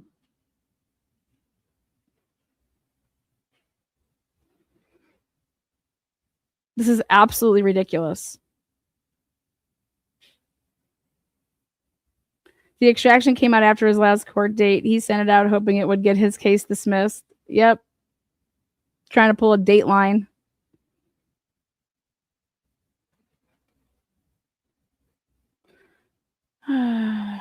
Can't even say it with a straight face. It's wild. Well, okay. What man makes shit up like this? Because this is ridiculous.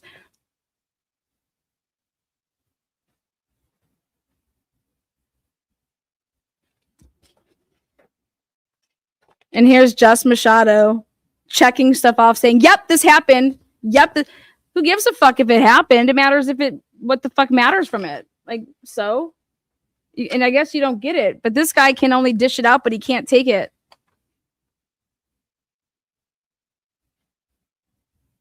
In December, Meredith began threatening to post a recording she claimed to have had of me and attorney Mark Betterow.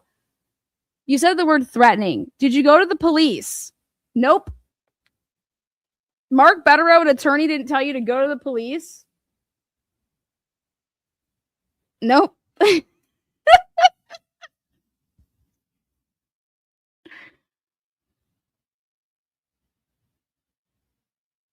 On November 28th, I did a live stream discussing why there was a video of me crying on the ground having a panic attack. Mr. Carney, do you re-victimize yourself? Was that like, did you struggle to do that live? Were you just re-victimizing yourself? Usually people can't look at stuff that just like, oh my God, triggers them. But I discussed my own panic attack. I outlined the months and months of mental and verbal abuse I had experienced from Meredith versus going to the police. You told Twitter and YouTube about your abuse. As a result of me telling the truth about her, Meredith went on a 4-month-long campaign. How do you know that she went on a 4-month-long campaign, Mr. Carney?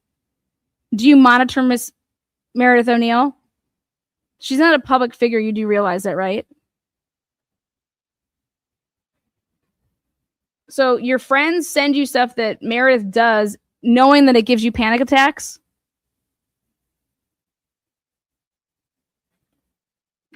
You have great friends, Mr. Carney.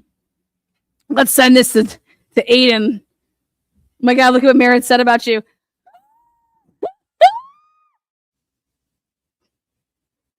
Mr. Carney, you talk about IP logins. According to IP logins from a forensic expert I have hired. Mr. Carney, I've never seen a more ridiculous sentence in my fucking life. Nobody ever introduces an expert witness this way. I've hired an expert. Let me explain how experts work. No expert is usually hired by the client, Mr. Carney. Lawyers hire experts, okay? And they actually have a relationship that they develop a contract, and the client is always shielded from this relationship. You want to know why? Because it's best practice. So let's hear all about this hiring of an expert. According to IP logins from a forensic expert I have hired, Meredith O'Neill began hacking into my Twitter account in October of 2024. Period. You don't state a name. You don't have a field. You don't say what material you provided this expert with to come to this conclusion.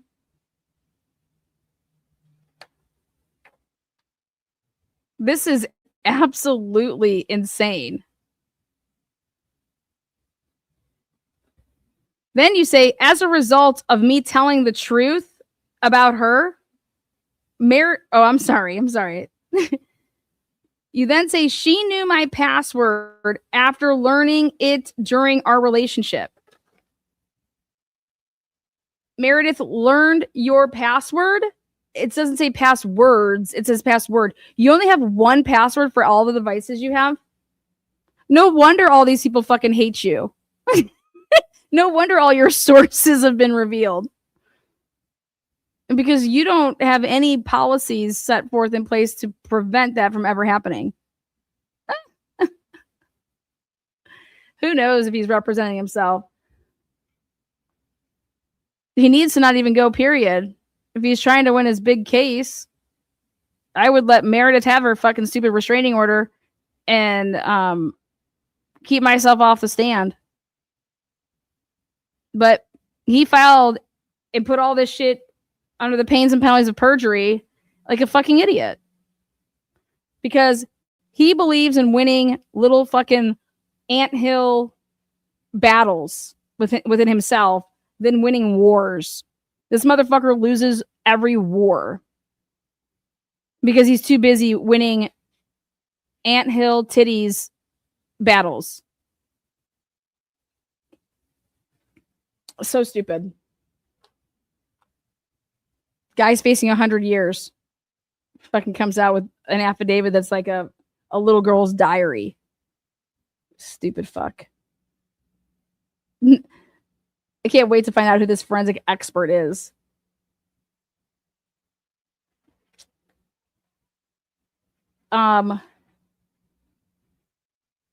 There's no facts associated with how Meredith came to learn your password. See, my password, not passwords, but she read every private message sent to me, including a sexual message I sent to a woman. No, Meredith, just come clean and talk about how y'all fucking troll people. Meredith, that's what you need to do. No, we were sharing Facebook accounts because we trolled the fuck out of people. Tell the truth, Meredith. Okay? This is how you earn credibility with the courts. There is no fucking crime in trolling. We were trolling people.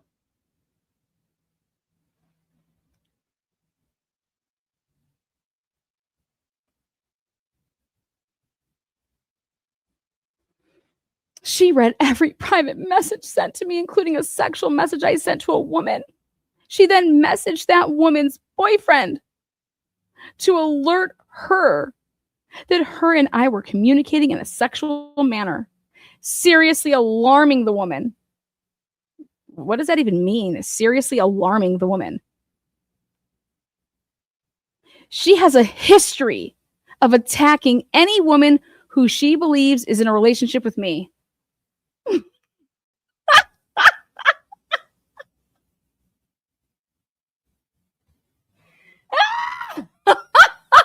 Who gives a fuck? You dated her knowing that she's a fucking crazy person who fucking got her boyfriend fired from a fucking 6-figure job, you fucking idiot. Meredith, no knock on you. We don't even know if it's true.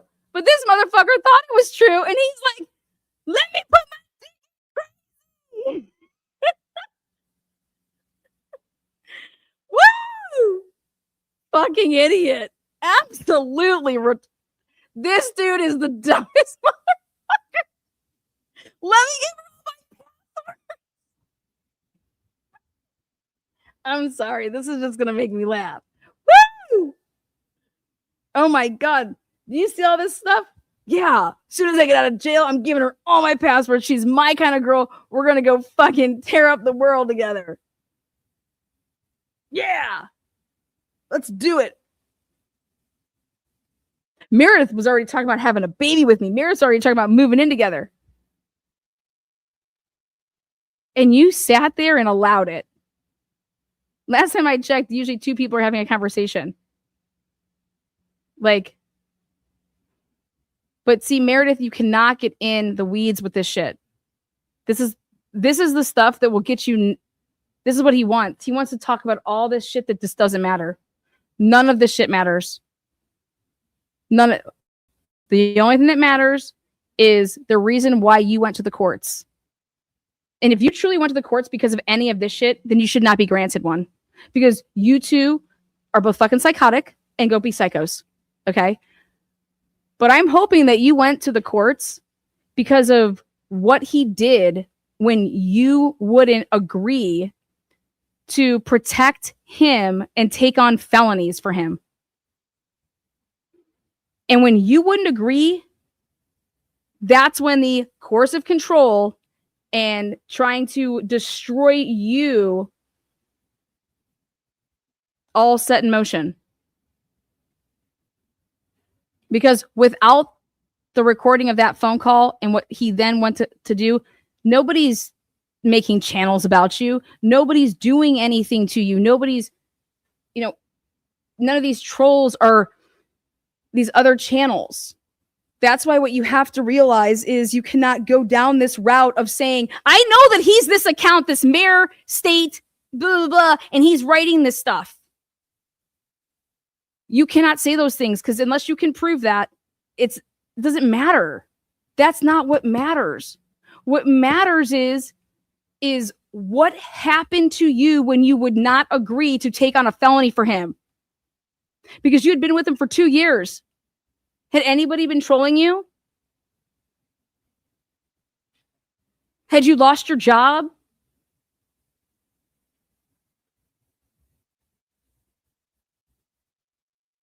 Were people threatening your kids? Were people calling your daughter's school? Were people calling your work? When did that start?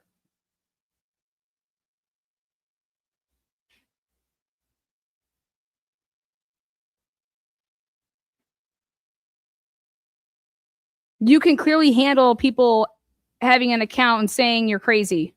Who cares? People can, oh, Lana, did you see what somebody, I give a fuck. Go ahead. You fuck with my life, my livelihood? Oh, fuck yeah, I give a fuck. But you want to clip a bunch of videos together that don't even make any sense and try to say this is what Lana thinks? Sure. I say come over and fucking watch what I do, and you could tell me if you think that. Make your own opinion. Don't fucking listen to some channel that put out a 30-second clip and say, oh, blah, blah, blah. Fucking idiots. You think I want those people? Like, I wouldn't even want them to be Lana fans. Somebody that would just watch something and that would determine how they felt about me. Like, I don't got time for that shit. Maybe it's because I was an athlete and you always have people that are like rooting against you, but you also have the home team, right? And that's why my company is called Home Team Productions, because you have the home team who's always rooting for you. And if you don't have haters, and you're not doing something right. So people hate people who are always winning and people, or who always end up on top or come out on top of situations. It's called perseverance. It's called, we're all human. We all make mistakes, but this shit, it's a broken record, man. This guy does the same thing every single day. Just insert a different person. And it's just so boring, so old. And his playbook, I fucking know it like the back of my hand. But Meredith, if you go down the road and you get in the weeds with all of this stupid shit about any of this other stuff, that's not what this is about. This man tried to ruin your life. And he did it by saying that you committed a felony. And that's what the judge will see, if that's what you focus on, because it's the truth. The rest of this stuff is irrelevant in the scheme of things, because you didn't go to the courts in May of 2025 when he's calling you 30 times a day. And Aiden never went until you went to the courts, and it was for retaliation. Ratchet redemption. It was a tactic, right? It was a tactic, because how he looks at it is that I'm going to go there because I'm going to try to get one out on her too. And the courts are just going to both grant us one. You both need to stay away from each other. So there's, here you go, 3-year, no contact, whatever. And I would argue that. I would say, Your Honor, that's what he wants. That's what he wants. I want to try to get my job and career back. If I go back and say, hey, we both have a restraining order against each other, nothing happens to him. He still has his little fucking, YouTube channel. My job, who's expecting me to show that this man has done everything that I've claimed that he's done. And then here the courts are granting a 2-party no contact and a restraining order. That's what he wants. That's a win for him. That's a loss for me, Your Honor. None of this stuff matters, and none of it is why you would be ever restrained from somebody. But what he did to me is why if he thinks that all this is true, he can go sue me for defamation. This is not the proceeding for what he's trying to claim. I'm here because I need to be protected from this man doing acts that have serious, like the coercive control. His purpose was to have it so that I didn't have any friends, have it so that contacting my family, like that's what destroying the networks are for me. Having it so that I would be on an island all by myself. Telling everybody that I divided the Karen Reed movement. You know how much hate that would bring my way? That's crazy. So that's what I would go about it. But he's going to try to get you to go into the weeds. Matt says nobody was calling her work. Oh, that sucks. So he just wants the attention. Don't know.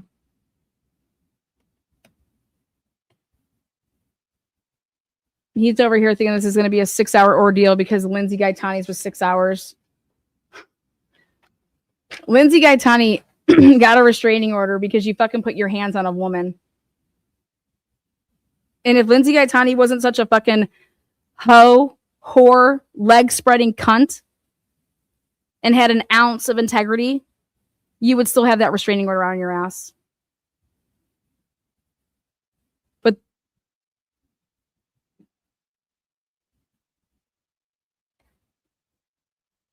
But that woman's just another fucking stripping whore. So they're easily bought and paid for. It fucking pains me that she has an Italian last name. You have no idea. I love when Lana doesn't give a fuck. So,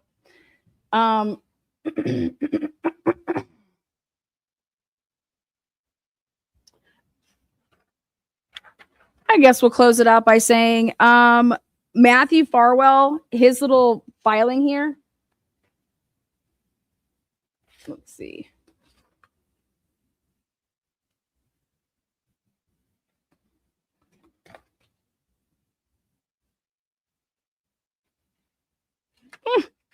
The shit they wrote in here. I'll highlight the most important parts and we'll talk about it later. You guys rock. Stay above board. Stay above the breasts.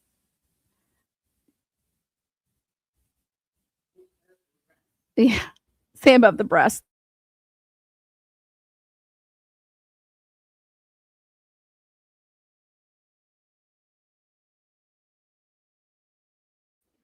Yes. YBE says he keeps trying to fraud to get his case dismissed. This dude trolls himself more than anyone I've ever seen. He literally just blows up his spot and then comes out and makes content out of it and say, like, look at what these people are doing to me. Look at what these people are doing to me. Lana the goat, thanks for reporting. Thank you, Lana. Thank you. Great stream. Love it. I can't get over, like, People watch his shit because it's a dumpster fire train wreck. I mean, yeah, it's just a dumpster fire. So Jess Machado will be there though, so we all can live and go to bed early and wake up. Santa's coming, and Jess Machado's gonna be there, so we're gonna know who fucking crop dusts who. Her reporting will be on point with the crop dusting. Her reporting will tell us, everything that we don't need to know. So I want to know if Jay Brill will be in the house. I might actually just drive up tonight.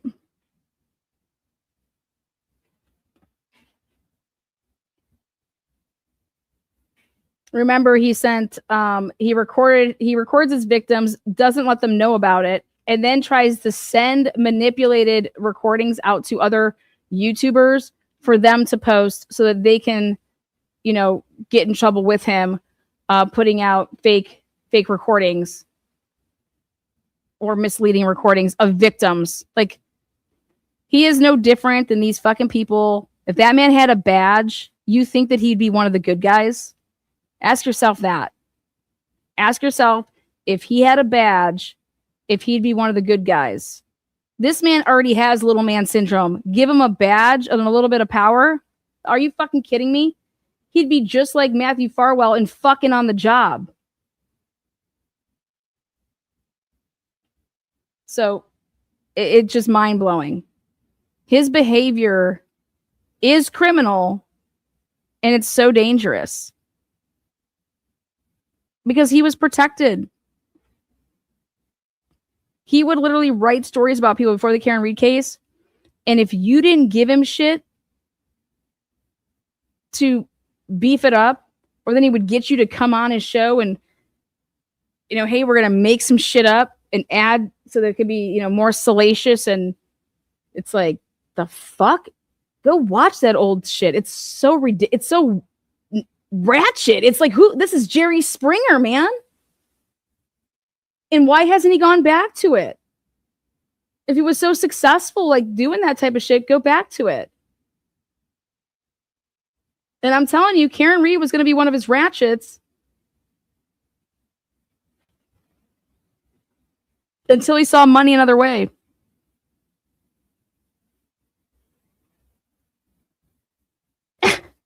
Now LG is a star witness. I know. LG needs to stay so far away from this. But I saw, and I went through her phone extraction, she was set out to try to fuck with Aiden from the jump with Mike, whatever the fuck his name was, from his past. I mean, these people, his past, he wrote a book, you guys, and he talked about all these people because he just keeps these vendettas going. Like, it's all his personal wars with people. Battles, like, so fucking dumb. He cares so much what people think, and that's the number one way to fail, is when you care what other people think before you care about what you think about yourself. That's the number one way to fail in life. And I could just tell he's not an athlete, or he would know that. And that's why he's always a cheerleader and talking about what team he's cheering for, because he's not a fucking player. He's a fucking bench watcher, warmer, water boy, errand boy motherfucker. And the amount of women in his time that he has literally, like, went after to see women applaud and cheer this man on, you're weak. That's the definition of a weak woman. And I feel bad for you, because I can only imagine what you've been through in your life that you would think that that's who you should be, rooting for. So, and I can't wait for the day when Karen Read rips your fucking nuts off and shoves them so far up your fucking ass, because that day is coming. Karen Read is just as vindictive as you, and she's going to fucking stomp on your fucking errand boy ass.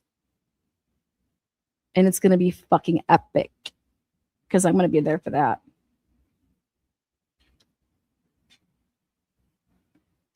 Peace out, errand boy.